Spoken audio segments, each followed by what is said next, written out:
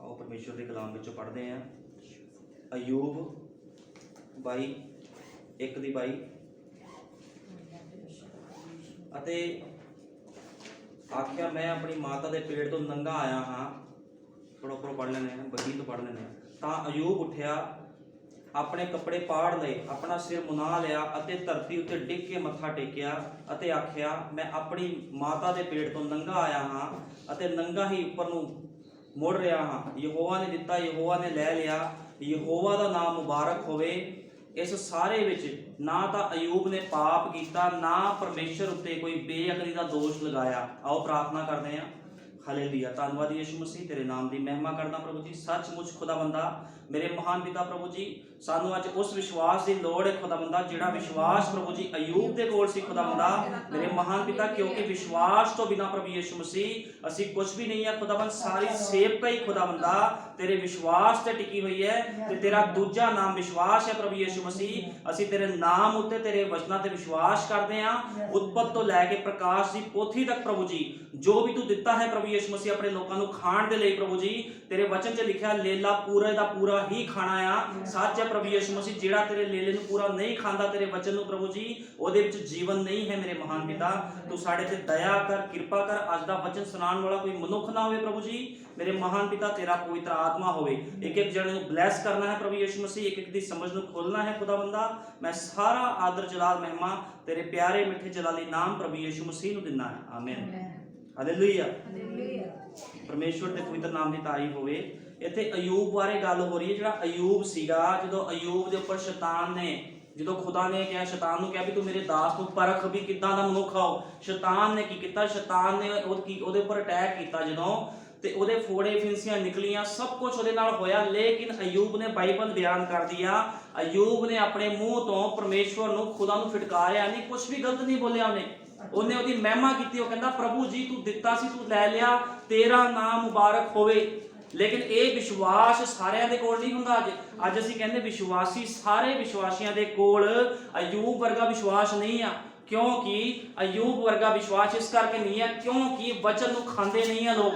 ਜਦੋਂ तक मनुख वचन नूं खांदा नहीं, कोई भी मनुख, ਉਹਦੇ ਵਿੱਚ अयूब वर्गा विश्वास नहीं आ सकता। जो कुछ अयूब ਦੇ ਨਾਲ ਹੋਇਆ, मैं कहना ਉਹਦੇ ਵਿੱਚੋਂ ਇੱਕ ਵੀ बावा आया, एक भी प्रॉब्लम एक अज दे विश्वासी ते पै जाए तो प्रभु नूं फटकारूगा, वो कहूगा तू किदां दा परमेश्वर आ, मैं नहीं तैनूं मनदा, मैं जिथों आया सी उत्थे सही सीगा। इनू कहंदे आ देखो अयूब दा विश्वास सानू चाहिदा, अयूब दे विश्वास वर्गा साडा विश्वास होना चाहिदा है। अयूब कोई आम मनुख नहीं सी। अयूब अभिषिक्त दास सीगा खुदा दा, अभिषिक्त नबी सीगा, जिन्हें की कीता अपनी सेवकाई दे विच कदे भी खुदा नूं फिटकारिया नहीं। वो दुखा विच रहा, तकलीफां च रहा, उन्हें यही कहा प्रभु यीशु मसीह तेरा ही नाम मुबारक होवे, क्योंकि इको ही नाम मुबारक आ जिहड़ा धरती ते दिता गया, जिहदा नाम अनंत काल दा पिता अते शांति दा राजकुमार आ। असीं सब ओदी महिमा करन लई इकट्ठे होए आ। असीं किसी मनुख दी महिमा या किसी नबी दी महिमा करन लई इकट्ठे नहीं होए। असीं अनंत काल दे पिता, शांति दे राजकुमार, जिन्हें धरती ते आके अपना लहू वहाया ते सानू मुल लिया, असीं ओदी महिमा करन लई इकट्ठे होए आ। इस करके बचन विच लिखिया जदों भी उहदे घर विच जाओ आनंद दे नाल जाओ, खुशी मनाते हुए जाओ। जिद्दां असीं किते विआह शादियां च जाने, साडे चेहरे बहुत खुश हुंदे आ ते खुदा दे घर दे विच दुगनी खुशी होनी चाहिदी, क्योंकि असीं किसी मनुख दे विआह ते नहीं, खुदा दे विच आए आ। खुदा दे विआह ते असीं आए आ, खुदा दे विआह दा भोज असीं खाण आए आ। परमेश्वर दे पवित्र नाम दी तारीफ होवे। तां शैतान यहोवा दे अग्गे चलिया गया अते अयूब नूं पैर दी तली तो लैके सिर दी खोपड़ी तक बुरिया फोड़िया नाल मारिया। उसने एक ठीकरा लिया, अपने आप नूं उसदे नाल खुरक के अते स्वाह दे विच बैठ गया। की होया जदों ओहदे फोड़े निकले, जो अयूब दे, उहने एक ठीकरा लिया, ओहदी खुजली करनी शुरू करती। ओहदी जदों पत्नी आई, उसदी तीवी ने उसनूं आखिया कि तैं अजे भी अपनी खरियाई नूं तकड़ी करके फड़िया होया है, परमेश्वर नूं फिटकार ते मर जा। देखो ओहदी पत्नी की कह रही, ओहदी पत्नी नूं चाहिदा सी भी ओहदा साथ दिंदी उस तकलीफ दे विच, लेकिन पत्नी ने की कीता, ओहदी ने ओहनूं फिटकारिया, कहंदी तू परमेश्वर नूं फिटकार। ते अयूब अग्गे की कहंदा अते उसने उसनूं आखिया जिवें झल्लिया तीवियां विचों कोई बोलदी है तीवें तू बोलदी है। कहंदा जिद्दां कोई झल्ली तीवी बोलदी आ उस तरह दी तू गल्लां कर रही है। अयूब ने अपनी पत्नी नूं डांटिया कि असीं चंगा चंगा तां परमेश्वर कोलों लईए पर बुरा ना लईए। ਦੇਖੋ ਅਯੂਬ ਦੀ ਕਿਸ ਤਰ੍ਹਾਂ ਦਾ ਅਯੂਬ ਦਾ ਵਿਸ਼ਵਾਸ ਸੀ, ਕਹਿੰਦਾ ਅਸੀਂ ਵਧੀਆ ਚੀਜ਼ਾਂ ਪ੍ਰਭੂ ਤੋਂ ਲੈਂਦੇ ਆ ਕਿ ਅਸੀਂ ਮਾੜੀਆਂ ਨਾ ਲਈਏ, ਲੇਕਿਨ ਖੁਦਾ ਕਦੇ ਵੀ ਆਪਣੇ ਬੱਚਿਆਂ ਨੂੰ, ਮੈਂ ਤੁਹਾਨੂੰ ਦੱਸਣਾ ਚਾਹੁੰਦਾ, ਮਾੜੀਆਂ ਚੀਜ਼ਾਂ ਨਹੀਂ ਦਿੰਦਾ। ਕਦੇ ਵੀ ਖੁਦਾ ਇਸ ਤਰ੍ਹਾਂ ਨਹੀਂ ਕਰਦਾ ਵੀ ਤੁਹਾਨੂੰ ਮਾੜੀਆਂ ਚੀਜ਼ਾਂ ਦਊਗਾ। ਖੁਦਾ ਨੇ ਕਿਹਾ, ਵਚਨ ਦੇ ਵਿੱਚ ਲਿਖਿਆ, ਜੇ ਤੁਸੀਂ ਆਪਣੇ ਬੱਚਿਆਂ ਨੂੰ ਕਹਿੰਦਾ ਸੱਪ ਨਹੀਂ ਖਵਾਉਂਦੇ, ਮੱਛੀ ਖਵਾਉਂਦੇ ਹੋ, ਵਧੀਆ ਵਧੀਆ ਭੋਜਨ ਖਵਾਉਂਦੇ ਹੋ, ਤੇ ਕਹਿੰਦਾ ਮੈਂ ਤੁਹਾਡਾ ਯਹੋਵਾ ਪਰਮੇਸ਼ਵਰ ਕਹਿੰਦਾ ਤੁਹਾਨੂੰ ਗਲਤ ਚੀਜ਼ਾਂ ਖਵਾਉਂਗਾ ਜਾਂ ਤੁਹਾਨੂੰ ਦੁੱਖਾਂ ਵਿੱਚ ਰੱਖੂ, ਕਦੇ ਵੀ ਨਹੀਂ। ਦੁੱਖ ਮੁਸੀਬਤਾਂ ਕਿਉਂ ਸਾਡੇ ਉੱਪਰ ਆਉਂਦੀਆਂ, ਇਹਦੇ ਵਿੱਚ ਸਾਡੀ ਹੀ ਗਲਤੀ ਹੁੰਦੀ ਆ। ਖੁਦਾ ਕਦੇ ਕਿਸ ਨੂੰ ਮਾਰਦਾ ਨਹੀਂ ਆ। ਦੋ ਹੱਥ ਆ, ਇੱਕ ਖੁਦਾ ਦਾ ਹੱਥ ਹੁੰਦਾ, ਇੱਕ ਸ਼ੈਤਾਨ ਦਾ ਹੱਥ ਹੁੰਦਾ। ਜਦੋਂ ਤੱਕ ਮਨੁੱਖ ਦੇ ਉੱਪਰ ਖੁਦਾ ਦਾ ਹੱਥ ਰਹਿੰਦਾ ਆ, ਕੋਈ ਸ਼ੈਤਾਨ ਦੀ ਸ਼ਕਤੀ, ਕੋਈ ਬਿਮਾਰੀ ਘਰ ਦੇ ਵਿੱਚ ਪ੍ਰਵੇਸ਼ ਨਹੀਂ ਕਰਦੀ। ਕਦੋਂ ਕਰਦੀ ਆ? ਜੇ ਸਾਡੇ ਘਰ ਦੇ ਵਿੱਚ, ਜੇ ਅਸੀਂ ਵਿਸ਼ਵਾਸੀ ਆ, ਖੁਦਾ ਦੇ ਦੂਤਾਂ ਦਾ ਪਹਿਰਾ ਹੋਵੇ, ਕੋਈ ਬਿਮਾਰੀ, ਕੋਈ ਦੁਸ਼ਟ ਆਤਮਾ ਘਰ 'ਚ ਨਹੀਂ ਪ੍ਰਵੇਸ਼ ਕਰ ਸਕਦੀ। ਲੇਕਿਨ ਕਦੋਂ ਕਰਦੀ ਆ? ਜਦੋਂ ਖੁਦਾ ਆਪਣਾ ਹੱਥ ਪਿੱਛੇ ਕਰਦਾ, ਤੇ ਖੁਦਾ ਆਪਣਾ ਹੱਥ ਉਦੋਂ ਹੀ ਪਿੱਛੇ ਕਰਦਾ ਆ ਜਦੋਂ ਉਹ ਮਨੁੱਖ ਵਿੱਚ ਕਮੀਆਂ ਦੇਖਦਾ ਆ। ਫਿਰ ਉਹ ਕਹਿੰਦਾ ਕੋਈ ਗੱਲ ਨਹੀਂ, ਹੁਣ ਤੂੰ ਸ਼ੈਤਾਨ ਦੇ ਹੱਥ ਵਿੱਚ ਪੈ ਜਾ। ਖੁਦਾ ਨਹੀਂ ਕਿਸ ਨੂੰ ਮਾਰਦਾ, ਸ਼ੈਤਾਨ ਖੁਦ ਮਾਰਦਾ। ਕਿਉਂਕਿ ਭਾਈ ਬ੍ਰੈਨਮ ਦੇ ਸੰਦੇਸ਼ ਦੇ ਵਿੱਚੋਂ ਮੈਂ ਤੁਹਾਨੂੰ ਇਹ ਗੱਲ ਕਲੀਅਰ ਕਰੂੰਗਾ ਵੀ ਯਿਸੂ ਮਸੀਹ ਪਰਮੇਸ਼ਵਰ ਕਿਸ ਨੂੰ ਨਹੀਂ ਮਾਰਦਾ। ਕੌਣ ਮਾਰਦਾ ਆ? ਸ਼ੈਤਾਨ ਆ ਕੇ ਲੋਕਾਂ ਨੂੰ ਮਾਰਦਾ ਆ। ਮੈਂ ਤੁਹਾਨੂੰ ਸੰਦੇਸ਼ ਦੇ ਵਿੱਚੋਂ ਇਹ ਗੱਲ ਕਲੀਅਰ ਕਰਦਾ ਆ। ਪਰਮੇਸ਼ਵਰ ਦੇ ਵਰਤਾਓ, ਵਿਹਾਰ ਤੇ ਉਹ ਉਸਦੇ ਕੋਲ ਹਮੇਸ਼ਾ ਹੀ ਵਰਤਾਓ ਕਰਨ ਦਾ ਇੱਕ ਤਰੀਕਾ ਰਾਹ ਰਿਹਾ ਹੈ। ਬਚਨ ਵਿੱਚ ਨਬੀ ਨੇ ਕਿਹਾ, ਕਹਿੰਦਾ ਵੀ ਜਿਹੜਾ ਪਰਮੇਸ਼ਵਰ ਆ, ਪਰਮੇਸ਼ਵਰ ਹਮੇਸ਼ਾ ਇੱਕ ਰਾਸਤਾ ਪਰਮੇਸ਼ਵਰ ਨੇ ਚੁਣਿਆ, ਇੱਕ ਰਾਸਤਾ ਆ ਪਰਮੇਸ਼ਵਰ ਦਾ। ਜੇ ਤੁਸੀਂ ਉਹਦੇ ਨਾਲ ਨਹੀਂ ਚੱਲਦੇ, ਰੋਂਗ ਚੱਲਦੇ ਹੋ, ਤੇ ਉਹ ਫਿਰ ਕੰਡੀਸ਼ਨਾਂ ਲੈ ਕੇ ਆਉਂਦਾ ਸਾਡੇ ਜੀਵਨਾਂ ਦੇ ਵਿੱਚ, ਪ੍ਰੋਬਲਮਾਂ ਲੈ ਕੇ ਆਉਂਦਾ। ਕਿਸ ਤਰ੍ਹਾਂ? ਆਪਣਾ ਹੱਥ ਹਟਾ ਲੈਂਦਾ ਪਿੱਛੇ, ਫਿਰ ਕੀ ਆਂਦੀ? ਮੁਸੀਬਤਾਂ ਆਉਂਦੀਆਂ। ਉਸ ਕੋਲ ਅੱਜ ਆਦਮੀਆਂ ਨਾਲ ਵਰਤਾਓ ਕਰਨ ਦਾ ਇੱਕ ਰਾਹ ਹੈ। ਭਾਈ ਬ੍ਰੈਨਮ ਦੀ ਨਬੀ ਦੇ ਵਿੱਚ ਸੰਦੇਸ਼ ਵਿੱਚੋਂ ਮੈਂ ਤੁਹਾਨੂੰ ਦੱਸ ਰਿਹਾ, ਉਸ ਦੇ ਕੋਲ ਅੱਜ ਆਦਮੀਆਂ ਨਾਲ ਵਰਤਾਓ ਕਰਨ ਦਾ ਇੱਕ ਰਾਹ ਹੈ। ਕਈ ਵਾਰ ਜੇ ਤੁਸੀਂ ਉਸਦੀ ਨਹੀਂ ਸੁਣੋਗੇ, ਕਹਿੰਦਾ ਉਹ ਦੁਸ਼ਟ ਨੂੰ ਆਗਿਆ ਦਿੰਦਾ ਹੈ। ਦੇਖੋ ਕੌਣ ਆਗਿਆ ਦਿੰਦਾ ਹੈ? ਖੁਦ ਪਰਮੇਸ਼ਵਰ ਦੁਸ਼ਟ ਨੂੰ ਆਗਿਆ ਦਿੰਦਾ। ਮੈਂ ਤੁਹਾਨੂੰ ਦੱਸਦਾ, ਸਾਡੇ ਸਿਰ ਦੇ ਇੱਕ ਇੱਕ ਵਾਲ ਵੀ ਗਿਣੇ ਹੋਏ ਆ। ਜੇ ਤੁਸੀਂ ਕਹੋਗੇ ਤੁਹਾਡਾ ਵਾਲ ਝੜ ਗਿਆ ਜਾਂ ਤੁਸੀਂ ਖਿੱਚ ਲਿਆ, ਪਰਮੇਸ਼ਵਰ ਨੂੰ ਕੀ ਪਤਾ ਲੱਗਿਆ? ਨਹੀਂ, ਪਰਮੇਸ਼ਵਰ ਨੂੰ ਸਭ ਪਤਾ। ਉਹ ਕਹਿੰਦਾ ਤੁਹਾਡੇ ਸਿਰ ਦੇ ਇੱਕ ਇੱਕ ਵਾਲ ਵੀ ਕਹਿੰਦਾ ਮੈਂ ਗਿਣੇ ਹੋਏ ਆ। ਕਹਿੰਦਾ ਜੇ ਤੁਸੀਂ ਉਹਦੀ ਨਹੀਂ ਸੁਣੋਗੇ, ਉਹ ਦੁਸ਼ਟ ਨੂੰ ਆਗਿਆ ਦਿੰਦਾ ਹੈ ਕਿ ਉਹ ਤੁਹਾਡੇ ਨਾਲ ਕੁਝ ਕਰੇ। ਹੁਣ ਜਿਹੜਾ ਅਯੂਬ ਦੇ ਉੱਪਰ ਕਿਹਨੂੰ ਕਿਹਨੇ ਆਗਿਆ ਦਿੱਤੀ ਸੀਗੀ? ਸ਼ੈਤਾਨ ਨੂੰ ਜਾਣ ਦੀ। ਖੁਦ ਯਹੋਵਾ ਨੇ ਆਗਿਆ ਦਿੱਤੀ ਸੀ, ਕਹਿੰਦਾ ਜਾ, ਕਹਿੰਦਾ ਪਰਖ ਮੇਰਾ ਦਾਸ ਅਯੂਬ ਦਾ ਵਿਸ਼ਵਾਸ। ਕਹਿੰਦਾ ਕੋਈ ਗੱਲ ਨਹੀਂ, ਜਦੋਂ ਮੁਸੀਬਤ, ਕਹਿੰਦਾ ਤੂੰ ਉਹਨੂੰ ਬਹੁਤ ਬਰਕਤ ਦਿੱਤੀ ਆ ਤਾਂ ਤੇਰੀ ਮਹਿਮਾ ਵਡਿਆਈ ਕਰਦਾ। ਅੱਜ ਇਸੇ ਤਰ੍ਹਾਂ ਨਹੀਂ ਆ।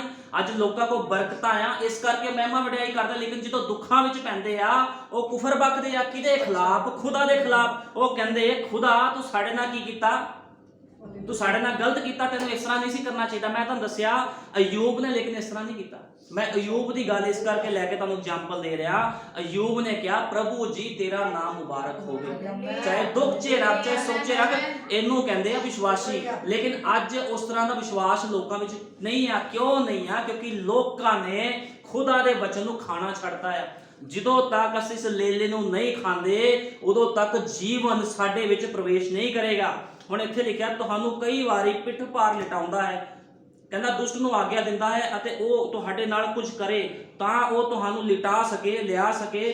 ਤੁਹਾਨੂੰ ਕਈ ਵਾਰ ਪਿੱਠ ਭਾਰ ਲਿਟਾਉਂਦਾ ਹੈ ਤਾਂ ਕਿ ਤੁਸੀਂ ਉੱਪਰ ਵੱਲ ਦੇਖ ਸਕੋ, ਪਰਮੇਸ਼ਰ ਵੱਲ ਦੇਖ ਸਕੋ। ਇਸ ਕਰਕੇ ਸ਼ੈਤਾਨ ਆਂਦਾ, ਵੀ ਸ਼ੈਤਾਨ ਆਊਗਾ, ਤੁਸੀਂ ਮੁਸੀਬਤ 'ਚ ਪਾਓਗੇ ਤਾਂ ਤੁਸੀਂ ਦੁਹਾਈ ਦੋਗੇ। ਇਸ ਤਰ੍ਹਾਂ ਖੁਦਾ ਦੀ ਦੁਹਾਈ ਕੋਈ ਨਹੀਂ ਦਿੰਦਾ। ਪਰਮੇਸ਼ਰ ਨੂੰ ਵੀ ਤਰੀਕਾ ਆ। ਜੇ ਕੋਈ ਪਰਮੇਸ਼ਰ ਦਾ ਜਾਨਣਾ, ਜੇ ਉਹਨੇ ਆਪਣੇ ਕੋਲ ਲੈ ਕੇ ਆਉਣਾ, ਉਹਦੇ ਕੋਲ ਤਰੀਕਾ ਆ। ਬਹੁਤ ਵਾਰ ਇਸ ਤਰ੍ਹਾਂ ਕਰਨ ਦਾ ਪਰਮੇਸ਼ਰ ਦਾ ਇਹ ਬਖਸ਼ਿਆ ਹੋਇਆ ਰਾਹ ਆ। ਅਸੀਂ ਸੋਚਦੇ ਸਾਡੇ ਤੇ ਮੁਸੀਬਤਾਂ ਵੀ ਆ ਗਈਆਂ, ਅਸੀਂ ਦੁੱਖਾਂ ਵਿੱਚ ਕਿਉਂ ਆ ਗਏ। ਮੈਂ ਵੀ ਸੋਚਦਾ ਹੁੰਦਾ ਸੀਗਾ ਕੁਝ ਸਾਲ ਪਹਿਲਾਂ ਵੀ ਪ੍ਰਭੂ ਮੈਂ ਤੈਨੂੰ ਮੰਨਦਾ, ਮੈਂ ਦੁੱਖਾਂ ਵਿੱਚ ਕਿਉਂ ਪੈ ਰਿਹਾ। ਲੇਕਿਨ ਖੁਦਾ ਜਦੋਂ ਕਿਸੇ ਬੰਦੇ ਨੂੰ ਉਹਨੇ ਕਿਸੇ ਸੀਟ ਤੇ ਪਹੁੰਚਾਉਣਾ ਹੁੰਦਾ ਆ, ਉਹ ਦੁੱਖਾਂ ਵਿੱਚੋਂ ਕੱਢਦਾ। ਜਿੱਦਾਂ ਯੂਸਫ ਨੂੰ ਉਹਨੇ ਸਿੰਘਾਸਨ ਤੇ ਬਿਠਾਉਣਾ ਸੀ ਮਿਸਰ ਦੇ ਦੇਸ਼ ਵਿੱਚ, ਤੇ ਦੁੱਖਾਂ ਵਿੱਚੋਂ ਕੱਢਿਆ। ਇਸ ਤਰ੍ਹਾਂ ਖੁਦਾ ਕੰਮ ਕਰਦਾ ਆ। ਅਦਨ ਦੇ ਬਾਗ ਵਿੱਚ ਪਰਮੇਸ਼ਵਰ ਦਾ ਤਿਆਰ ਕੀਤਾ ਹੋਇਆ ਰਾਹ ਜਦ ਆਦਮੀ ਨੇ ਪਾਪ ਕੀਤਾ, ਅਤੇ ਜਦ ਪਰਮੇਸ਼ਵਰ ਨੇ ਵੇਖਿਆ ਕਿ ਉਸ ਆਦਮੀ ਨੇ ਪਾਪ ਕੀਤਾ ਸੀ, ਇਹ ਕਿੰਨੀ ਹੀ ਡਰਾਉਣੀ ਤਸਵੀਰ ਸੀ। ਜਦੋਂ ਕੋਈ ਮਨੁੱਖ ਪਾਪ ਕਰਦਾ ਆ, ਭਾਈ ਬ੍ਰਾਹਨਮ ਕਹਿ ਰਿਹਾ, ਬੜੀ ਡਰਾਉਣੀ ਤਸਵੀਰ ਹੁੰਦੀ ਆ। ਅਸੀਂ ਸੋਚਦੇ ਅਸੀਂ ਪਾਪ ਕਰ ਲਿਆ, ਕੋਈ ਨਹੀਂ ਮਾਫੀ ਮੰਗ ਲਾਂਗੇ ਚਰਚ ਜਾ ਕੇ। ਲੇਕਿਨ ਭਾਈ ਬ੍ਰਾਹਨਮ ਨੇ ਕਿਹਾ ਬੜੀ ਡਰਾਉਣੀ ਗੱਲ ਹੁੰਦੀ। ਉਸ ਸਮੇਂ ਉਹ ਇਦਾਂ ਦੀ ਕੰਡੀਸ਼ਨ ਹੁੰਦੀ ਜਦੋਂ ਇੱਕ ਮਸੀਹ ਬੰਦਾ ਪਾਪ ਕਰਦਾ ਆ, ਚਾਹੇ ਤੁਹਾਨੂੰ ਪਰਮੇਸ਼ਵਰ ਵੀ ਮਾਰ ਸਕਦਾ, ਚਾਹੇ ਉਹਨੂੰ ਸ਼ੈਤਾਨ ਵੀ ਮਾਰ ਸਕਦਾ। ਦੋਨੋਂ ਪਾਸੇ ਮੌਤ ਵਿੱਚ ਘਿਰਿਆ ਹੁੰਦਾ। ਲੇਕਿਨ ਕਿਸ ਤਰ੍ਹਾਂ ਸਾਡਾ ਬਚਾਅ ਹੋ ਰਿਹਾ? ਕਿਉਂਕਿ ਯਿਸੂ ਮਸੀਹ ਨੇ ਆਪਣਾ ਲਹੂ ਵਹਾਇਆ ਆ। ਇਸ ਕਰਕੇ ਅਸੀਂ ਦਇਆ ਦੇ ਨੀਚੇ ਰਹਿੰਦੇ ਆ। ਉਹ ਕਹਿੰਦਾ ਕੋਈ ਗੱਲ ਨਹੀਂ, ਅੱਜ ਨਹੀਂ ਤਾਂ ਕੱਲ ਸੁਧਰ ਜੂਗਾ। ਅੱਗੇ ਲਿਖਿਆ ਕਹਿੰਦਾ ਡਰਾਉਣੀ ਤਸਵੀਰ ਸੀ ਜਦੋਂ ਆਦਮੀ ਨੇ ਆਪਣੇ ਆਪ ਨੂੰ ਆਪਣੇ ਰਚਨਹਾਰੇ ਤੋਂ ਅਲੱਗ ਕਰ ਲਿਆ ਅਤੇ ਆਦਮੀ ਦੀ ਇੱਕ ਵੱਡੀ ਕੋਸ਼ਿਸ਼ ਬਸ ਜਿਵੇਂ ਹੀ ਉਸਨੇ ਚੰਗੀ ਤਰ੍ਹਾਂ ਸਮਝ ਲਿਆ ਕਿ ਉਸਨੇ ਆਪਣੀ ਸੰਗਤੀ ਆਪਣੇ ਰਚਨਹਾਰੇ ਨਾਲ ਤੋੜ ਲਈ ਹੈ, ਬਾਹਰ ਆਉਣ ਤੇ ਆਪਣੇ ਗਲਤ ਹੋਣ ਦਾ ਇਕਰਾਰ ਕਰਨ ਦੀ ਬਜਾਏ, ਜਦੋਂ ਆਦਮ ਨੂੰ ਪਤਾ ਲੱਗਿਆ ਵੀ ਜਦੋਂ ਉਹਦੀ ਸੰਗਤੀ ਹੈ ਪਰਮੇਸ਼ਰ ਨਾਲ ਟੁੱਟ ਗਈ, ਕਿਉਂਕਿ ਉਹਨਾਂ ਨੇ ਅਦਨ ਦੇ ਬਾਗ 'ਚ ਫਲ ਖਾਦਾ ਸੀ। ਅੱਜ ਵੀ ਜਦੋਂ ਮਨੁੱਖਾਂ ਨੂੰ ਪਤਾ ਲੱਗਦਾ ਆ ਵੀ ਅਸੀਂ ਪਾਪ ਕੀਤਾ, ਜਿਹੜੀ ਸਾਡਾ ਰਿਲੇਸ਼ਨ ਹੁਣ ਪਰਮੇਸ਼ਰ ਦੇ ਨਾਲ ਨਹੀਂ ਆ, ਸਾਨੂੰ ਕਿੱਦਾਂ, ਮੰਨ ਲਓ ਹੁਣ ਮੈਂ 24 ਘੰਟੇ ਖੁਦਾ ਦੀ ਉਪਾਸਨਾ ਕਰਦਾ, ਮੈਨੂੰ ਪਤਾ ਹੈ ਮੇਰਾ ਰਿਲੇਸ਼ਨ ਖੁਦਾ ਦੇ ਨਾਲ ਹੈਗਾ, ਲੇਕਿਨ ਇੱਕ ਮਨੁੱਖ ਪਾਪ 'ਚ ਚੱਲ ਰਿਹਾ, ਉਹਨੂੰ ਪਤਾ ਮੈਂ ਪ੍ਰਾਰਥਨਾ ਕਰੂੰਗਾ, ਸੁਣੂਗਾ ਨਹੀਂ ਖੁਦਾ। ਕਿਉਂ ਨਹੀਂ ਸੁਣਦਾ ਖੁਦਾ ਵਿਸ਼ਵਾਸੀਆਂ ਦੀ ਪ੍ਰਾਰਥਨਾ? ਕਿਉਂਕਿ ਉਹਨਾਂ ਦੇ ਜੀਵਨ ਪਾਪ ਦੇ ਵਿੱਚ ਆ। ਤੇ ਸੇਵਕ ਦੀ ਪ੍ਰਾਰਥਨਾ ਕਿਉਂ ਸੁਣੀ ਜਾਂਦੀ? ਪ੍ਰਭੂ ਪੱਖਪਾਤ ਨਹੀਂ ਕਰਦਾ। ਜਿੱਦਾਂ ਦਾ ਸੇਵਕ ਹੁੰਦਾ ਹੈ, ਪਾਸਟਰ ਹੁੰਦਾ, ਉਦਾਂ ਦੀ ਕਲੀਸਿਆ ਹੁੰਦੀ ਆ। ਉੱਥੇ ਕੋਈ ਅਲੱਗ ਸੰਘਾਸਨ ਨਹੀਂ ਹੋਣਾ ਵੀ ਪਾਸਟਰ ਵਾਸਤੇ ਅਲੱਗ ਕੁਰਸੀ ਲੱਗੀ ਹੋਣੀ, ਵਿਸ਼ਵਾਸੀ ਵਾਸਤੇ ਅਲੱਗ ਹੋਣੀ ਆ, ਡੀਕਨ ਵਾਸਤੇ, ਸਾਰਿਆਂ ਵਾਸਤੇ ਇੱਕੋ ਹੀ ਸੰਘਾਸਨ ਆ। ਲੇਕਿਨ ਇੱਥੇ ਕਿਉਂ ਸੁਣਵਾਈ ਨਹੀਂ ਹੁੰਦੀ? ਕਿਉਂਕਿ ਸਾਡਾ ਵਿਸ਼ਵਾਸ ਕੱਚਾ ਹੈ। ਸਾਡਾ ਵਿਸ਼ਵਾਸ ਅਯੂਬ ਦੇ ਵਿਸ਼ਵਾਸ ਵਰਗਾ ਹੋਣਾ ਚਾਹੀਦਾ। ਨਬੀ ਨੇ ਕਿਹਾ ਜੇ ਤੁਸੀਂ ਗਲਤੀ ਕਰਦੇ ਹੋ ਤੇ ਮਾਫੀ ਮੰਗ ਲਓ, ਮਾਫ ਕੀਤਾ ਜਾਵੇਗਾ। ਲੇਕਿਨ ਕਈ ਵਾਰ ਮਨੁੱਖ ਆਕੜ ਜਾਂਦਾ ਹੈ, ਉਹ ਕਹਿੰਦਾ ਮੈਂ ਮਾਫੀ ਨਹੀਂ ਮੰਗਣੀ, ਦੁਨੀਆ ਚੱਲਦੀ ਮੈਂ ਵੀ ਇਸੇ ਤਰ੍ਹਾਂ ਚੱਲੂਗਾ। ਇਹ ਨਹੀਂ ਆ, ਇਹ ਗਲਤ ਤਰੀਕਾ ਆ। ਭਾਈ ਬ੍ਰਾਹਨਮ ਕਹਿੰਦੇ ਇਹ ਗਲਤ ਤਰੀਕਾ, ਸਹੀ ਤਰੀਕਾ ਆ।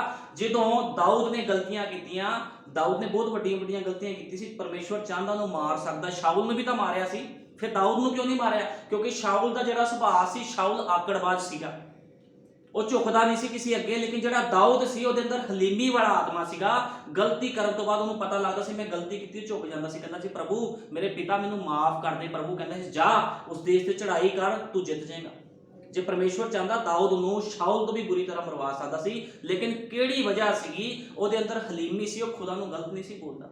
ਖੁਦਾ ਦੇ ਅੱਗੇ ਝੁਕਣ ਵਾਲੇ, ਜਿਹੜਾ ਬੰਦਾ ਖੁਦਾ ਦੇ ਅੱਗੇ ਝੁਕ ਜਾਂਦਾ, ਜੇ ਗਲਤੀ ਵੀ ਕਰੇ, ਵਚਨ 'ਚ ਲਿਖਿਆ ਜੇ ਧਰਮੀ 7 ਵਾਰੀ ਡਿੱਗੇ, ਜਿੰਨੇ ਮਰਜ਼ੀ ਵਾਰ ਡਿੱਗੇ, ਖੁਦਾ ਉਹਨੂੰ ਫਿਰ ਖੜਾ ਕਰਦਾ ਆ। ਲੇਕਿਨ ਜਿਹੜਾ ਦੁਸ਼ਟ ਆ, ਜੇ ਇੱਕ ਵਾਰ ਵੀ ਡਿੱਗ ਜੇ ਤੇ ਪ੍ਰਭੂ ਉਹਨੂੰ ਮਾਰ ਦਿੰਦਾ, ਉਹਨੂੰ ਖੜਾ ਨਹੀਂ ਕਰਦਾ ਪ੍ਰਭੂ। ਕਿਉਂਕਿ ਦੁਸ਼ਟ ਨੂੰ ਕਾਹਦੇ ਵਾਸਤੇ ਰੱਖਿਆ? ਮਾਰਨ ਵਾਸਤੇ ਰੱਖਿਆ। ਤੇ ਧਰਮੀ ਨੂੰ ਕਾਹਦੇ ਵਾਸਤੇ ਰੱਖਿਆ? ਖੜਾ ਕਰਨ ਵਾਸਤੇ। ਡਿੱਗੂਗਾ ਫਿਰ ਖੜਾ ਹੋ ਜਾਊਗਾ, ਡਿੱਗੂਗਾ ਫਿਰ ਖੜਾ। ਆਪਣੇ ਬੱਚਿਆਂ ਨੂੰ ਉਕਾਬ ਮਾਂ ਉੱਡਣਾ ਸਿਖਾਉਂਦੀ। ਜਦੋਂ ਉਕਾਬਾਂ ਦੇ ਬੱਚੇ ਉੱਡਣਾ ਚਾਹੁੰਦੇ ਆ, ਉਹ ਕਈ ਵਾਰ ਡਿੱਗਦੇ ਆ, ਉਕਾਬ ਮਾਂ ਫਿਰ ਆਉਂਦੀ ਆ। ਵਿਸ਼ਵਾਸੀ ਕਈ ਵਾਰ ਡਿੱਗਦਾ ਆ, ਲੇਕਿਨ ਵਿਸ਼ਵਾਸੀ ਨੂੰ ਚਾਹੀਦਾ ਜੇ ਸਾਡੇ ਕੋਲ ਕੋਈ ਗਲਤੀ ਹੁੰਦੀ ਆ, ਜੇ ਅਸੀਂ ਵਚਨ ਤੋਂ ਬਾਹਰ ਕੰਮ ਕਰਦੇ, ਉਸ ਚੀਜ਼ ਦੀ ਮਾਫੀ ਮੰਗੋ। ਪਰਮੇਸ਼ਵਰ ਦਇਆ ਕਰਨ ਵਾਲਾ ਆ। ਸਾਡਾ ਪਰਮੇਸ਼ਵਰ ਕੱਟੜਪੰਥੀ ਨਹੀਂ ਕਰਦਾ ਵੀ ਤੂੰ ਆਹ ਕੰਮ ਕੀਤਾ ਜਾ ਮੈਂ ਤੈਨੂੰ ਮਾਰ ਦੂੰਗਾ। ਨਹੀਂ, ਖੁਦਾ ਕਹਿੰਦਾ ਦਇਆ ਕਰੋ, ਪ੍ਰਾਰਥਨਾ ਕਰੋ। ਜਿਸ ਤਰ੍ਹਾਂ ਕੀ ਸੀਗਾ, ਅਯੂਬ ਨੇ ਪ੍ਰਾਰਥਨਾ ਕੀਤੀ ਤੇ ਪ੍ਰਭੂ ਨੇ ਉਹਦੀ ਪ੍ਰਾਰਥਨਾਵਾਂ ਨੂੰ ਸੁਣਿਆ, ਤੇ ਜੋ ਕੁਝ ਉਹਨੇ ਖੋਇਆ ਸੀਗਾ, ਸ਼ੈਤਾਨ ਨੇ, ਖੁਦਾ ਨੇ ਉਸ ਤੋਂ ਦੁੱਗਣਾ ਉਹਦੇ ਜੀਵਨ 'ਚ ਲਿਆ ਕੇ ਰੱਖਤਾ। ਕਿਉਂ ਰੱਖਿਆ? ਕਿਉਂਕਿ ਉਹ ਮਨੁੱਖ ਹਲੀਮ ਸੀਗਾ, ਨੀਵਾਂ ਸੀਗਾ। ਉਹ ਕਹਿੰਦਾ ਸੀ ਕੋਈ ਗੱਲ ਨਹੀਂ, ਕਹਿੰਦਾ ਮੈਂ ਖੁਦਾ ਦੇ ਵਚਨ ਨੂੰ ਨਹੀਂ ਛੱਡਣਾ। ਅੱਜ ਮੈਂ ਕਹਿੰਦਾ ਕੁਝ ਵੀ ਮੁਸੀਬਤ ਕਿਸੇ ਬੰਦੇ ਤੇ ਆਉਂਦੀ, ਸਭ ਤੋਂ ਪਹਿਲਾਂ ਮਨੁੱਖ ਚਰਚ ਛੱਡਦਾ ਹੈ। ਕਿਉਂ ਛੱਡਦਾ? ਉਹ ਕਹਿੰਦਾ ਨਹੀਂ ਮੇਰੇ ਤੇ ਮੁਸੀਬਤ ਆ ਗਈ, ਮੈਂ ਨਹੀਂ ਜਾ ਸਕਦਾ।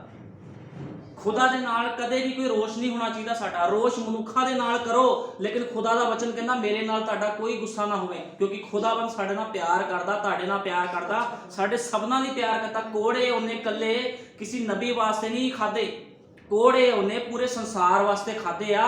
ਹੁਣ ਸੰਸਾਰ ਦੇ ਵਿੱਚੋਂ ਕਿੰਨੇ ਮਨੁੱਖ ਆ ਜਿਹੜੇ ਉਹਦੇ ਵਚਨਾਂ ਨੂੰ ਸੁਣਦੇ ਆ, ਉਹਦੇ ਵਚਨਾਂ ਤੇ ਚੱਲਦੇ ਆ, ਇਹ ਤੇ ਉਹਨਾਂ ਤੇ ਡਿਪੈਂਡ ਕਰਦਾ ਆ। ਪ੍ਰਭੂ ਨੇ ਤਾਂ ਪੂਰੇ ਸੰਸਾਰ ਵਾਸਤੇ ਜਾਨ ਦਿੱਤੀ ਹੈ, ਚਾਹੇ ਕੋਈ ਹਿੰਦੂ ਧਰਮ ਆ, ਚਾਹੇ ਕੋਈ ਮੁਸਲਮਾਨ ਧਰਮ, ਚਾਹੇ ਸਿੱਖ ਧਰਮ ਆ, ਉਹਨੇ ਸਾਰਿਆਂ ਵਾਸਤੇ ਜਾਨ ਦਿੱਤੀ ਆ। ਯਿਸੂ ਮਸੀਹ ਦੇ ਅੱਗੇ ਕੋਈ ਧਰਮ ਨਹੀਂ, ਇੱਕੋ ਹੀ ਧਰਮ ਆ ਜਿਹਦਾ ਨਾਮ ਯਿਸੂ ਮਸੀਹ ਆ। ਯਿਸੂ ਮਸੀਹ ਦਾ ਧਰਮ ਕੀ ਕਹਿੰਦਾ ਆ ਵੀ ਯਿਸੂ ਮਸੀਹ ਦਾ ਕੀ ਆ ਧਰਮ? ਧਰਮ ਹੈਗਾ ਆ ਵਚਨ ਦੇ ਅਨੁਸਾਰ ਜੀਵਨ ਬਤੀਤ ਕਰਨਾ। ਹੋਰ ਕੋਈ ਧਰਮ ਮਸੀਹ ਦੇ ਵਿੱਚ ਨਹੀਂ ਆ। ਉਹ ਕਹਿੰਦਾ ਜੋ ਵਚਨ ਕਹਿੰਦਾ ਉਹਦੇ ਅਨੁਸਾਰ ਜੀਵਨ ਬਤੀਤ ਕਰੋ, ਤਾਂ ਤੁਸੀਂ ਧਰਮੀ ਠਹਿਰਾਏ ਜਾਓਗੇ। ਇੱਕ ਵਿਸ਼ਵਾਸੀ ਨੂੰ ਧਰਮੀ ਦਾ ਅਹੁਦਾ ਦਿੱਤਾ, ਕਿਉਂ ਦਿੱਤਾ? ਇਸੇ ਕਰਕੇ ਦਿੱਤਾ ਹੈ। ਕਹਿੰਦਾ ਉਸ ਦੌੜ ਗਿਆ ਤੇ ਜਿਹੜਾ ਦੇਖੋ ਜਦੋਂ ਗਲਤੀ ਕੀਤੀ ਆਦਮ ਹਵਾ ਨੇ, ਕੀ ਹੋਇਆ? ਉਹ ਲੁਕ ਗਏ, ਦੌੜ ਗਏ। ਕਿੱਥੇ ਲੁਕੇ? ਪੱਤਿਆਂ ਦੇ ਪਿੱਛੇ ਜਾ ਕੇ ਲੁਕ ਗਏ, ਦਰਖਤਾਂ ਦੇ ਪਿੱਛੇ ਜਾ ਕੇ ਲੁਕ ਗਏ। ਬਜਾਏ ਬਾਹਰ ਆਉਣ ਦੇ, ਕਹਿੰਦਾ ਬਾਹਰ ਆਉਣ ਦੇ, ਇਨਕਾਰ ਕਰਨ ਦੇ ਕਿ ਉਹ ਗਲਤ ਹਨ, ਕਹਿੰਦਾ ਬਜਾਏ ਵੀ ਉਹ ਬਾਹਰ ਆਉਂਦੇ ਤੇ ਖੁਦਾ ਨੂੰ ਕਹਿੰਦੇ ਪ੍ਰਭੂ ਜੀ ਸਾਡੇ ਤੋਂ ਗਲਤੀ, ਲੁਕ ਗਏ, ਜਾ ਕੇ ਬਾਹਰ ਲੁਕ ਗਏ। ਕਹਿੰਦਾ ਉਹ ਦੌੜ ਜਾਂਦੇ ਆ ਤੇ ਕਹਿੰਦਾ ਲੁਕ ਜਾਂਦੇ ਅਤੇ ਅਜੇ ਵੀ ਇੰਜ ਹੀ ਕਰਦੇ ਹਨ। ਆਦਮ ਜਾਤ ਇੱਕ ਬਸ ਹਾਲੇ ਵੀ ਇੰਜ ਹੀ ਕਰਨਾ ਮਨੁੱਖ ਦੇ ਅੰਦਰ ਹੈ। ਕਹਿੰਦਾ ਜਿਹੜਾ ਆਦਮ ਜਾਤ ਦੇ ਅੰਦਰ ਅੱਜ ਵੀ ਇਹੀ ਸੁਭਾਅ ਆ। ਜਦੋਂ ਕੋਈ ਮਨੁੱਖ ਗਲਤੀ ਕਰਦਾ ਲੁਕ ਜਾਂਦਾ। ਕਿੱਥੋਂ ਲੁਕਦਾ? ਚਰਚ ਛੱਡ ਦੂਗਾ ਸਭ ਤੋਂ ਪਹਿਲਾਂ। ਉਹ ਕਹੂਗਾ ਵੀ ਮੈਂ ਚਰਚ ਛੱਡਦਾ, ਲੇਕਿਨ ਵਿਸ਼ਵਾਸੀ ਦਾ ਇਹ ਕੰਮ ਨਹੀਂ ਹੋਣਾ ਚਾਹੀਦਾ। ਵਿਸ਼ਵਾਸੀ ਮਾਫੀ ਮੰਗ ਲੈ ਜਾ ਕੇ, ਮੇਰੇ ਕੋਲ ਗਲਤੀ ਹੋ ਗਈ, ਕੋਈ ਗੱਲ ਨਹੀਂ, ਖੁਦਾਵੰਦ ਮਾਫ ਕਰਦਾ ਆ। ਕਿਉਂਕਿ ਇਹ ਜਿਹੜੇ ਨਬੀ ਦੇ ਸੰਦੇਸ਼ ਆ, ਇਹ ਕਿੱਥੋਂ ਨਿਕਲੇ ਆ? ਖੁਦਾਵੰਦ ਦੇ ਮੂੰਹ ਚੋਂ ਨਿਕਲੇ ਆ। ਇਹਨਾਂ ਨੂੰ ਕੋਈ ਕੱਟ ਨਹੀਂ ਸਕਦਾ। ਕਿਉਂਕਿ ਮੈਂ ਜੋ ਵੀ ਗੱਲ ਕਰਦਾ ਵਚਨ ਦੇ ਵਿੱਚੋਂ ਕਰਦਾ, ਮੈਂ ਵਚਨ ਤੋਂ ਬਾਹਰ ਕੋਈ ਗੱਲ ਨਹੀਂ ਕਰ ਸਕਦਾ। क्योंकि जिहदे अंदर खुदा दा पवित्र आत्मा हुंदा है, जिहड़ा मनुख संसार तो मरिया हुंदा, ਉਹਦੇ ਮੂੰਹ ਦੇ ਵਿੱਚੋਂ ਹਮੇਸ਼ਾ ਹੀ ਵਚਨ ਨਿਕਲਣਗੇ। ਹੁਣ ਜਦ ਪਰਮੇਸ਼ਵਰ ਅਦਨ ਦੇ ਬਾਗ ਵਿੱਚ ਉੱਪਰ ਥੱਲੇ ਪੁਕਾਰਦਾ ਹੋਇਆ ਫਿਰਿਆ, ਆਦਮ ਆਦਮ ਤੂੰ ਕਿੱਥੇ ਹੈ? ਅਤੇ ਆਦਮ ਨੂੰ ਪੁਕਾਰਨਾ ਚਾਹੀਦਾ ਸੀ, ਪਿਤਾ ਪਿਤਾ ਤੂੰ ਕਿੱਥੇ ਹੈ?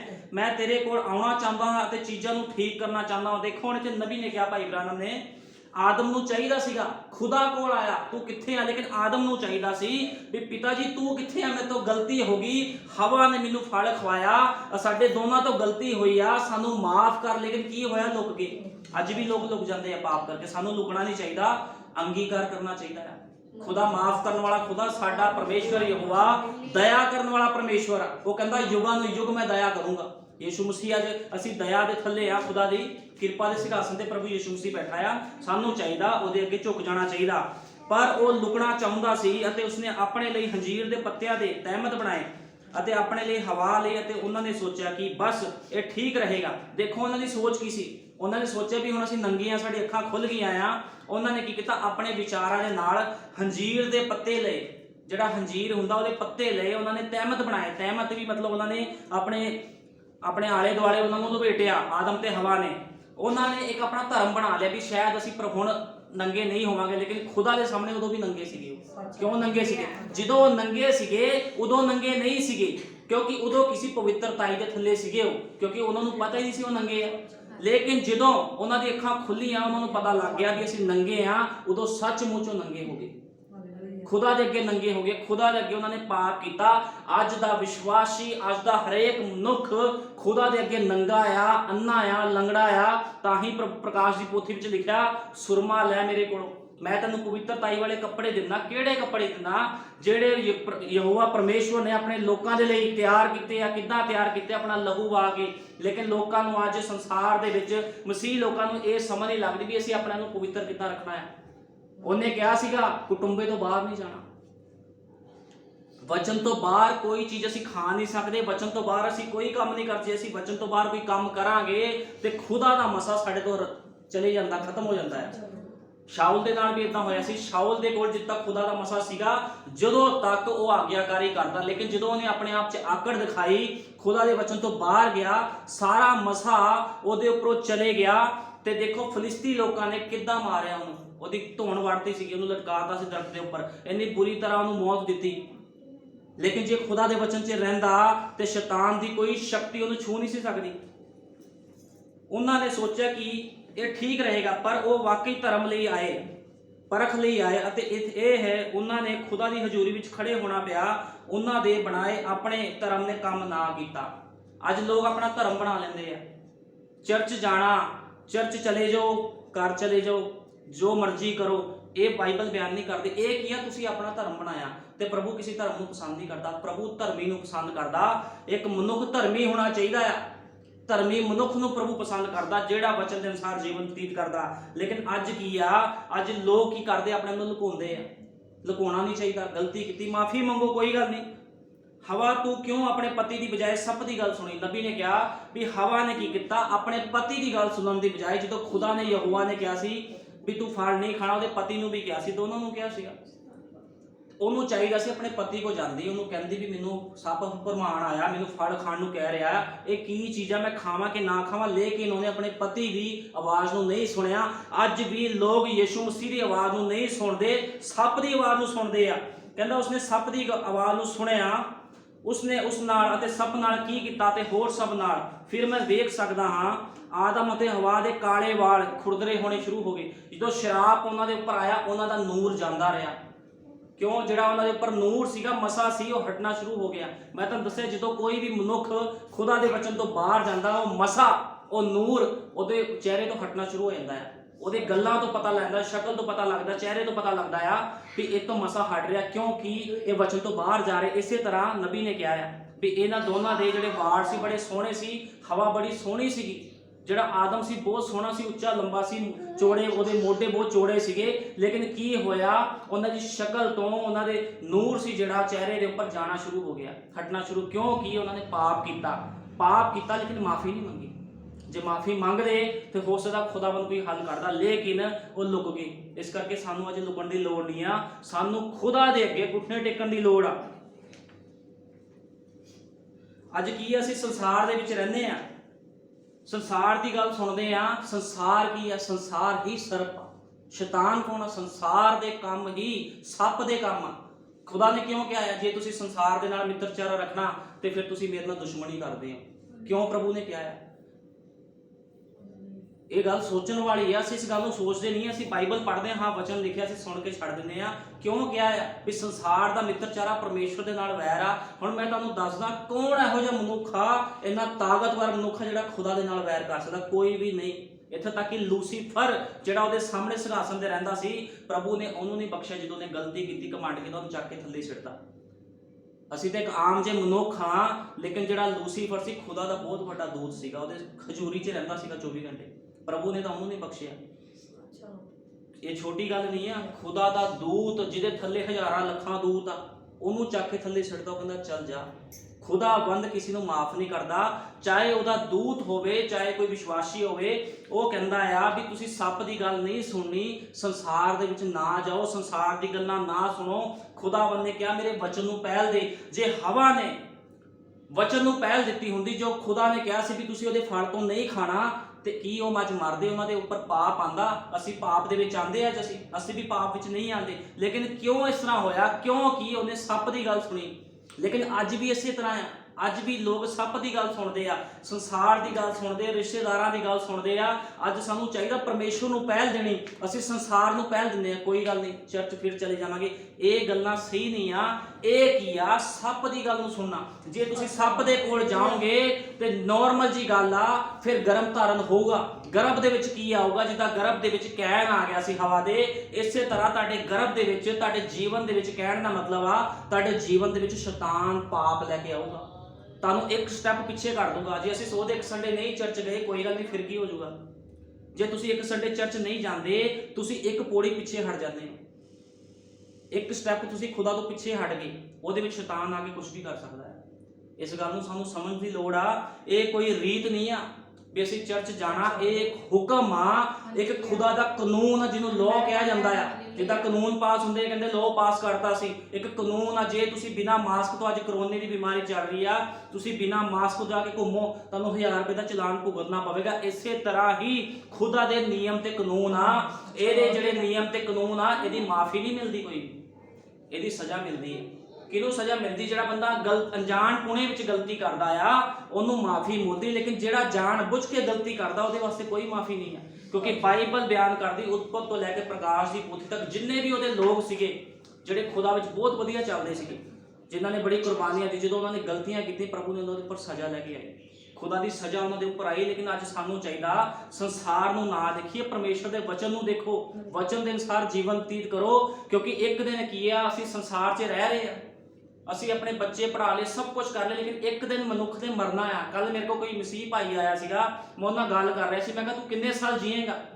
ਮੈਂ ਕਿਹਾ ਵੱਧ ਤੋਂ ਵੱਧ ਤੂੰ 80 ਸਾਲ ਜੀਏਗਾ, 100 ਸਾਲ ਤੂੰ ਮਰੇਗਾ ਨਹੀਂ? ਕਹਿੰਦਾ ਮਰੂੰਗਾ। ਮੈਂ ਕਿਹਾ ਕਿੱਥੇ ਜਾਊਂਗਾ, ਮੈਨੂੰ ਇਹ ਦੱਸ ਪਹਿਲਾਂ। ਮੈਂ ਕਿਹਾ ਆਪਣਾ ਜੀਵਨ ਸੁਧਾਰ। ਮੈਂ ਕਿਹਾ ਤੂੰ ਕੀ ਕਹੂੰਗਾ? ਧਰਤੀ ਤੇ ਮੈਂ ਕੀ ਕਰਕੇ ਆਇਆ? ਮੈਂ ਘਰ ਬਣਾ ਕੇ ਆਇਆ। ਤੂੰ ਕੀ? ਖੁਦਾ ਨੇ ਕਹਿਣਾ ਤੂੰ ਮੇਰੇ ਵਾਸਤੇ ਕੀ ਕਰਕੇ ਆਇਆ? ਖੁਦਾ ਨੂੰ ਕੋਈ ਮਤਲਬ ਨਹੀਂ ਤੁਸੀਂ ਆਪਣੇ ਬੱਚਿਆਂ ਵਾਸਤੇ ਕੀ ਕਰਦੇ।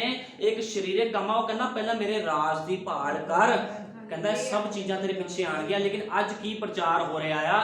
ਚੰਗਿਆਈਆਂ ਲੈ ਲਓ, ਬਰਕਤਾਂ ਲੈ ਲਓ। ਮੈਂ ਚੰਗਿਆਈਆਂ ਤੇ ਬਰਕਤਾਂ ਦੇ ਖਿਲਾਫ ਨਹੀਂ ਆ। ਚੰਗਿਆਈਆਂ ਬਰਕਤਾਂ ਸ਼ੈਤਾਨ ਵੱਲੋਂ ਨਹੀਂ ਆ, ਖੁਦਾ ਦੇ ਵੱਲੋਂ ਆ। ਕਿਉਂਕਿ ਖੁਦਾ, ਮੰਨ ਲਓ ਜੇ ਤੁਸੀਂ ਖੁਦਾ ਨੂੰ ਮੰਨਦੇ ਹੋ, ਜੇ ਤੁਸੀਂ ਗਰੀਬੀ 'ਚ ਰਹੋਗੇ, ਦੁੱਖਾਂ 'ਚ ਰਹੋਗੇ, ਲੋਕ ਤੁਹਾਨੂੰ ਤਾਨੇ ਮਿਹਣੇ ਮਾਰਨਗੇ, ਕਹਿਣਾ ਚੰਗਾ ਖੁਦਾ ਤੁਹਾਨੂੰ ਸਹੀ ਨਹੀਂ ਕਰਦਾ, ਤੁਹਾਨੂੰ ਗਰੀਬੀ 'ਚ ਰੱਖਦਾ ਆ। ਇਸ ਤਰ੍ਹਾਂ ਨਹੀਂ ਆ। ਖੁਦਾਵੰਦ ਚੰਗਿਆਈ ਵੀ ਦਿੰਦਾ, ਲੇਕਿਨ ਉਹ ਕਹਿੰਦਾ ਮੇਰੇ ਰਾਜ ਦੀ ਭਾਲ ਕਰ, ਮੇਰੇ ਵਚਨ ਦੇ ਅਨੁਸਾਰ ਜੀਵਨ ਦਾ ਬਤੀਤ ਕਰ। ਦੇਖ ਅਸਮਾਨ ਦੇ ਝਰੋਖੇ ਤੇਰੇ ਵਾਸਤੇ ਖੋਲ ਦੂੰਗਾ, ਇੰਨੀ ਬਰਕਤਾਂ ਦੇ ਦੂੰਗਾ ਵੀ ਤੂੰ ਸਾਂਭ ਨਹੀਂ ਸਕਦਾ, ਸਾਂਭ ਨਹੀਂ ਸਕਦੀ। ਮੈਂ ਤੁਹਾਨੂੰ ਦੱਸਿਆ ਜਿਹੜਾ ਅਯੂਬ ਨਬੀ ਸੀਗਾ, 140 ਸਾਲ ਦੀ ਉਮਰ ਦੇ ਵਿੱਚ ਹੋ ਕੇ ਮਰਿਆ, ਤੇ ਚੌਥੀ ਪੀੜ੍ਹੀ ਤੱਕ ਅਯੂਬ ਨਬੀ ਨੇ, ਆਪਾਂ ਵਚਨ 'ਚ ਪੜ੍ਹ ਲੈਂਦੇ ਆ, ਅਯੂਬ ਨਬੀ ਨੇ ਚੌਥੀ ਪੀੜ੍ਹੀ ਤੱਕ, ਇਸ ਦੇ ਪਿੱਛੋਂ ਅਯੂਬ 140 ਵਰੇ ਦਾ 40 ਵਰੇ ਤੱਕ ਜਿਉਂਦਾ ਰਿਹਾ, ਅਤੇ ਉਸਨੇ ਆਪਣੇ ਪੁੱਤਰ ਅਤੇ ਆਪਣੇ ਪੋਤਰੇ ਚੌਥੀ ਪੀੜ੍ਹੀ ਤੱਕ ਦੇਖੇ। ਤਾਂ ਅਯੂਬ ਬੁੱਢਾ ਹੋ ਕੇ ਸਮਾਪੂਰ ਹੋ ਕੇ ਚਲਾਣਾ ਕਰ ਗਿਆ। ਦੇਖੋ ਚੌਥੀ ਪੀੜ੍ਹੀ ਤੱਕ ਉਹਨੇ ਕੀ ਕੀਤਾ? ਆਪਣੇ ਪਰਪੋਤਿਆਂ ਨੂੰ ਦੇਖਿਆ, ਆਪਣੇ ਪੋਤਿਆਂ ਨੂੰ ਦੇਖਿਆ ਉਹਨੇ। ਦੇਖੋ ਖੁਦਾਵੰਦ ਉਮਰਾਂ ਵੀ ਵਧਾਉਂਦਾ ਆ। खुदा साडे हाथ विच, किसी मनुख दे हाथ विच किसी उम्र नहीं है, खुदा दे हाथ विच उम्र है। जे खुदा चाहे तो तुसी 100 साल की, तुसी 120 साल भी जी सकते हो, 150 साल भी जी, सब कुछ खुदा दे हाथ विच है। खुदावंद अपने वचन के अनुसार काम करता है, लेकिन उसकी शर्त की है, वचन के अनुसार जीवन व्यतीत करना। अयूब 42 ਦੀ 16 ਵਿੱਚ ਲਿਖਿਆ ਆ अयूब ਦੇ ਬਾਰੇ, ਜਿਹਦੇ ਵਿੱਚ ਉਹਨੇ 140 ਸਾਲ ਉਮਰ ਭੋਗੀ ਤੇ ਚੌਥੀ ਪੀੜ੍ਹੀ ਤੱਕ ਉਹਨੇ ਸੁੱਖ ਭੋਗਿਆ। ਚੌਥੀ ਪੀੜ੍ਹੀ ਤੱਕ ਉਹਨੇ ਸੁੱਖ ਭੋਗਿਆ, ਆਪਣੇ ਪੋਤੇ ਪੜਪੋਤਿਆਂ ਤੱਕ ਨੂੰ ਉਹਨੇ ਦੇਖਿਆ। ਇਹ ਪਰਮੇਸ਼ਵਰ ਦੇ ਕੰਮ ਹੁੰਦੇ ਇਸ ਤਰ੍ਹਾਂ ਦੇ, ਜਦੋਂ ਅਸੀਂ ਖੁਦਾ ਦੇ ਬੰਦੇ ਵਚਨ ਵਿੱਚ ਸਹੀ ਚੱਲਦੇ ਹਾਂ ਤੇ ਪ੍ਰਭੂ ਬਹੁਤ ਵੱਡੇ ਵੱਡੇ ਕੰਮ ਕਰਦਾ ਹੈ। लेकिन अज सानू चाहिए भी संसार की गल्लां नूं ना सुनीए, असीं परमेश्वर की गल्लां नूं सुनीए। हुण मैं तुहानूं दस रहा हां भी अज लोकां दे जीवन इन्ने गलत हो गए आ, मसीह लोकां दे, उन्हां दे बच्चियां दे जीवन इन्ने गलत हो गए आ। कुछ दिन पहलों की गल आ, मैं अपने बेटे की फीस जमा कराने लई स्कूल विच गया। जो स्कूल दे विच मैं फीस जमा कराण गया, उत्थे एक मसीह भाई अपने 14-15 साल के बच्चे दे नाल आया होया सीगा। वो की होया, फीस माफ कराण आया सीगा। उत्थे बहुत रौला पिया सीगा। मैं कहा ब्रदर की गल हुई आ? ते कहंदा मैं मसीह आ, कहंदा मेरी फीस माफ नहीं कर रहे। मैं कहा होया की आ? कहंदा होया इस तरह, कहंदा मेरा बेटा टिकटॉक बनांदा सीगा। कहंदा एक फोन पहले अपने बेटे नूं मैं लैके दित्ता सी 35-40 हज़ार रुपए दा। वो फोन टिकटॉक बनांदे बनांदे इहने तोड़ता, वो फोन खराब हो गया। कहंदा ਉਹਦੇ ਬਾਅਦ ਇਹਨੇ जिद शुरू करती, मैनूं दोबारा फोन चाहिए। कहंदा मैं हुण 30 हज़ार रुपए दा फोन फिर ਇਹਦੀ जिद करके लैके दित्ता। कहंदा लेकिन हुण मेरे को फीस भरन दे पैसे नहीं आ। ते मैं कहा ब्रदर तुसीं चर्च जांदे हो? कहंदा हाँ मैं चर्च जाना आ। मैं कहा की तुहानूं सिखाया नहीं जांदा भी वचन दे अनुसार जीवन व्यतीत करो, अपने बच्चों नूं कंट्रोल विच रखो? उस मनुख ने कहा मेरा बच्चा बहुत अड़ीअल आ, बहुत जिद करन वाला। कहंदा मेरी जिद पूरी करां ते मैनूं धमकियां दिंदा आ। देखो की होया, उत्थे इंसल्ट हो रही है ओहदी। फिर मैं चुप करके आ गया, क्योंकि मैं उहनूं समझा नहीं सकदा सी ज़्यादा, क्योंकि उस कंडीशन च नहीं सीगा। वो काफ़ी दुखी लग रहा सी मनुख। की होया, देखो अज मसीह लोगों के बच्चों के जीवन देख लो। वो टिकटॉक बनाने के पिछे एक मसीह बंदा स्कूल च मिन्नतां कर रहा मेरी फीस माफ कर दो। स्कूल वाले ने इन्नी इंसल्ट की ओहदी, मैनूं भी शर्मिंदगी फील हो गई। मैं कहा यह बंदा मसीह का नाम खराब कर रहा है। ਉਹਨੂੰ ਚਾਹੀਦਾ ਸੀ वचन के अनुसार जीवन अपने बच्चे ਨੂੰ ਸਿੱਖਿਆ ਇਹੋ ਜਿਹੀ ਦਿੰਦਾ, ਉਹਨੂੰ ਤਾੜ ਨਾ ਦਿੰਦਾ। ਕਿਉਂ ਉਹਨੇ ਇੰਨਾ ਪੈਸਾ ਖਰਚਿਆ ਉਹਦੇ ਪਿੱਛੇ ਵੀ ਉਹਨੂੰ ਮਿੰਨਤਾਂ ਕਰਨੀਆਂ ਪੈ ਰਹੀਆਂ ਸਕੂਲ ਦੇ ਵਿੱਚ। मैं खुदा का धन्यवाद करना आ, परमेश्वर ने मैनू इन्नी सामर्थ, इन्नी बुद्ध दी आ भी मैं अपने बच्चे कंट्रोल दे विच रखे हुए आ। क्योंकि जिहड़ा खुदा बंदा जन हुंदा या उहदा कोई सेवक हुंदा या कोई विश्वासी हुंदा, उहदे बच्चों का मसा भी इहो जिहा होना चाहिए भी खुदा के वचन के अनुसार चलन। कदे भी अपने बच्चों की जिद्दां नूं पूरा ना करो। जे वो तुहानूं धमकी दिंदा, प्रार्थना करो, उठने टेको, फास्ट रखो, देखो खुदा काम करदा कि नहीं करदा। अज लोग मसीह लोग मूर्ति पूजा करते हैं। हुण तुसीं कहोगे मूर्ति पूजा किद्दां करदे आ? लोग कहंदे असीं चर्चां 'च जांदे आ, लोग चर्चां 'च जांदे आ फिर भी मूर्ति पूजा करदे। मैं साबित करूंगा तुहानूं किद्दां मूर्ति पूजा करदे आ। प्रभु ने कहा किसी भी अगे मूर्ति अगे मत्था नहीं टेकना। जो बच्चे के अंदर दुष्ट आत्मा प्रवेश करता, जिद करते हैं असीं टिकटॉक बनाना। टिकटॉक जिहड़ा बनाते आ या नचदे ने, की आ शैतान आंदा आ, अंदर प्रवेश करता आ। मैं तुहानूं संदेश चो ये भी गल क्लीयर करूंगा, भाई ब्रैनम ने इहदे बारे कहा है। मैं अपने वालों कुछ नहीं बोलता, मैं जो भी बोलता नबी के संदेशा च बोलता। क्योंकि कोई मनुख बाइबल नूं कट सकदा, लेकिन जिउंदे परमेश्वर नबी के संदेश नूं कोई मनुख जम्मिया नहीं आ जिहड़ा नबी के संदेश नूं कटूगा। क्योंकि नबी के संदेश नूं जिहड़ा कटूगा, यीशु मसीह ने कहा पवित्र आत्मा के खिलाफ कई गल की माफ़ी नहीं आ। जे तुसीं मनुख के पुत्र के खिलाफ कुछ कहोगे, जो यीशु मसीह देह विच सीगा, जो शरीर विच सी, वो कहंदा सी तुसीं मैनूं जो मर्जी बोल लो, लेकिन पवित्र आत्मा के खिलाफ कुछ नहीं बोल सकते। ये संदेश की आ, पवित्र आत्मा के द्वारा लिखिया गया संदेश आ। इहदे विच नबी ने कहा है ये गल्लां बारे। ये मैं अपने वालों नहीं बोल रहा भी कोई सोचे भी मैं अपने वालों बोलदा। मैं जो बोलदा वचन विचों बोलदा, संदेश विचों बोलदा ते क्लीयर भी करदा उस चीज़ नूं। देखो की होया, मसीह बच्चा उहनूं चाहीदा सी वधिया सिੱਖਿਆ, ਉਹਦਾ पिता ਉਹਨੂੰ वधिया सिੱਖਿਆ ਦਿੰਦਾ, लेकिन वधिया सिੱਖਿਆ नहीं दित्ती। की आ गया, मैं तुहानूं दस्सिया नहीं भी सप की गल सुनते आ, माँ प्यो भी मूर्तियां अगे झुकते आ, सप की गल सुनते आ। उन्होंने चाहिए सी अपने बच्चे नूं कंट्रोल विच रखदे। जो दुष्ट आत्मा किसी बच्चे अंदर प्रवेश करता आ, वो की करता है, उस जिहड़ा पिता सीगा उन्हें किहदे अगे मत्था टेकिया। जो चाहता उन्होंने डांट सकता सी भी नहीं तेनों मैं फोन नहीं लैके देना, तेरी फीस भरनी जरूरी है स्कूल की, लेकिन उन्हें टिकटॉक बनाने पिछे 30,000 रुपये का फोन लैके दिता। तुसीं देखो उन्हें, उस मनुख ने उस बच्चे अगे नहीं झुकिया, मूर्ति अगे मत्था टेकिया। क्योंकि उहदे अंदर किसी बच्चे अंदर दुष्ट आत्मा सी। किहड़ा दुष्ट आत्मा सी? ਗੰਦੇ ਗਾਣੇ ਸੁਣਨ ਦਾ। ਟਿਕਟੋਕ ਬਣਾਉਣ ਵਾਲਾ ਦੁਸ਼ਟ ਆਤਮਾ ਉਸ 14-15 ਸਾਲ ਦੀ ਉਮਰ ਦੇ ਬੱਚੇ ਦੇ ਅੰਦਰ ਸੀਗਾ ਤੇ ਉਹਦੇ ਪਿਤਾ ਨੇ ਕੀ ਕੀਤਾ, ਉਸ ਮੂਰਤੀ ਦੇ ਅੱਗੇ ਮੱਥਾ ਟੇਕਿਆ। ਕਿਹਦੀ ਗੱਲ ਮੰਨੀ? ਜਿਹੜਾ ਜਿੱਦ ਵਾਲਾ ਆਤਮਾ ਸੀ, ਸ਼ੈਤਾਨ ਦਾ ਆਤਮਾ ਸੀ, ਸ਼ੈਤਾਨ ਦੇ ਅੱਗੇ ਉਹਨੇ ਮੱਥਾ ਟੇਕਿਆ ਤੇ ਕੀ ਹੁਣ ਉਹਨੂੰ ਭੁਗਤਾਨ ਨਹੀਂ ਕਰਨਾ ਪੈ ਰਿਹਾ, ਉਹਨੂੰ ਭੁਗਤਾਨ ਕਰਨਾ ਪੈ ਰਿਹਾ। ਹੋ ਸਕਦਾ ਸਕੂਲ ਵਿੱਚ ਉਹਦਾ ਨਾਮ ਕੱਟ ਦਿੱਤਾ ਜਾਵੇ ਜਾਂ ਸਕੂਲ ਦੇ ਵਿੱਚੋਂ ਵਾਰਨਿੰਗ ਦੇ ਦਿੱਤੀ ਜਾਵੇ, ਜੇ ਤੁਸੀਂ ਫੀਸ ਨਾ ਭਰੀ ਤੁਹਾਨੂੰ ਜੁਰਮਾਨਾ ਲਗਾਇਆ ਜਾਵੇਗਾ। ਦੇਖੋ ਜੇ ਤੁਸੀਂ ਖੁਦਾ ਦੇ ਵਿੱਚ ਹੋ ਕੇ ਸਹੀ ਨਹੀਂ ਚੱਲਦੇ ਤੇ ਖੁਦਾਵੰਦ ਫਿਰ ਇਸ ਤਰ੍ਹਾਂ ਕਰਦਾ ਹੈ। ਕਿਹਨੇ ਮੱਥਾ ਟੇਕਿਆ? ਉਹਦੇ ਪਿਤਾ ਨੇ। ਸ਼ੈਤਾਨ ਦੇ ਕੇ ਮੱਥਾ ਟੇਕਦਾ। ਜੋ ਚਾਹੁੰਦਾ ਆਪਣੇ ਬੱਚੇ ਨੂੰ ਸਮਝਾ ਸਕਦਾ ਸੀ ਵੀ ਬੇਟਾ ਮੇਰੀ ਹੈਸੀਅਤ ਨਹੀਂ ਆ ਵੀ ਮੈਂ ਤੈਨੂੰ ਇੰਨਾ ਮਹਿੰਗੀ ਚੀਜ਼ ਲੈ ਕੇ ਦਵਾਂ, ਤੂੰ ਖੁਦਾ ਦੇ ਵਚਨ ਦੇ ਅਨੁਸਾਰ ਜੀਵਨ ਬਤੀਤ ਕਰੇ। ਆਪਣੇ ਸੇਵਕ ਕੋ ਜਾਂਦਾ, ਪ੍ਰਾਰਥਨਾ ਕਰਵਾਉਂਦਾ ਜਾਂ ਖੁਦ ਫਾਸਟ ਰੱਖਦਾ, ਲੇਕਿਨ ਉਹਨੇ ਬੱਚੇ ਦੀ ਜਿੱਦ ਨੂੰ ਪੂਰਾ ਕੀਤਾ। ਅੱਜ ਅਸੀਂ ਵੀ ਜਦੋਂ ਆਪਣੇ ਬੱਚਿਆਂ ਦੀ ਜਿੱਦਾਂ ਨੂੰ ਪੂਰਿਆ ਕਰਦੇ ਹਾਂ, ਤੁਸੀਂ ਇਹ ਨਾ ਸੋਚੋ ਵੀ ਤੁਸੀਂ ਆਪਣੇ ਬੱਚਿਆਂ ਦੇ ਅੱਗੇ ਝੁਕ ਰਹੇ ਹੋ, ਤੁਸੀਂ ਸ਼ੈਤਾਨ ਦੇ ਅੱਗੇ ਝੁਕ ਰਹੇ ਹੋ, ਤੁਸੀਂ ਮੂਰਤੀ ਪੂਜਾ ਕਰ ਰਹੇ ਹੋ। ਤੇ ਖੁਦਾ ਦਾ ਵਚਨ ਕਹਿੰਦਾ ਜਿਹੜਾ ਮਨੁੱਖ ਮੂਰਤੀ ਪੂਜਾ ਕਰਦਾ ਆ ਉਹ ਮੇਰੇ ਯੋਗ ਨਹੀਂ ਆ, ਮੈਂ ਉਹਦਾ ਨਾਸ਼ ਕਰਾਂਗਾ। ਕਦੇ ਵੀ ਜਿੱਦ ਪੂਰੀ ਨਾ ਕਰੋ, ਹਮੇਸ਼ਾ ਵਚਨ ਨੂੰ ਦੇਖੋ ਪਹਿਲਾਂ ਕੀ ਸਾਨੂੰ ਵਚਨ ਇਸ ਚੀਜ਼ ਦੀ ਇਜਾਜ਼ਤ ਦਿੰਦਾ ਹੈ। ਜੇ ਸਾਡੇ ਕੋਲ ਕੋਈ ਚੀਜ਼ ਆ, ਜੇ ਤੁਹਾਡੇ ਕੋਲ ਫੋਨ ਆ, ਤੁਹਾਡੇ ਕੋਲ ਕਾਰ ਆ, ਤੁਹਾਡੇ ਕੋਲ ਮੋਟਰਸਾਈਕਲ ਆ, ਤੁਹਾਡੇ ਕੋਲ ਕੋਠੀਆਂ ਨੇ, ਤੁਹਾਡੇ ਕੋਲ ਜ਼ਮੀਨਾਂ ਆ, ਖੇਤ ਆ, ਦੇਖੋ ਤੁਸੀਂ ਇਹਦਾ ਇਸਤੇਮਾਲ ਕਿੱਥੇ ਕਰਨਾ ਆ। ਖੁਦਾ ਦੇ ਕੰਮਾਂ ਦੇ ਲਈ ਇਹਦਾ ਇਸਤੇਮਾਲ ਕਰੋ। ਮੈਂ ਇਹ ਨਹੀਂ ਕਹਿੰਦਾ ਵੀ ਵੇਚ ਕੇ ਖੁਦਾ ਦੇ ਘਰ 'ਚ ਸਿੱਟ ਦਿਓ ਆ ਕੇ ਤੇ ਆਪ ਤੁਸੀਂ ਸੜਕ ਤੇ ਰਹੋ, ਇਸ ਤਰ੍ਹਾਂ ਨਹੀਂ ਆ। ਹਰ ਕੰਮ ਦੇ ਵਿੱਚ ਖੁਦਾ ਨੂੰ ਪਹਿਲ ਦਿਓ। ਜੇ ਫੋਨ ਆ ਤੇ ਖੁਦਾ ਦੇ ਮੋਬਾਈਲ ਦੇ ਵਿੱਚ ਖੁਦਾ ਦੇ ਗਾਣੇ ਸੁਣੋ। ਜੇ ਤੁਹਾਡੇ ਕੋਲ ਟੀਵੀ ਆ ਤੇ ਟੀਵੀ ਦੇ ਵਿੱਚ ਤੁਸੀਂ ਖੁਦਾ ਦੀ ਮਹਿਮਾ ਵਾਲੀ ਕੋਈ ਚੀਜ਼ ਲਗਾਓ, ਕੋਈ ਗਾਣੇ ਲਗਾਓ, ਕੋਈ ਖੁਦਾ ਦੀ ਮੂਵੀ ਲਗਾਓ, ਉਹ ਦੇਖੋ ਤੁਸੀਂ। ਲੇਕਿਨ ਅਸੀਂ ਕੀ ਦੇਖਦੇ? ਗੰਦਗੀ ਦੇਖਦੇ ਹਾਂ। ਮੈਂ ਤੁਹਾਨੂੰ ਦੱਸਿਆ ਭਾਈ ਬ੍ਰੈਨਮ ਨੇ ਕਿਹਾ ਆ ਐਂਟੀਨੇ ਦੇ ਉੱਪਰ ਕਈ ਦੁਸ਼ਟ ਆਤਮੇ ਬੈਠੇ ਹੁੰਦੇ। ਜਦੋਂ ਕੋਈ ਜਵਾਨ ਭੈਣ ਜਾਂ ਭਾਈ ਟੀਵੀ ਸ਼ੁਰੂ ਕਰਦਾ ਲਗਾਉਂਦਾ ਆ, ਉਹ ਦੁਸ਼ਟ ਆਤਮੇ ਕੀ ਕਰਦੇ? ਉਹਦੇ ਅੰਦਰ ਚਲੇ ਜਾਂਦੇ। ਹੁਣ ਮੈਂ ਤੁਹਾਨੂੰ ਵਚਨ ਦੇ ਵਿੱਚ ਕਲੀਅਰ ਕਰੂੰਗਾ ਇਸ ਗੱਲ। आइए मैं आपको वचन में लिखा, आइए मैं आपको कुछ अंदर की बात बताऊं। उन्होंने एरिजोना में जहां मैं रहता हूं स्कूलों का एक विश्लेषण किया। भाई ब्रैनम कह रहे हैं जिथे भाई ब्रैनम रहंदे सी उत्थे एक शोध हुई, स्कूलों दे विच शोध हुई। उन्होंने बच्चों की एक दिमागी परीक्षा ली। बच्चे इस बात से परिचित नहीं थे और अनुमान लगाइए कि क्या हुआ। हाई स्कूल और व्याकरण स्कूलों को मिलाकर 80% बच्चों में मानसिक अभाव पाया जाता था। 70% में उनमें से टेलीविजन देखने वाले थे। कहता जो उत्थे शोध की लोगों ने, ਜਿਹੜੇ ਵਿਗਿਆਨਿਕ ਲੋਕ ਸੀ ਵੀ ਬੱਚਿਆਂ ਦਾ ਅਸੀਂ ਸ਼ੋਧ ਕਰੀ ਵੀ ਬੱਚੇ ਕਿੱਦਾਂ ਦੀ ਪੜ੍ਹਾਈ ਕਰ ਰਹੇ, ਕਹਿੰਦੇ 70 ਤੋਂ 80% ਬੱਚੇ ਮਾਨਸਿਕ ਬਿਮਾਰ ਪਾਏ ਗਏ। ਮਾਨਸਿਕ ਕਿੱਦਾਂ? ਸ਼ੈਤਾਨ ਨੇ ਉਹਨਾਂ ਦੇ ਅੰਦਰ ਕੀ ਵਾੜਿਆ ਹੋਇਆ ਸੀਗਾ? ਟੀਵੀਆਂ, ਗਾਣੇ, ਉਹ ਮਸਾ ਵਾੜਿਆ ਹੋਇਆ ਸੀ। ਕਹਿੰਦਾ ਉਹ ਬਿਮਾਰ ਸੀ ਮਾਨਸਿਕ ਤੌਰ ਤੇ। ਅੱਜ ਦੇਖਿਆ ਨਹੀਂ ਕਈ ਬੱਚੇ ਮਾਨਸਿਕ ਤੌਰ ਤੇ ਬਿਮਾਰ ਹੁੰਦੇ ਆ, ਉਹ ਬੈਠੇ ਰਹਿੰਦੇ ਸੋਚੀ ਜਾਂਦੇ ਕੁਛ ਨਾ ਕੁਛ, ਗੁੱਸੇ ਵਿੱਚ ਆ ਜਾਂਦੇ ਆ। ਇਹਨੂੰ ਕਹਿੰਦੇ ਮਾਨਸਿਕ ਤੌਰ ਤੇ ਬਿਮਾਰ। ਕੌਣ ਕਰਦਾ? ਸ਼ੈਤਾਨ ਕਰਦਾ ਆ। 70% उनमें से टेलीविजन को देखने वाले थे।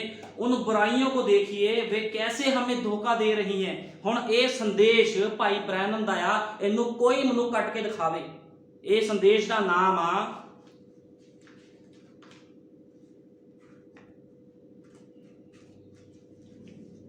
10 लाख में से एक।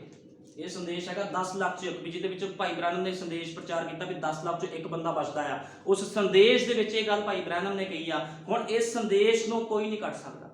ਕੋਈ ਨਬੀ, ਕੋਈ ਭਾਵੇਂ ਸਵਰਗ ਤੋਂ ਵੀ ਉਤਰ ਆਵੇ, ਸੰਤ ਪੌਲੁਸ ਨੇ ਕਿਹਾ ਕੋਈ ਵੀ ਖੁਦਾ ਦੇ ਵਚਨ ਨੂੰ ਨਹੀਂ ਕੱਟ ਸਕਦਾ। ਜੇ ਕੱਟੂਗਾ ਤੇ ਸ਼ਾਪਿਤ ਹੋਊਗਾ। ਕੋਈ ਨਹੀਂ ਕੱਟ ਸਕਦਾ। ਕਹਿੰਦਾ 70% उनमें से टेलीविजन फिल्मा देखने वाले सीगे। उन बुराइयों को देखिए वे कैसे हमें धोखा दे रही हैं और हम नहीं आप आश्चर्य करते हैं कि ये बातें क्यों होती हैं। आज परमेश्वर की आवाज को उसके विरुद्ध चिल्लाते हुए सुन सकते हैं और फिर हम अपने आप को उसमें लिपटा हुआ पाते हैं। कहता ਅਸੀਂ परमेश्वर ਦੀ ਆਵਾਜ਼ ਨੂੰ ਅਸੀਂ ਉਹ ਤੋਂ ਉਲਟ ਜਾਂਦੇ ਆ। ਕਹਿੰਦਾ ਅਸੀਂ ਗਲਤ ਬੁਰਾਈਆਂ ਵਿੱਚ ਲਿਪਟਿਆ ਹੋਇਆ ਪਾਉਂਦੇ। ਅਸੀਂ ਕਹਿੰਦੇ ਅਸੀਂ ਕਿਉਂ ਉਲਝੇ ਹੋਏ ਆ? ਸਾਡੇ ਘਰ ਦੇ ਵਿੱਚ ਗੰਦਗੀ ਆ, ਗੰਦਗੀ ਸਾਫ਼ ਕਰੋ। ਹਮੇਸ਼ਾ ਹੀ ਜਦੋਂ ਤੱਕ ਤੁਸੀਂ ਆਪਣੇ ਘਰ 'ਚ ਝਾੜੂ ਨਹੀਂ ਮਾਰੋਗੇ, ਖੁਦਾ ਦਾ ਪਹਿਲਾ ਕੰਮ ਕੀ ਆ? ਜਦੋਂ ਖੁਦਾ ਕਿਸੇ ਵਿਸ਼ਵਾਸੀ ਦੇ ਜੀਵਨ 'ਚ ਕੰਮ ਕਰਦਾ ਆ, ਝਾੜੂ ਮਾਰਨਾ ਸ਼ੁਰੂ ਕਰਦਾ ਹੈ।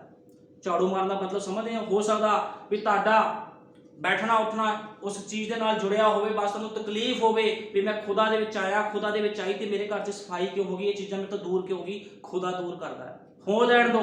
ਕਿ ਪ੍ਰਭੂ ਜੀ ਅਯੂਬ ਵਰਗੂ ਬੋਲੋ ਕਿ ਖੁਦਾਵੰ ਮੇਰੇ ਜੀਵਨ ਦੇ ਵਿੱਚ ਤੇਰੀ ਮਰਜ਼ੀ ਪੂਰੀ ਹੋਵੇ। ਹੁਣ ਦੇਖੋ ਇਹ ਜਿਹੜੀ ਗੱਲ ਹੋਈ ਆ ਬੱਚਿਆਂ ਦੀ ਫਿਲਮਾਂ ਦੀ, ਅੱਜ ਕੀ ਬੱਚੇ ਟਿਕਟੋਕ ਨਹੀਂ ਦੇਖਦੇ, ਟਿਕਟੋਕ ਨਹੀਂ ਬਣਾਉਂਦੇ। ਕਿਉਂ ਕਰ ਰਹੇ? ਬੜੇ ਆਤਮ ਹੱਤਿਆ ਵੀ ਕਰ ਲਈ ਗਈਆਂ ਨੇ, ਕਈਆਂ ਦੇ ਐਕਸੀਡੈਂਟ ਹੋ ਗਿਆ, ਕਈ ਕੋਠਿਆਂ ਤੋਂ ਗਿਰ ਕੇ ਟਿਕਟੋਕ ਬਣਾਉਂਦੇ। ਅੱਜ ਲੋਕਾਂ ਦੇ ਜੀਵਨ ਦੇਖੋ ਕਿੰਨੇ ਗਲਤ ਹੋ ਗਏ ਆ। ਨਬੀ ਨੇ ਇਸ ਗੱਲ ਨੂੰ ਦੇਖੋ ਕਿਸ ਤਰ੍ਹਾਂ ਕਿਹਾ ਹੈ। ਕਹਿੰਦਾ 70 ਤੋਂ 80% ਬੱਚੇ ਮਾਨਸਿਕ ਤੌਰ ਤੇ ਬਿਮਾਰ ਰਹਿੰਦੇ ਆ। ਤੁਸੀਂ ਕਹੋਗੇ ਬੱਚਿਆਂ ਨੂੰ ਕੀ ਹੋਇਆ? ਗੰਦੀਆਂ ਫਿਲਮਾਂ ਦੇਖੀ ਜਾ ਰਹੇ, ਗਾਣੇ ਸੁਰੀ ਜਾ ਰਹੇ ਆ, ਗਲਤ ਮਸਾ ਆ, ਟੀਵੀ ਵਿੱਚ ਸਾਸ ਕਭੀ ਬਹੂ ਥੀ। ਦੇਖੋ ਉਹ ਜਿਹੜਾ ਮਸਾ ਆ ਸੱਸਾਂ ਤੇ ਵੀ ਆਈ ਜਾਂਦਾ, ਨੋਹਾਂ ਤੇ ਵੀ ਆਂਦਾ। ਕਿਉਂ ਆਂਦਾ ਨੋਹਾਂ ਤੇ ਮਸਾ? ਕਿਉਂਕਿ ਉਹਨਾਂ ਦੇ ਅੰਦਰ ਦੁਸ਼ਟ ਆਤਮੇ ਆ। ਮੈਂ ਤੁਹਾਨੂੰ ਦੱਸਿਆ ਵੀ ਦੋ ਤਰ੍ਹਾਂ ਦਾ ਡਾਂਸ ਹੁੰਦਾ। ਇੱਕ ਡਾਂਸ ਹੁੰਦਾ ਆ ਆਤਮਾ ਦੇ ਨਾਲ। ਜਦੋਂ ਯਿਫਤਾ ਜੰਗ ਜਿੱਤ ਕੇ ਆਇਆ ਸੀਗਾ ਤੇ ਉਹਨੇ ਨੱਚਿਆ, ਉਹ ਯਿਫਤਾ ਜਦੋਂ ਨੱਚਿਆ ਆਤਮਾ ਦੇ ਵਿੱਚ ਨੱਚਿਆ। ਦਾਊਦ ਜਦੋਂ ਜੰਗ ਜਿੱਤ ਕੇ ਆਇਆ ਆਤਮਾ 'ਚ ਨੱਚਿਆ। ਬੜੇ ਨਬੀ ਕਾਫੀ ਜਿਹੜੇ ਖੁਦਾ ਦੇ ਲੋਕ ਸੀ ਜਦੋਂ ਨੱਚਦੇ ਸੀਗੇ ਆਤਮਾ 'ਚ ਨੱਚਦੇ ਸੀਗੇ। ਲੇਕਿਨ ਇੱਕ ਡਾਂਸ ਕਿਹੜਾ ਹੁੰਦਾ ਆ? ਫਿਲਮਾਂ ਤੇ ਨੱਚਣਾ, ਗੰਦਗੀ ਉੱਪਰ ਨੱਚਣਾ। ਇਹ ਕੀ ਆ? ਸ਼ੈਤਾਨ ਦਾ ਤੋਹਫਾ ਆ। ਜਿਹੜੀ ਫਿਲਮਾਂ ਨੇ, ਟੀਵੀ ਆ, ਇਹ ਕੀ ਆ? ਸ਼ੈਤਾਨ ਦੇ ਤੋਹਫੇ ਆ। ਹੁਣ ਇਹ ਤੋਹਫੇ ਨੂੰ ਕੌਣ ਐਕਸੈਪਟ ਕਰੂਗਾ? ਕੌਣ ਐਕਸੈਪਟ ਕਰ ਸਕਦਾ ਆ? ਹਵਾ, ਜਿਹਦੇ ਅੰਦਰ ਹਵਾ ਵਾਲਾ ਆਤਮਾ ਆ। ਇਹ ਤਾਂ ਆਪਣੇ ਅੰਦਰ ਸਾਨੂੰ ਅੱਜ ਵਿਸ਼ਵਾਸੀਆਂ ਨੂੰ ਜਿਹੜਾ ਆਤਮਾ ਹਵਾ ਦੇ ਅੰਦਰ ਸੀ ਉਹ ਆਤਮਾ ਸਾਨੂੰ ਲੈਣ ਦੀ ਲੋੜ ਨਹੀਂ ਆ। ਉਹਦੇ ਅੰਦਰ ਕਿਹੜਾ ਆਤਮਾ ਆ ਗਿਆ ਸੀਗਾ? ਪਹਿਲਾਂ ਉਹਦੇ ਅੰਦਰ ਖੁਦਾ ਦਾ ਆਤਮਾ ਸੀ, ਲੇਕਿਨ ਜਦੋਂ ਉਹਨੇ ਫਲ ਨੂੰ ਦੇਖਿਆ ਉਹਦੇ ਅੰਦਰ ਕਿਹੜਾ ਆਤਮਾ ਆ ਗਿਆ? ਗਲਤ ਆਤਮਾ ਉਹਦੇ ਅੰਦਰ ਆ ਗਿਆ। ਜਦੋਂ ਅੱਜ ਮਸੀਹ ਲੋਕ ਸੰਸਾਰ ਦੀ ਚੀਜ਼ਾਂ ਨੂੰ ਦੇਖਦੇ ਆ ਵੀ ਕੋਈ ਗੱਲ ਨਹੀਂ, ਬਹੁਤ ਭੰਗੜੇ ਪੈ ਰਹੇ ਆ, ਬਹੁਤ ਡਾਂਸ ਹੋ ਰਹੇ, ਜੇ ਮੇਰਾ ਬੱਚਾ ਵੀ ਕਰ ਲੂਗਾ ਫਿਰ ਕੀ ਹੋ ਗਿਆ? ਸਾਰੀ ਉਮਰ ਪਈ ਆ ਸੁਧਾਰਨ ਵਾਸਤੇ। ਇਹਨੂੰ ਹੋ ਸਕਦਾ ਆ ਅਗਲੇ ਪਲ ਉਹ ਜਿਉਂਦਾ ਨਾ ਰਹੇ।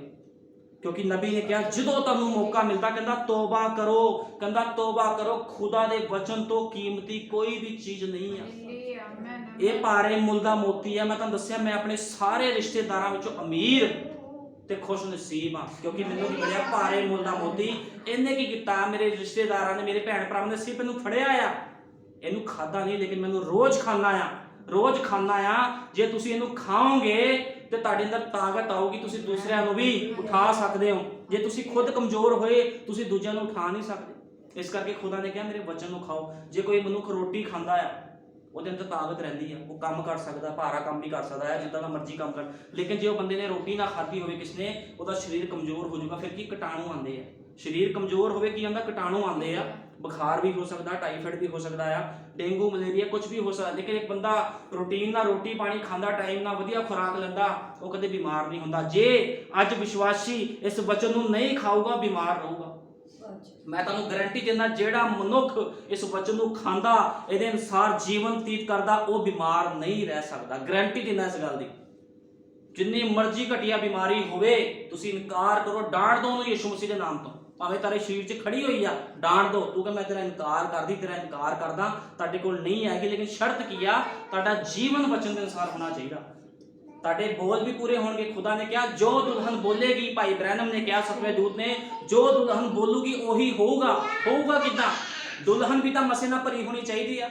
ਡੁਪਲੀਕੇਟ ਦੁਲਹਨ ਨਹੀਂ ਚਾਹੀਦੀ ਖੁਦਾ ਨੂੰ, ਓਰੀਜਨਲ ਚਾਹੀਦੀ ਆ। ਅੱਜ ਬਹੁਤ ਡੁਪਲੀਕੇਟ ਲੋਕ ਆ ਮਸੀਹ ਜਿਹੜੇ ਖੁਦਾ ਦੇ ਅੱਗੇ ਦਿਖਾਵਾ ਕਰ ਰਹੇ ਆ। ਲੇਕਿਨ ਖੁਦਾ ਕੀ ਕਰਦਾ? ਜਿਹੜਾ ਦੁਲਹਾ ਹੁੰਦਾ ਆ ਉਹ ਆਪਣੀ ਲਾੜੀ ਨੂੰ ਲੈਣ ਵਾਸਤੇ ਆ ਰਿਹਾ ਹੈ। ਅੱਜ ਸਾਨੂੰ ਚਾਹੀਦਾ ਖੁਦਾ ਦੇ ਵਚਨ ਦੇ ਅਨੁਸਾਰ ਜੀਵਨ ਬਤੀਤ ਕਰੋ। यदि मैं अपनी धारणा को ना बोलूं तो मैं एक पखंडी होऊंगा। ਹੁਣ ਨਬੀ ਕਹਿ ਰਿਹਾ ਜੇ ਮੈਂ ਤੁਹਾਨੂੰ ਇਹ ਚੀਜ਼ਾਂ ਨਾ ਦੱਸਾਂ। ਲੋਕੀ ਉਹਦਾ ਵਿਰੋਧ ਕਰਦੇ ਸੀ, ਲੋਕੀ ਕਹਿੰਦੇ ਸੀ ਗਲਤ ਬੋਲਦਾ। ਭਾਈ ਬ੍ਰਾਨੋ ਨੂੰ ਸ਼ੈਤਾਨ ਕਹਿੰਦੇ ਸੀ ਲੋਕ। ਮੈਂ ਤੁਹਾਨੂੰ ਦੱਸ ਰਿਹਾ ਉਹਦੇ ਸੰਦੇਸ਼ਾਂ 'ਚ ਲਿਖਿਆ ਭਾਈ ਬ੍ਰਾਨੋ ਲੋਕ ਕਹਿੰਦੇ ਸੀ ਤੇਰੇ 'ਚ ਸ਼ੈਤਾਨ ਆ, ਤੇਰੇ 'ਚ ਬਾਲ-ਜ਼ਬੂਲ ਆ। ਯਿਸੂ ਮਸੀਹ ਨੂੰ ਵੀ ਕਹਿੰਦੇ ਸੀ ਤੇਰੇ 'ਚ ਬਾਲ-ਜ਼ਬੂਲ ਆ। ਭਾਈ ਬ੍ਰਾਨੋ ਨੂੰ ਵੀ ਕਹਿੰਦੇ ਆ। ਅੱਜ ਲੋਕ ਮੈਨੂੰ ਵੀ ਕਹਿੰਦੇ ਆ, ਕਹਿੰਦੇ ਸ਼ੈਤਾਨ ਆ ਇਹਦੇ ਅੰਦਰ, ਕਹਿੰਦੇ ਇਹਨੇ ਸੰਸਾਰ ਛੱਡਤਾ। ਲੋਕੀ ਐਸ਼ ਕਰ ਰਹੇ, ਪੈਸਾ ਕਮਾ ਰਹੇ ਆ, ਇਹ ਦਿਨ ਰਾਤ ਪ੍ਰਾਰਥਨਾ ਕਰਦਾ ਉੱਪਰ ਜਾ ਕੇ। ਮੈਂ ਕਿਹਾ ਹਾਂ, ਯਿਸੂ ਮਸੀਹ ਨੂੰ ਵੀ ਇਦਾਂ ਕਿਹਾ ਸੀਗਾ। ਮੈਂ ਕਿਹਾ ਪ੍ਰਾਰਥਨਾ ਕਰਨ ਦੇ ਨਾਲ ਤੁਸੀਂ ਮੈਨੂੰ ਪ੍ਰਗਟ ਨਹੀਂ ਕਰ ਸਕਦੇ ਮੇਰੇ ਅੰਦਰ ਸ਼ੈਤਾਨ ਆ। ਮੈਂ ਜੇ ਖੁਦਾ ਦੇ ਕੰਮ ਕਰਦਾ, ਜੇ ਅੱਜ ਕੋਈ ਖੁਦਾ ਦਾ ਕੰਮ ਕਰੂਗਾ ਲੋਕੀ ਉਹਨੂੰ ਕਹਿੰਦੇ ਪਾਗਲ ਹੋ ਗਿਆ। ਲੋਕੀ ਤਾਂ ਪੈਸਾ ਕਮਾ ਰਹੇ, ਐਸ਼ ਕਰ ਰਹੇ ਆ, ਇਹ ਘੁੱਟਨੇ ਮੁੱਦੇ ਮਾਰੀ ਰੱਖਦਾ 24 ਘੰਟੇ। ਇਹ 24 ਘੰਟੇ ਘੁੱਟਨੇ ਮੁੱਦੇ ਮਾਰਦਾ, ਰੋਟੀ ਖਾਣ ਦਾ ਨਹੀਂ ਪਤਾ, ਪਾਣੀ ਪੀਣ ਦਾ ਨਹੀਂ ਪਤਾ, ਬੱਚਿਆਂ ਦਾ ਨਹੀਂ ਪਤਾ ਲੱਗਦਾ ਕਿ ਬੱਚਿਆਂ ਨੂੰ ਵੀ ਐਸ਼ ਕਰਾਣੀ, ਇਹ ਕਰਾਣਾ। ਮੈਂ ਕਿਹਾ ਨਹੀਂ, ਖੁਦਾ ਨੇ ਸੰਸਾਰ ਤੋਂ ਮਾਰਤਾ। ਮੈਂ ਇੱਕ ਭਾਈ ਜਿਹੜਾ ਮੇਰੇ ਕੋਲ ਕੱਲ ਆਇਆ ਸੀ, ਮੈਂ ਉਹਨੂੰ ਕਿਹਾ, ਮੈਂ ਕਿਹਾ ਭਾਈ ਬ੍ਰਦਰ ਕੀ ਤੈਨੂੰ ਪਤਾ ਆ ਵੀ ਜਿਹਦੇ ਅੰਦਰ ਪਵਿੱਤਰ ਆਤਮਾ ਹੁੰਦਾ ਉਹਦੀ ਤੈਨੂੰ ਪਛਾਣ ਹੈਗੀ ਆ? ਵੀ ਤੂੰ ਕਿੱਦਾਂ ਪਛਾਣ ਕਰੂੰਗਾ ਇਹਦੇ ਅੰਦਰ ਪਵਿੱਤਰ ਆਤਮਾ? ਅੱਜ ਐਂਡ ਟਾਈਮ ਮੈਸੇਜ ਦੇ ਵਿੱਚ ਹਜ਼ਾਰਾਂ ਲੋਕ ਕਹਿੰਦੇ ਆ, ਬਹੁਤ ਲੋਕ ਕਹਿੰਦੇ ਆ ਮਿਸ਼ਨਾਂ ਦੇ ਵਿੱਚ ਵੀ ਸਾਡੇ ਅੰਦਰ ਪਵਿੱਤਰ ਆਤਮਾ ਆ। ਮੈਂ ਕਿਹਾ ਤੂੰ ਪਛਾਣ ਕਿੱਦਾਂ ਕਰੂੰਗਾ? ਉਹ ਕਹਿੰਦਾ ਵੀ ਉਹ ਸੰਦੇਸ਼ ਦਾ ਸਮਝ ਹੋਊਗੀ ਉਹਨੂੰ। ਮੈਂ ਕਿਹਾ ਨਹੀਂ। ਪ੍ਰਾਰਥਨਾ ਕਰਦਾ ਹੋਊਗਾ? ਮੈਂ ਕਿਹਾ ਨਹੀਂ। ਮੈਂ ਕਿਹਾ ਇਹ ਚੀਜ਼ਾਂ ਦਾ ਨਹੀਂ। ਮੈਂ ਕਿਹਾ ਪਵਿੱਤਰ ਆਤਮਾ ਦਾ ਜਿਹੜਾ ਨਿਸ਼ਾਨ ਹੁੰਦਾ ਆ ਵੀ ਕਿਸੇ ਮਨੁੱਖ ਦੇ ਅੰਦਰ ਪਵਿੱਤਰ ਆਤਮਾ ਕੰਮ ਕਰਦਾ, ਮੈਂ ਕਿਹਾ ਇੱਕੋ ਹੀ ਨਿਸ਼ਾਨੀ ਆ, ਉਹ ਮਨੁੱਖ ਸੰਸਾਰ ਤੋਂ ਮਰਿਆ ਹੋਇਆ ਮਿਲੂਗਾ। ਇਹ ਨਿਸ਼ਾਨੀ ਆ ਮਨੁੱਖ ਦੀ ਜਿਹੜਾ ਸੰਸਾਰ ਤੋਂ ਮਰਿਆ ਹੋਇਆ ਹੁੰਦਾ, ਜਿਹਦੇ ਅੰਦਰ ਖੁਦਾ ਦਾ ਪਵਿੱਤਰ ਆਤਮਾ। ਕਿਉਂਕਿ ਜਿਵੇਂ ਮੈਂ ਤੁਹਾਨੂੰ ਦੱਸ ਰਿਹਾ ਪਵਿੱਤਰ ਆਤਮਾ ਦਾ ਇੱਕੋ ਹੀ ਕੰਮ ਆ। ਸਭ ਤੋਂ ਪਹਿਲਾ ਕੰਮ ਕੀ ਆ ਪਵਿੱਤਰ ਆਤਮਾ? ਜਦੋਂ ਕਿਸੇ ਜੀਵਨ ਦੇ ਵਿੱਚ ਪਵਿੱਤਰ ਆਤਮਾ ਕੰਮ ਕਰਦਾ ਆ, ਉਹਨੂੰ ਸੰਸਾਰ ਤੋਂ ਮਾਰਨਾ ਸ਼ੁਰੂ ਕਰ ਦਿੰਦਾ ਆ। ਉਹਨੂੰ ਸੰਸਾਰ ਤੋਂ ਮਾਰ ਕੇ ਸਾਈਡ ਤੇ ਖੜਾ ਕਰ ਦਿੰਦਾ, ਇੱਕ ਲਾਸ਼ ਬਣਾ ਦਿੰਦਾ, ਲੋਕਾਂ ਸਾਹਮਣੇ ਤਮਾਸ਼ਾ ਬਣਾ ਦਿੰਦਾ ਉਹਦਾ। ਤੁਹਾਨੂੰ ਦੱਸਿਆ ਜਦੋਂ ਯੀਸ਼ੂ ਮਸੀਹ ਪ੍ਰਚਾਰ ਕਰਦਾ ਸੀ, ਲੋਕਾਂ ਨੂੰ ਰੋਟੀਆਂ ਖਵਾਉਂਦਾ ਸੀਗਾ, ਚਮਤਕਾਰ ਕਰ ਕਰਕੇ ਬੜੀ ਭੀੜ, ਭਾਈ ਬ੍ਰਾਹਨਮ ਨੇ ਕਿਹਾ ਬਹੁਤ ਭੀੜ ਨਬੀ ਉਹਦੇ ਪਿੱਛੇ ਸੀਗੀ। ਕਿਉਂ ਸੀਗੀ? ਕਿਉਂਕਿ ਉਹ ਚਮਤਕਾਰ ਕਰਦਾ, ਲੋਕੀ ਚਮਤਕਾਰ ਦੇਖਣ ਆਉਂਦੇ ਸੀ ਵੀ ਬੜੇ ਵੱਡੇ ਵੱਡੇ ਚਮਤਕਾਰ ਕਰਦਾ ਆ, ਬਹੁਤ ਵੱਡੇ ਵੱਡੇ ਕੰਮ ਕਰਦਾ। ਇੱਥੇ ਤੱਕ ਕਿ ਉਹ ਥੋੜੀ ਜਿਹੀ ਰੋਟੀਆਂ ਦੇ 2-2 ਰੋਟੀਆਂ ਦੇ 12-12 ਟੋਕਰੇ ਚਕਾ ਦਿੰਦਾ ਸੀ, 7-7 ਟੋਕਰੇ ਚਕਾ ਦਿੰਦਾ ਸੀਗਾ, ਵੱਡੇ ਵੱਡੇ ਚਮਤਕਾਰ ਕੀਤੇ। ਲੇਕਿਨ ਕਹਿੰਦਾ ਭਾਈ ਬ੍ਰਾਹਨਮ ਨੇ ਕਿਹਾ ਉਹਦੀ ਪ੍ਰਸਿੱਧੀ ਬਾਅਦ ਚ ਘਟ ਗਈ। ਕਿਉਂ ਘਟੀ? ਜਿਹੜਾ ਯੀਸ਼ੂ ਮਸੀਹ ਬੜਾ ਪ੍ਰਸਿੱਧ ਸੀਗਾ, ਉਹਦੀ ਪ੍ਰਸਿੱਧੀ ਕਿਉਂ ਘਟ ਗਈ? ਉਹਦੀ ਜਿਹੜੀ ਵਾਹਵਾਹੀ ਹੋ ਰਹੀ ਸੀ ਕਿਉਂ ਘਟ ਗਈ? ਉਹਨੇ ਕੀ ਕਿਹਾ? ਪਹਿਲਾਂ ਉਹਨੇ ਚਮਤਕਾਰ ਕੀਤੇ, ਫਿਰ ਉਹਨੇ ਲੋਕਾਂ ਨੂੰ ਕਿਹਾ, ਜਦੋਂ ਉਹਦੇ ਚੇਲੇ ਵੀ ਕੋਲ ਬੈਠੇ, 70 ਚੇਲੇ ਵੀ ਕੋਲ ਬੈਠੇ ਸੀ, ਕਹਿੰਦਾ ਇਸ ਬੱਚੇ ਨੂੰ ਤੁਹਾਨੂੰ ਖਾਣਾ ਪੈਣਾ, ਕਹਿੰਦਾ ਇਸ ਲਹੂ ਨੂੰ ਤੁਹਾਨੂੰ ਪੀਣਾ ਪੈਣਾ। ਤੁਹਾਨੂੰ ਪਤਾ ਉਹਦੇ ਚੇਲੇ ਛੱਡ ਕੇ ਚਲੇ ਗਏ ਸੀ ਸਾਰੇ, 70 ਚੇਲੇ, ਹੋਰ ਵੀ ਬਹੁਤ ਚੇਲੇ ਛੱਡ ਕੇ ਚਲੇ ਗਏ। ਉਹ ਕਹਿੰਦੇ ਤੁਹਾਨੂੰ ਇਹਦੇ ਅਨੁਸਾਰ ਜੀਵਨ ਬਤੀਤ ਕਰਨਾ ਪੈਣਾ। ਜਦੋਂ ਇਹ ਗੱਲ ਸੁਣੀ ਚੇਲੇ ਭੱਜ ਗਏ। ਕਿਉਂ ਭੱਜੇ? ਉਹ ਕਹਿੰਦੇ ਨਹੀਂ ਅਸੀਂ ਚਿੰਨ ਚਮਤਕਾਰ, ਅਸੀਂ ਆਹ ਚੀਜ਼ਾਂ ਦੇਖ ਸਕਦੇ ਹਾਂ, ਕਹਿੰਦੇ ਅਸੀਂ ਐਸ਼ ਕਰਨੀ ਹੈ ਤੇਰੇ ਨਾਲ ਰਹਿ ਕੇ, ਲੇਕਿਨ ਤੇਰੇ ਵਚਨ ਦੇ ਅਨੁਸਾਰ ਚੱਲਣਾ ਨਹੀਂ ਆ। ਉਹ ਕਹਿੰਦਾ ਮੇਰੇ ਵਚਨ ਨੂੰ ਖਾਣਾ ਪੈਣਾ, ਜੇ ਤੁਸੀਂ ਵਚਨ ਨੂੰ ਨਹੀਂ ਖਾਂਦੇ ਤੁਹਾਡੇ ਵਿੱਚ ਜੀਵਨ ਨਹੀਂ ਆ। ਤੇ ਸਾਰੇ ਛੱਡ ਕੇ ਚਲੇ ਗਏ। 12 ਚੇਲੇ ਕੋਲ ਬੈਠੇ ਸੀ ਤੇ ਯੀਸ਼ੂ ਮਸੀਹ ਨੇ ਕਿਹਾ ਕੀ ਤੁਸੀਂ ਵੀ ਜਾਣਾ ਚਾਹੁੰਦੇ ਹੋ? ਲੇਕਿਨ ਚੇਲਿਆਂ ਨੇ ਕੀ ਕਿਹਾ? ਨਹੀਂ ਪ੍ਰਭੂ ਜੀ, ਜੀਵਨ ਦੀ ਗੱਲਾਂ ਤਾਂ ਤੇਰੇ ਕੋਲ, ਅਸੀਂ ਕਿੱਥੇ ਜਾਈਏ? ਦੇਖੋ ਕਿੰਨੀ ਵੱਡੀ ਗੱਲ ਆ। ਮੈਂ ਤੁਹਾਨੂੰ ਦੱਸਿਆ ਵੀ ਬਹੁਤ ਥੋੜੇ ਆ ਜਿਹੜੇ ਵਚਨ ਨੂੰ ਖਾ ਸਕਦੇ ਆ। ਹਰ ਮਨੁੱਖ ਵਚਨ ਦੇ ਅਨੁਸਾਰ ਜੀਵਨ ਨਹੀਂ ਬਤੀਤ ਕਰ ਸਕਦਾ। ਅੱਜ ਚਰਚਾਂ ਵਿੱਚ 2-2 ਲੱਖ ਬੰਦਾ ਜਾਂਦਾ, ਲੱਖ ਬੰਦਾ ਜਾਂਦਾ, ਤੁਸੀਂ ਇੱਕ ਵੀ ਬੰਦਾ ਲੈ ਆਓ, ਮੈਂ ਗਾਰੰਟੀ ਦਿੰਦਾ ਜਿਹੜਾ ਸੰਸਾਰ ਤੋਂ ਮਰਿਆ ਹੋਇਆ ਹੋਵੇ, ਤੁਹਾਨੂੰ ਇੱਕ ਬੰਦਾ ਨਹੀਂ ਮਿਲੂਗਾ। ਸਾਰੇ ਦੇ ਸਾਰੇ ਵਿਚਾਰੇ, ਲੁੱਚਪੁਣਾ ਕਰਨ ਵਾਲੇ ਗਲਤ ਬੰਦੇ ਤੁਹਾਨੂੰ ਮਿਲਣਗੇ। ਕਿਉਂ? ਕਿਉਂਕਿ ਨੀਂਹ ਸਹੀ ਨਹੀਂ ਹੈ। ਜਿਹਦੀ ਜੜ ਸਹੀ ਨਹੀਂ ਹੁੰਦੀ ਉਹਦੇ ਫਲ ਵੀ ਸਹੀ ਨਹੀਂ ਹੁੰਦੇ ਕਦੇ। ਜਿਹੜੇ ਚਰਚੇ ਤੁਸੀਂ ਜਾਣਦੇ ਹੋ, ਚੈੱਕ ਕਰੋ ਤੁਹਾਡਾ ਪਾਸਟਰ ਕਿੱਦਾਂ ਦਾ ਹੈ। ਜੇ ਤੁਹਾਡਾ ਪਾਸਟਰ ਸਟਰੋਂਗ ਹੋਊਗਾ, ਵਚਨ ਦੇ ਅਨੁਸਾਰ ਜੀਵਨ ਬਤੀਤ ਕਰਨ ਵਾਲਾ ਹੋਊਗਾ, ਤੇ ਤੁਹਾਨੂੰ ਕੋਈ ਸ਼ੈਤਾਨ ਦੀ ਸ਼ਕਤੀ ਹਿਲਾ ਨਹੀਂ ਸਕਦੀ। ਜੇ ਤੁਹਾਡਾ ਪਾਸਟਰ ਹੀ ਨਕੰਮਾ ਹੋਊਗਾ, 1 ਕਿਲੋ ਮੀਟ ਖਾ ਕੇ ਬੈਠਾ ਹੋਇਆ ਆ, ਕੁੱਲੂ ਮਨਾਲੀ ਘੁੰਮ ਰਿਹਾ, ਫਿਰ ਕੀ ਹੋਊਗਾ? ਸਾਰਾ ਤੁਹਾਡੇ ਘਰ ਦਾ ਸਿਸਟਮ ਖਰਾਬ ਹੋ ਜਾਊਗਾ। ਕਿਉਂਕਿ ਜਿਹੜੀ ਭੇਡ ਹੁੰਦੀ ਆ ਉਹਨੂੰ ਚੱਲਣਾ ਨਹੀਂ ਆਉਂਦਾ। ਇੱਕ ਸੇਵਕ ਕਿਉਂ ਠਹਿਰਾਇਆ ਹੁੰਦਾ? ਸੇਵਕ ਇਸ ਕਰਕੇ ਖੜਾ ਕੀਤਾ ਹੁੰਦਾ, ਜੇ ਭੇਡਾਂ ਗਲਤੀਆਂ ਕਰਨ, ਆਪਸ ਵਿੱਚ ਲੜਨ ਤੇ ਉਹਨਾਂ ਨੂੰ ਸੰਭਾਲੇ, ਉਹਨਾਂ ਦੀ ਪ੍ਰਾਰਥਨਾ ਕਰੇ, ਇਸ ਕਰਕੇ ਠਹਿਰਾਇਆ ਗਿਆ। ਇਹ ਨਹੀਂ ਵੀ ਸੇਵਕ ਉਹਦਾ ਕਤਲ ਕਰਦੇ ਆ, ਕभी ਜਾ ਭੱਜ ਜਾ, ਜਿੱਥੇ ਮਰਜੀ ਜਾ। ਸੇਵਕ ਦਾ ਕੰਮ ਹੁੰਦਾ ਦਿਨ ਰਾਤ ਗੁੱਟਨੇ ਟੇਕ ਕੇ ਪ੍ਰਾਰਥਨਾ ਕਰੇ, ਇਹ ਸੇਵਕ ਦਾ ਕੰਮ ਹੁੰਦਾ ਆ।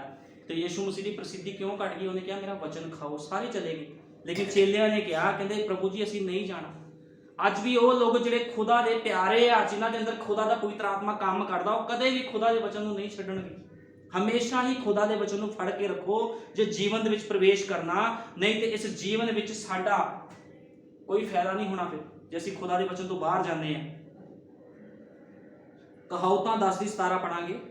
ਕਹਾਵਤਾਂ 10:17 10:17 ਜਿਹੜਾ ਸਿੱਖਿਆ ਨੂੰ ਮੰਨਦਾ ਉਹ ਤਾਂ ਜਿਉਣ ਦੇ ਰਾਹ ਉੱਤੇ ਹੈ, ਪਰ ਜਿਹੜਾ ਤਾੜ ਨੂੰ ਰੱਦ ਕਰਦਾ, ਕਹਿੰਦਾ ਉਹ ਰਾਹ ਤੋਂ ਭੁੱਲਿਆ ਹੋਇਆ ਹੈ। ਹੁਣ ਕਹਾਵਤਾਂ 10:17 ਵਿੱਚ ਲਿਖਿਆ, ਕਹਿੰਦਾ ਜਿਹੜਾ ਸਿੱਖਿਆ ਨੂੰ ਮੰਨਦਾ ਹੈ। ਜਦੋਂ ਯੀਸ਼ੂ ਮਸੀਹ ਸਿੱਖਿਆ ਦੇ ਰਿਹਾ ਸੀ, ਜਿੰਨੇ ਲੋਕਾਂ ਨੇ ਯੀਸ਼ੂ ਮਸੀਹ ਦੀ ਸਿੱਖਿਆ ਨੂੰ ਮੰਨਿਆ, ਉਹਨਾਂ ਨੇ ਜੀਵਨ ਦੇ ਵਿੱਚ ਪ੍ਰਵੇਸ਼ ਕੀਤਾ।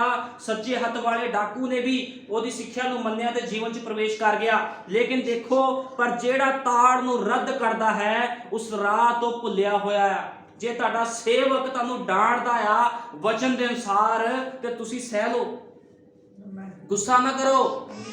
ਕੀ ਮੈਂ ਤੁਹਾਨੂੰ ਇਸ ਕਰਕੇ ਡਾਂਟਦਾ, ਇਸ ਕਰਕੇ ਬੋਲਦਾ ਆ ਵੀ ਤੁਸੀਂ ਵਚਨ ਤੋਂ ਬਾਹਰ ਜਾਓ? ਨਹੀਂ, ਤਾਂ ਕਿ ਤੁਹਾਡਾ ਸ਼ੁੱਧੀਕਰਨ ਹੋਵੇ। ਭਾਈ ਬ੍ਰਾਹਨਮ ਨੇ ਕਿਹਾ, ਜਦੋਂ ਸੋਨਾ ਹੁੰਦਾ, ਸੋਨਾ ਏਦਾਂ ਪਿਓਰ ਨਹੀਂ ਹੁੰਦਾ।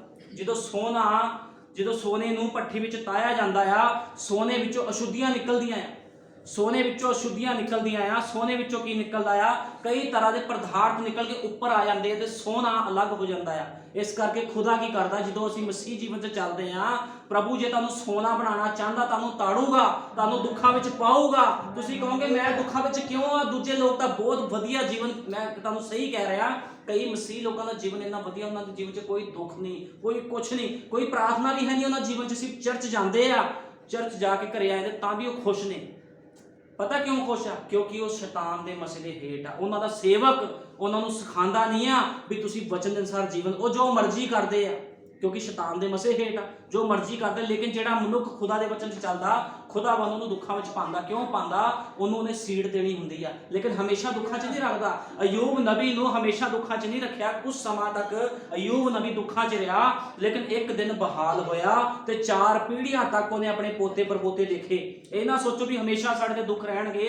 ਜੇ ਤੁਸੀਂ खुदा ਦੇ वचन च सही तरीके ਨਾਲ ਚੱਲੋ, खुदा ਨੂੰ ਪਹਿਲ ਦਿਓ, ਮੂਰਤੀਆਂ ਅੱਗੇ ਮੱਥਾ ਨਾ ਟੇਕੋ। ਜਿੱਦਾਂ ਮੈਂ ਤੁਹਾਨੂੰ ਦੱਸਿਆ, ਬੱਚਿਆਂ ਦੇ ਅੰਦਰ ਦੁਸ਼ਟ ਆਤਮੇ ਆਉਂਦੇ, ਉਹ ਤੁਹਾਡੇ ਤੋਂ ਗੱਲਾਂ ਪਕਾਉਂਦੇ ਆਪਣੀਆਂ, ਉਹਨਾਂ ਅੱਗੇ ਮੱਥੇ ਨਾ ਟੇਕੋ। ਜੇ ਤੁਸੀਂ ਮੱਥੇ ਟੇਕਦੇ ਹੋ ਤੇ ਸਮਝ ਲਓ ਤੁਸੀਂ ਮੂਰਤੀ ਪੂਜਾ ਕੀਤੀ ਆ। ਫਿਰ ਅਸੀਂ ਕਹਿੰਦੇ ਅਸੀਂ ਕਿਹੜੀ ਮੂਰਤੀ ਪੂਜਾ ਕੀਤੀ ਪ੍ਰਭੂ ਜੀ? ਫਿਰ ਅਸੀਂ ਖੁਦਾ ਨੂੰ ਕਹਿੰਦੇ ਅਸੀਂ ਤਾਂ ਸਾਰਾ ਕੁਝ ਛੱਡ ਕੇ ਅਸੀਂ ਦੂਜੀਆਂ ਜਾਤੋਂ ਦੇਵੀ ਦੇਵਤੇ ਛੱਡਦੇ, ਅਸੀਂ ਤੇਰੇ ਕੋਲ ਆ ਗਏ। ਇਹੀ ਮੂਰਤੀ ਪੂਜਾ ਆ। ਜੇ ਤੁਸੀਂ ਦੁਸ਼ਟ ਆਤਮੇ ਅੱਗੇ ਮੱਥਾ ਟੇਕਦੇ ਹੋ, ਦੁਸ਼ਟ ਆਤਮੇ ਅੱਗੇ ਮੱਥਾ ਨਾ ਟੇਕੋ। ਉਹਦੇ ਕੇ ਖੜ ਜਾਓ ਸੀਨਾ ਤਾਣ ਕੇ, ਕਹੋ ਯਿਸੂ ਮਸੀਹ ਦੇ ਨਾਮ 'ਚ ਮੈਂ ਤੈਨੂੰ ਡਾਂਟਦਾ ਆ, ਮੈਂ ਤੈਨੂੰ ਡਾਂਟਦੀ ਆਪਣੇ ਘਰ ਦਾ, ਆਪਣੇ ਪਰਿਵਾਰ ਦਾ। ਤੁਸੀਂ ਖੁਦ ਧਿਆਨ ਰੱਖੋ, ਪ੍ਰਾਰਥਨਾ ਕਰੋ। ਜੇ ਕਮਜ਼ੋਰ ਹੋ, ਆਪਣੇ ਸੇਵਕ ਨੂੰ ਕਹੋ। ਤੁਹਾਡੇ ਸੇਵਕ ਦਾ ਫਰਜ਼ ਬਣਦਾ ਤੁਹਾਡੇ ਵਾਸਤੇ ਪ੍ਰਾਰਥਨਾ ਕਰੂਗਾ, ਚਾਹੇ 2 ਦਿਨ ਨਾ ਰੋਟੀ ਖਾਵੇ, 3 ਦਿਨ ਨਾ ਖਾਵੇ, ਉਹ ਉੱਤੇ ਡਿਪੈਂਡ ਕਰਦਾ ਆ। ਉਹਨੂੰ ਹੀ ਲੋੜ ਆ, ਉਹਨੂੰ ਚਾਹੀਦਾ ਉਹ ਤੁਹਾਡੇ ਘਰ ਵਾਸਤੇ ਪ੍ਰਾਰਥਨਾ ਕਰੇ। ਸੇਵਕ ਕਦੇ ਇਸ ਤਰ੍ਹਾਂ ਨਹੀਂ ਕਹਿ ਸਕਦਾ ਵੀ ਹਾਂ ਤੁਸੀਂ ਕਰੋ ਜਾ ਕੇ। ਤੁਸੀਂ ਤਾਂ ਕਰਨੀ ਆ। ਪਹਿਲਾ ਫਰਜ਼ ਸੇਵਕ ਦਾ ਹੁੰਦਾ ਪ੍ਰਾਰਥਨਾ ਕਰਨ ਦਾ। ਮੰਨ ਲਓ ਇੱਕ ਮਨੁੱਖ ਬਿਮਾਰ ਆ, ਮੈਂ ਉਹਨੂੰ ਜਾ ਕੇ ਕਹਾਂ ਤੂੰ ਪ੍ਰਾਰਥਨਾ ਨਹੀਂ ਕਰਦਾ, ਤੂੰ ਤਾਂ ਬਿਮਾਰ ਆ। ਕਿਉਂ? ਇਸ ਤਰ੍ਹਾਂ ਨਹੀਂ। ਮੈਂ ਪ੍ਰਾਰਥਨਾ ਪਹਿਲਾਂ ਉਹਦੇ ਵਾਸਤੇ ਕਰੂੰਗਾ। ਜਦੋਂ ਸਟੈਂਡ ਹੋ ਜਾਊਗਾ, ਬਰਕਤ ਵਿੱਚ ਆ ਜਾਊਗਾ, ਵਧੀਆ ਤਰੀਕੇ ਨਾਲ ਖੜ ਜਾਊਗਾ, ਫਿਰ ਮੈਨੂੰ ਕਹੂੰਗਾ ਭਾਈ ਖੁਦਾ ਨੇ ਤੈਨੂੰ ਵਧੀਆ ਸਟੈਂਡ ਕੀਤਾ, ਹੁਣ ਤੂੰ ਤਗੜਾ ਹੋ ਗਿਆ, ਹੁਣ ਤੂੰ ਪ੍ਰਾਰਥਨਾ ਕਰ। ਜੇ ਉਹ ਨਹੀਂ ਕਰਦਾ, ਫਿਰ ਉਹ ਆਪਣੇ ਤੇ ਡਿਪੈਂਡ ਆ ਉੱਤੇ ਗੱਲ, ਫਿਰ ਉਹ ਖੁਦ ਦੋਸ਼ੀ ਇਸ ਗੱਲ ਦੇ ਵਿੱਚ। ਲੇਕਿਨ ਜਦੋਂ ਕਮਜ਼ੋਰ ਆ ਤੇ ਇੱਕ ਸੇਵਕ ਦਾ ਫਰਜ਼ ਬਣਦਾ ਉਹਨੂੰ ਖੜਾ ਕਰਨ ਦੇ ਲਈ। ਇਹ ਸਾਡਾ ਫਰਜ਼ ਆ। ਨਬੀ ਨੇ ਕਿਹਾ ਫਰਜ਼ ਆ ਇੱਕ ਦੂਸਰੇ ਨੂੰ ਦੇਖਣਾ। ਕਲੀਸਿਆ ਦੇ ਵਿੱਚ ਸਾਡਾ ਫਰਜ਼ ਬਣਦਾ ਇੱਕ ਦੂਸਰੇ ਨੂੰ ਅਸੀਂ ਦੇਖੀਏ, ਉਹਨਾਂ ਦੇ ਦੁੱਖਾਂ ਵਿੱਚ ਚੱਲੀਏ। ਜੋ ਮਨੁੱਖ ਜੋ ਕਰ ਸਕਦਾ ਉਹ ਕਰੇ। ਜੇ ਕੋਈ ਪੈਸੇ ਦੇ ਨਾਲ ਕਿਸੇ ਦੀ ਹੈਲਪ ਕਰ ਸਕਦਾ ਉਹ ਪੈਸੇ ਨਾ ਕਰੇ। ਜੇ ਕੱਪੜੇ ਦੇ ਨਾਲ ਕਿਸੇ ਦੀ ਮਦਦ ਕਰ ਸਕਦਾ ਕੱਪੜੇ ਨਾ ਕਰੇ। ਜੇ ਕੋਈ ਪ੍ਰਾਰਥਨਾ ਦੁਆਰਾ ਕਿਸੇ ਦੀ ਮਦਦ ਕਰ ਸਕਦਾ ਪ੍ਰਾਰਥਨਾ ਦੁਆਰਾ ਕਰੇ।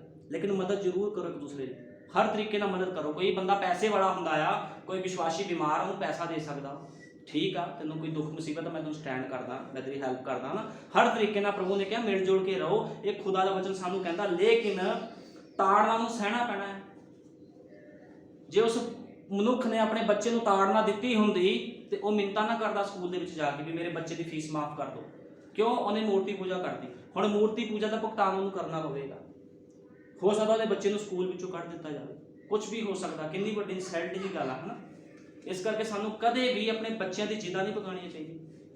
ਮੇਰੇ ਬੱਚੇ ਕਦੇ ਜਿੱਦ ਨਹੀਂ ਕਰਦੇ। ਕਿਉਂ ਨਹੀਂ ਕਰਦੇ? ਮੈਂ ਉਹਨਾਂ ਨੂੰ ਸਿੱਖਿਆ ਨਹੀਂ ਦਿੱਤੀ ਇਹੋ ਜਿਹੀ, ਮੈਂ ਉਹਨਾਂ ਦੀ ਜਿੱਦ ਕਦੇ ਪੂਰੀ ਨਹੀਂ ਕੀਤੀ। ਖੁਦਾ ਨੇ ਹਮੇਸ਼ਾ ਹੀ ਇੱਕ ਡਿਸਿਪਲਿਨ ਦੇ ਵਿੱਚ ਰੱਖਿਆ ਆ। ਕਦੇ ਵੀ ਉਹਨੇ ਆਪਣੇ ਕਾਨੂੰਨ ਦੇ ਵਿੱਚੋਂ ਮੈਨੂੰ ਬਾਹਰ ਨਹੀਂ ਜਾਣ ਦਿੱਤਾ। ਖੁਦਾਵੰਦ ਸੇਵਕਈਆਂ ਵੀ ਕਿਸੇ ਨੂੰ ਐਵੇਂ ਨਹੀਂ ਦਿੰਦਾ। ਜੇ ਕੋਈ ਵਿਸ਼ਵਾਸੀ ਬਣਦਾ, ਖੁਦਾ ਵਿਸ਼ਵਾਸੀ ਵੀ ਐਵੇਂ ਨਹੀਂ ਬਣਾ ਦਿੰਦਾ ਕਿਸ ਨੂੰ। ਉਹਦੀ ਪਰਖ ਹੁੰਦੀ ਆ ਵੀ ਇਹ ਵਿਸ਼ਵਾਸੀ ਬਣਨ ਦੇ ਯੋਗ ਹੈਗਾ ਕਿ ਨਹੀਂ ਹੈਗਾ। ਤੁਹਾਨੂੰ ਪਤਾ ਵਿਸ਼ਵਾਸੀ ਕੌਣ ਹੁੰਦਾ? ਵਿਸ਼ਵਾਸੀ ਇੱਕ ਬਹੁਤ ਵੱਡਾ ਯੋਧਾ ਹੁੰਦਾ ਆ, ਜਿਹਦੇ ਅੱਗੇ ਭਾਈ ਬ੍ਰੈਨਨ ਨੇ ਕਿਹਾ ਨਰਕ ਦੇ। ਪਾਸਟਰ ਦੀ ਗੱਲ ਨਹੀਂ ਕਰ ਰਿਹਾ ਮੈਂ, ਇੱਕ ਵਿਸ਼ਵਾਸੀ ਦੀ ਗੱਲ ਕਰ ਰਿਹਾ। ਇੱਕ ਆਮ ਵਿਸ਼ਵਾਸੀ ਭਾਈ ਬ੍ਰੈਨਨ, ਜੇ ਕੋਈ ਬੰਦਾ ਵਿਸ਼ਵਾਸੀ ਹੋਵੇ, ਕੋਈ ਭੈਣ ਜਾਂ ਭਾਈ, ਨਰਕ 'ਚ ਦੇਖੋ ਕਿੰਨੇ ਦੁਸ਼ਟ ਆਤਮੇ ਆ, ਗਿਣਤੀ ਨਹੀਂ ਆ, ਕਰੋੜਾਂ ਅਰਬਾਂ ਦੁਸ਼ਟ ਆਤਮੇ ਨਰਕ 'ਚ। ਕਹਿੰਦਾ ਜੇ ਉਹ ਦੁਸ਼ਟ ਆਤਮੇ ਆ ਕੇ ਵਿਸ਼ਵਾਸੀ ਨੂੰ ਹਿਲਾਉਣ ਦੀ ਕੋਸ਼ਿਸ਼ ਕਰਨ, ਕਹਿੰਦਾ ਹਿਲਾ ਨਹੀਂ ਸਕਦੇ। ਦੇਖ ਲਓ, ਇਹਨੂੰ ਕਹਿੰਦੇ ਵਿਸ਼ਵਾਸੀ। ਵਿਸ਼ਵਾਸੀ ਦਾ ਮਤਲਬ ਹੁੰਦਾ ਖੁਦਾ ਤੁਹਾਡੇ ਅੰਦਰ ਆ ਗਿਆ। ਜਦ ਜਿਹਦੇ ਅੰਦਰ ਖੁਦਾ ਆਇਆ ਹੁੰਦਾ ਆ, ਉਹਨੂੰ ਕੋਈ ਹਿਲਾ ਸਕਦਾ? ਕਦੇ ਵੀ ਨਹੀਂ ਹਿਲਾ ਸਕਦਾ। ਇਸ ਕਰਕੇ ਸਾਨੂੰ ਚਾਹੀਦਾ ਆ ਤਾੜਨਾ ਨੂੰ ਸਹੋ। ਸੱਪ ਤੋਂ ਨਾ ਲੈ ਕੇ ਖਾਓ, ਸੰਸਾਰ ਦੀ ਗੱਲਾਂ ਨਾ ਸੁਣੋ, ਖੁਦਾ ਨੂੰ ਪਹਿਲ ਦਿਓ। ਅਸੀਂ ਖੁਦਾ ਨੂੰ ਨਹੀਂ ਪਹਿਲ ਦਿੰਦੇ, ਅਸੀਂ ਕਿਹਨੂੰ ਪਹਿਲ ਦਿੰਦੇ? ਸੱਪ ਨੂੰ ਪਹਿਲ ਦਿੰਦੇ ਆ। ਹਾਂ ਸੱਪ ਤੂੰ ਬਹੁਤ ਸੋਹਣਾ ਆ, ਚੱਲ ਮੇਰੇ ਨਾਲ ਮੇਲ ਮਿਲਾਪ ਕਰ। ਸੰਸਾਰ ਦੇ ਕੰਮਾਂ ਨੂੰ ਸੰਸਾਰ ਦੇ ਕੰਮਾਂ ਦੇ ਵਿੱਚ ਨਾ ਜਾਓ। ਸੰਸਾਰ ਦੇ ਵਿੱਚ ਰਿਸ਼ਤੇਦਾਰੀਆਂ ਵਿੱਚ ਉਹ ਕੀ ਕਰਦੇ? ਤੁਹਾਨੂੰ ਭਰਮਾਉਂਦੇ ਆ ਦੁਸ਼ਟ ਆਤਮਾ। ਤੁਸੀਂ ਕਿਉਂ ਸੋਚਦੇ ਆ ਮੇਰਾ ਰਿਸ਼ਤੇਦਾਰ ਸੀਗਾ, ਉਹਦੇ ਵਿਆਹ ਤੇ ਮੈਂ ਜਾਣਾ? ਨਹੀਂ, ਦੁਸ਼ਟ ਆਤਮਾ ਸੀਗਾ ਉਹਦੇ ਅੰਦਰ। ਉਹ ਤੁਹਾਨੂੰ ਬੁਲਾ ਰਿਹਾ ਵੀ ਤੁਸੀਂ ਬੁਲਾਓ ਉਹਨਾਂ ਨੂੰ ਵੀ ਆਪਣੇ ਰੀਤੀ ਰਿਵਾਜ ਛੱਡ ਕੇ ਮੇਰੇ ਚਰਚ ਵਿੱਚ ਆਓ। ਉਹ ਕਦੇ ਵੀ ਨਹੀਂ ਆਣਗੇ। ਲੇਕਿਨ ਮਸੀਹ ਲੋਕ ਕੀ ਕਰਦੇ? ਛੱਡ ਕੇ ਚਲੇ ਜਾਂਦੇ। ਕਿਉਂ? ਮਸੀਹ ਲੋਕਾਂ ਨੂੰ ਸਮਝ ਨਹੀਂ ਹੈ। ਇਜ਼ਰਾਈਲੀ ਲੋਕ ਕਿਉਂ ਮਾਰੇ ਗਏ ਸੀਗੇ? ਮੁਆਬੀ ਉਹਨਾਂ ਦੇ ਰਿਸ਼ਤੇਦਾਰ ਸੀਗੇ। ਲੂਤ ਦੀ ਬੇਟੀਆਂ ਸੀ, ਉਹਦੇ ਬੱਚੇ ਸੀਗੇ ਮੁਆਬੀ। ਮੁਆਬ ਦੇਸ਼ ਦੇ ਲੋਕ, ਉਹ ਦੇਸ਼ ਮੁਆਬ ਦੇਸ਼ ਉਹਦੇ ਬੱਚਿਆਂ ਤੋਂ ਵਸਿਆ ਸੀਗਾ, ਲੂਤ ਦੀ ਬੇਟੀ ਦੇ ਬੱਚਿਆਂ ਤੋਂ। ਤੇ ਦੇਖੋ ਜਿਹੜੇ ਇਸਰਾਈਲੀ ਲੋਕ ਮੁਆਬ ਦੇ ਦੇਸ਼ ਵਿੱਚ ਗਏ, ਉਹ ਕਹਿੰਦੇ ਆ ਜਾਓ ਆਪਾਂ ਰਿਸ਼ਤੇਦਾਰੀਆਂ, ਕੋਈ ਗੱਲ ਨਹੀਂ, ਸਾਡੇ ਵਿਆਹਾਂ ਤੇ ਆਓ, ਸਾਡੀ ਸ਼ਾਦੀ। ਉੱਥੇ ਕੀ ਹੋਇਆ? ਡਾਂਸ ਚੱਲੇ, ਭੰਗੜੇ ਪਏ, ਤੇ ਖੁਦਾ ਨੇ ਇਸਰਾਈਲੀ ਨੂੰ ਮਾਰਿਆ। ਕਿਉਂ ਮਾਰਿਆ? ਇਸੇ ਕਰਕੇ ਮਾਰਿਆ ਸੀਗਾ। ਜੋ ਖੁਦਾ ਦੇ ਹੁਕਮ ਆ, ਇਹਦੇ ਕਾਨੂੰਨ, ਇਹਦੇ ਲਾਅ ਜੋ ਪਾਸ ਹੋਏ ਆ, ਤੁਸੀਂ ਇਹਨੂੰ ਰੱਦ ਨਹੀਂ ਸਕਦੇ। ਇਹਦੇ ਉੱਪਰ ਚੱਲਣਾ ਹੀ ਪੈਣਾ ਹੈ। ਤਾਂ ਅਸੀਂ ਵਿਸ਼ਵਾਸੀ ਹਾਂ। ਵਿਸ਼ਵਾਸੀ ਬਣਨਾ ਛੋਟੀ ਗੱਲ ਨਹੀਂ ਆ, ਨਾ ਕੋਈ ਵੱਡੀ ਗੱਲ ਆ। ਚੱਲਣ ਵਾਲਾ ਵਿਸ਼ਵਾਸੀ ਬਣ ਸਕਦਾ, ਲੇਕਿਨ ਜਿਹੜਾ ਨਾ ਚੱਲਦਾ ਹੋਵੇ ਫਿਰ ਉਹ ਵਿਸ਼ਵਾਸੀ ਦੇ ਅਹੁਦੇ ਤੋਂ ਹਟਾ ਦਿੱਤਾ ਜਾਂਦਾ ਹੈ, ਉਸ ਮਸੇ ਤੋਂ, ਉਸ ਬਰਕਤਾਂ ਤੋਂ ਹਟਾ ਦਿੱਤਾ ਜਾਂਦਾ ਆ। ਜਿਹੜਾ ਮਸਾ ਆਦਮ ਤੇ ਹਵਾ ਦੇ ਉੱਪਰ ਸੀਗਾ, ਉਸ ਮਸੇ ਤੋਂ ਹਟਾ ਦਿੱਤੇ ਗਏ। ਪਹਿਲਾਂ ਆਰਾਮ ਨਾਲ ਘੁੰਮਦੇ ਸੀਗੇ, ਫਰੂਟ ਖਾਂਦੇ ਸੀ, ਪਹਿਲਾਂ ਰੋਟੀ ਨਹੀਂ ਸੀ ਬਣਾਉਂਦੇ ਉਹਨਾਂ ਨੂੰ ਬੀਜ ਕੁਝ ਵੀ ਸਾਗ ਪਤ ਬੀਜਣ ਦੀ ਲੋੜ ਨਹੀਂ ਸੀ, ਕੁਝ ਨਹੀਂ ਸੀ ਕਰਦੇ, ਫਰੂਟ ਖਾ ਕੇ ਜੀਵਨ ਬਤੀਤ ਕਰਦੇ ਸੀ। ਲੇਕਿਨ ਕੀ ਹੋਇਆ, ਜਦੋਂ ਪਾਪ ਵੀ ਚਲੇ ਗਏ ਤੇ ਉਹਨੂੰ ਸ਼ਰਾਪ ਦਿੱਤਾ ਹਵਾ ਨੂੰ, ਲੇਕਿਨ ਆਦਮ ਨੂੰ ਸ਼ਰਾਪ ਨਹੀਂ ਦਿੱਤਾ ਸੀ ਖੁਦਾ ਨੇ, ਕਿਉਂਕਿ ਆਦਮ ਖੁਦਾ ਦੀ ਮੂਲ ਰਚਨਾ ਚੋਂ ਸੀਗਾ। ਜਿਹੜੀ ਹਵਾ ਸੀ ਔਰਤ ਸੀਗੀ, ਔਰਤ ਖੁਦਾ ਦੀ ਮੂਲ ਰਚਨਾ ਚੋਂ ਨਹੀਂ ਸੀਗੀ। ਭਾਈ ਬ੍ਰਾਹਨਮ ਨੇ ਕਿਹਾ ਉਹਦੀ ਪਸਲੀ ਵਿੱਚੋਂ ਕੱਢੀ ਗਈ, ਉਹਦੇ ਅੰਦਰੋਂ ਕੱਢੀ ਗਈ ਸੀ। ਆਦਮ ਨੇ ਡਿੱਗਿਆ, ਹਵਾ ਡਿੱਗੀ। ਅੱਜ ਵੀ ਤੁਸੀਂ ਦੇਖੋਗੇ ਜਿੰਨੇ ਦੁਸ਼ਟ ਆਤਮੇ ਹੁੰਦੇ ਆ, ਜ਼ਿਆਦਾਤਰ ਦੁਸ਼ਟ ਆਤਮੇ ਚਰਚਾਂ 'ਚ ਨੋਟ ਕਰਿਓ ਕਦੇ ਦੇਖ ਕੇ, ਔਰਤਾਂ ਵਿੱਚ ਹੁੰਦੇ ਆ ਦੁਸ਼ਟ ਆਤਮੇ। ਬੰਦਿਆਂ 'ਚ ਬਹੁਤ ਘੱਟ ਦੁਸ਼ਟ ਆਤਮੇ ਹੁੰਦੇ, ਔਰਤਾਂ 'ਚ ਜ਼ਿਆਦਾ ਹੁੰਦੇ ਆ। ਮੈਂ ਬਹੁਤ ਸਰਚ ਮਾਰਿਆ ਇਸ ਚੀਜ਼ ਤੇ, ਮੈਂ ਕਈ ਜਗ੍ਹਾ ਦੇ ਚਰਚਾਂ ਦੀ ਵੀਡੀਓ ਦੇਖੀ ਮੋਬਾਈਲ ਦੇ ਵਿੱਚ, ਜ਼ਿਆਦਾ ਦੁਸ਼ਟ ਆਤਮੇ ਔਰਤਾਂ 'ਚ ਹੁੰਦੇ। ਬੰਦਾ ਮਨੁੱਖ ਕੋਈ ਹੁੰਦਾ, ਜ਼ਿਆਦਾ ਔਰਤਾਂ ਹੁੰਦੀਆਂ ਆ। ਕਿਉਂ ਹੁੰਦੀਆਂ ਆ? ਕਿਉਂਕਿ ਸ਼ੈਤਾਨ ਕੀ ਕਰਦਾ, ਔਰਤਾਂ ਨੂੰ ਭਰਮਾਉਂਦਾ ਆ। ਇਸ ਕਰਕੇ ਸਾਨੂੰ ਚਾਹੀਦਾ, ਜੇ ਸੱਪ ਨੇ ਹਵਾ ਨੂੰ ਭਰਮਾਇਆ ਸੀ ਤੇ ਅੱਜ ਦੇ ਵਿਸ਼ਵਾਸੀ ਲੋਕ ਨਾ ਭਰਮਾਏ ਜਾਣ, ਖੁਦਾ ਦੇ ਵਚਨ ਦੇ ਅਨੁਸਾਰ ਜੀਵਨ ਬਤੀਤ ਕਰਨ। ਮੱਤੀ 10:24 ਕੱਢਾਂਗੇ, ਮੱਤੀ 10:24।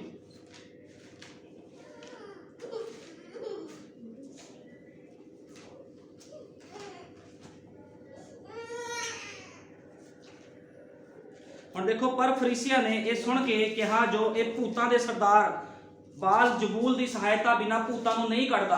ਹੁਣ ਦੇਖੋ, ਯੀਸ਼ੂ ਮਸੀਹ ਨੂੰ ਸ਼ੈਤਾਨ ਕਿਹਾ, ਕਿਹਨਾਂ ਨੇ ਸ਼ੈਤਾਨ ਕਿਹਾ? ਪਾਸਟਰਾਂ ਨੇ ਸ਼ੈਤਾਨ ਕਿਹਾ। ਉਸ ਸਮੇਂ ਜਿਹੜੇ ਪਾਸਟਰ ਸੀਗੇ ਫੱਕੀ ਫਰੀਸੀ ਸੀਗੇ।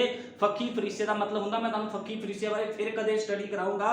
ਫੱਕੀ ਫਰੀਸੀ ਇੱਕ ਕਾਨੂੰਨ ਦੇ ਰਖਵਾਲੇ ਸੀਗੇ, ਜਿਹੜੇ ਕਾਨੂੰਨ ਉੱਪਰ ਚੱਲਦੇ ਸੀ, ਖੁਦਾ ਦੇ ਨਿਯਮਾਂ ਉੱਤੇ ਚੱਲਦੇ ਸੀ। ਉਹ ਲੋਕ ਫੱਕੀ ਫਰੀਸੀ ਸੀਗੇ, ਜਿਨ੍ਹਾਂ ਨੂੰ ਫੱਕੀ ਤੇ ਫਰੀਸੀ ਕਿਹਾ ਜਾਂਦਾ ਆ।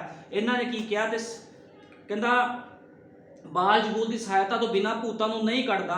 ਪਰ ਉਸਨੇ ਉਹਨਾਂ ਦੀ ਸੋਚ ਵਿਚਾਰ ਜਾਣ ਕੇ ਉਹਨਾਂ ਨੂੰ ਆਖਿਆ, ਭਈ ਕਿਸੇ ਰਾਜ ਵਿੱਚ ਫੁੱਟ ਪੈਂਦੀ ਹੈ ਜੋ ਵੀਰਾਨ ਹੋ ਜਾਂਦਾ ਹੈ, ਅਤੇ ਜਿਸ ਕਿਸੇ ਨਗਰ ਅਥਵਾ ਘਰ ਵਿੱਚ ਫੁੱਟ ਪੈਂਦੀ ਹੈ ਉਹ ਕਾਇਮ ਨਾ ਰਹੇਗਾ। ਅਤੇ ਜੇ ਸ਼ੈਤਾਨ ਹੀ ਸ਼ੈਤਾਨ ਨੂੰ ਕੱਢਦਾ ਹੈ ਤਾਂ ਉਸਦੇ ਆਪਣੇ ਆਪ ਵਿੱਚ ਹੀ ਫੁੱਟ ਪੈ ਗਈ।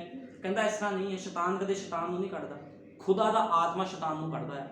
ਲੇਕਿਨ ਦੇਖੋ, ਯੀਸ਼ੂ ਮਸੀਹ ਦੇ ਕੀ ਦੋਸ਼ ਲਾ ਰਹੇ ਸੀ। ਕਿਉਂ ਦੋਸ਼ ਲਾ ਰਹੇ ਸੀ? ਉਹ ਤੋਂ ਜੈਲਸੀ ਕਰ ਰਹੇ ਸੀਗੇ। ਜੈਲਸੀ ਕਿਸ ਕਰਕੇ ਕਰ ਰਹੇ ਸੀਗੇ? ਉਹ ਕਹਿੰਦੇ ਸੀ, ਜਿਹੜੇ ਫੱਕੀ ਫਰੀਸੀ ਸੀਗੇ ਉਸ ਸਮੇਂ ਦੇ ਸਭ ਤੋਂ ਗਿਆਨੀ ਲੋਕ ਸੀਗੇ, ਉਹ ਕਹਿੰਦੇ ਸੀ ਸਾਡੇ ਤੋਂ ਜ਼ਿਆਦਾ ਗਿਆਨ ਕਿਸ ਨੂੰ ਨਹੀਂ ਹੈ। ਜਿਹੜਾ ਯੀਸ਼ੂ ਮਸੀਹ ਗਿਆਨ ਲੈ ਕੇ ਆਇਆ, ਜਿਹੜੀ ਗੱਲਾਂ ਯੀਸ਼ੂ ਮਸੀਹ ਨੇ ਕੀਤੀਆਂ, ਉਹ ਗੱਲਾਂ ਉਹਨਾਂ ਨੇ ਕਦੇ ਸੁਣੀਆਂ ਵੀ ਨਹੀਂ ਸੀਗੀਆਂ। ਉਹ ਕਹਿੰਦੇ ਕਿਹੜਾ ਗਿਆਨ ਲੈ ਕੇ ਆ ਗਿਆ। ਉਹਨਾਂ ਨੇ ਜੈਲਸੀ ਕਰਨੀ ਸ਼ੁਰੂ ਕਰਤੀ। ਕਿਉਂ ਜੈਲਸੀ ਕੀਤੀ? ਕਿਉਂਕਿ ਉਹ ਚਿੰਨ ਚਮਤਕਾਰ ਕਰਦਾ ਸੀਗਾ, ਪਰਮੇਸ਼ਵਰ ਦੇ ਕੰਮ ਕਰਦਾ ਸੀ, ਲੋਕਾਂ ਦੇ ਕੰਮ ਕਰਦਾ ਸੀਗਾ, ਇਸ ਕਰਕੇ ਜੈਲਸੀ ਕਰਦੇ ਸੀ ਲੋਕ ਉਤੋਂ। ਕਹਿੰਦਾ ਯੀਸ਼ੂ ਮਸੀਹ ਕਹਿ ਰਿਹਾ, ਜੋ ਮੇਰੇ ਨਾਲ ਨਹੀਂ ਸੋ ਮੇਰੇ ਵਿਰੁੱਧ ਹੈ, ਅਤੇ ਜੋ ਮੇਰੇ ਸੰਗ ਇਕੱਠਾ ਨਹੀਂ ਕਰਦਾ ਸੋ ਖਿਟਾਉਂਦਾ ਹੈ। ਹੁਣ ਯੀਸ਼ੂ ਮਸੀਹ ਕੀ ਕਹਿ ਰਿਹਾ? ਪ੍ਰਭੂ ਦਾ ਆਤਮਾ ਕਹਿ ਰਿਹਾ, ਖੁਦਾਵੰਦ ਵਚਨ 'ਚ ਕਹਿ ਰਿਹਾ ਆ। ਕਹਿੰਦਾ ਜੇ ਕੋਈ ਮੇਰੇ ਨਾਲ ਨਹੀਂ ਆ, ਕਹਿੰਦਾ ਫਿਰ ਉਹ ਮੇਰੇ ਵਿਰੋਧ ਦੇ ਵਿੱਚ ਆ। ਜੇ ਅਸੀਂ ਖੁਦਾਵੰਦ ਦੇ ਵਚਨਾਂ 'ਚ ਨਹੀਂ ਆ ਤੇ ਅਸੀਂ ਉਹਦੇ ਵਿਰੋਧ 'ਚ ਖੜੇ ਆ। ਮੈਂ ਤੁਹਾਨੂੰ ਆਖਦਾ ਹਾਂ, ਹਰੇਕ ਪਾਪ ਅਤੇ ਕੁਫਰ ਮਨੁੱਖਾਂ ਨੂੰ ਮਾਫ ਕੀਤਾ ਜਾਵੇਗਾ, ਪਰ ਉਹ ਕੁਫਰ ਜਿਹੜਾ ਆਤਮਾ ਦੇ ਵਿਰੁੱਧ ਹੋਵੇ ਮਾਫ ਨਹੀਂ ਕੀਤਾ ਜਾਵੇਗਾ। ਅਤੇ ਜੇ ਕੋਈ ਮਨੁੱਖ ਤੇ ਉਸਦੇ ਪੁੱਤਰ ਦੇ ਵਿਰੁੱਧ ਗੱਲ ਕਰੇ ਉਸ ਨੂੰ ਮਾਫ ਕੀਤਾ ਜਾਵੇਗਾ, ਪਰ ਜੇ ਕੋਈ ਪਵਿੱਤਰ ਆਤਮਾ ਦੇ ਵਿਰੁੱਧ ਗੱਲ ਕਰੇ ਉਸ ਨੂੰ ਨਾ ਇਸ ਯੁੱਗ ਵਿੱਚ ਨਾ ਆਉਣ ਵਾਲੇ ਯੁੱਗ ਵਿੱਚ ਮਾਫੀ ਮਿਲੇਗੀ। ਖੁਦਾ ਦਾ ਵਚਨ ਕਹਿੰਦਾ, ਉਸ ਸਮੇਂ ਯੀਸ਼ੂ ਮਸੀਹ ਦੇਹ 'ਚ ਸੀਗਾ, ਉਹ ਕਹਿੰਦਾ ਤੁਸੀਂ ਮੈਨੂੰ ਜੋ ਮਰਜ਼ੀ ਬੋਲ ਲਓ, ਲੇਕਿਨ ਪਵਿੱਤਰ ਆਤਮਾ ਪਾਏ ਹੋਏ ਮਨੁੱਖ ਦੇ ਖਿਲਾਫ ਕਦੇ ਕੁਛ ਨਾ ਬੋਲਿਓ। ਕਹਿੰਦਾ ਨਾ ਇਸ ਯੁੱਗ 'ਚ ਮਾਫੀ, ਨਾ ਉਸ ਯੁੱਗ 'ਚ ਤੁਹਾਨੂੰ ਮਾਫੀ ਮਿਲਣੀ ਆ। ਕਿਉਂਕਿ ਮੈਂ ਤੁਹਾਨੂੰ ਦੱਸਿਆ, ਜਿਹੜਾ ਪਵਿੱਤਰ ਆਤਮਾ ਪਾਇਆ ਹੋਇਆ ਮਨੁੱਖ ਹੁੰਦਾ, ਸੰਸਾਰ ਤੋਂ ਮਰਿਆ ਹੋਇਆ ਮਨੁੱਖ ਹੁੰਦਾ, ਤੇ ਬੋਲ ਬੜੇ ਕੋੜੇ ਹੁੰਦੇ ਆ, ਚੁੱਭ ਜਾਂਦੇ ਲੋਕਾਂ ਨੂੰ, ਚੁੱਭਦੇ ਆ ਲੋਕਾਂ ਨੂੰ। ਕਿਉਂ ਚੁੱਭਦੇ ਆ? ਕਿਉਂਕਿ ਸੱਚਾਈ ਬੋਲਦਾ। ਉਹ ਸੱਚਾਈ ਲੋਕੀ ਗ੍ਰਹਿਣ ਨਹੀਂ ਕਰ ਪਾਉਂਦੇ। ਉਹ ਕਹਿੰਦੇ ਨਹੀਂ, ਅਸੀਂ ਜਿੱਥੇ ਸੀਗੇ ਸਾਨੂੰ ਕੋਈ ਰੋਕ ਟੋਕ ਨਹੀਂ ਸੀ, ਇੱਥੇ ਸਾਨੂੰ ਬਹੁਤ ਰੋਕਾਂ ਤੇ ਟੋਕਾਂ ਆ।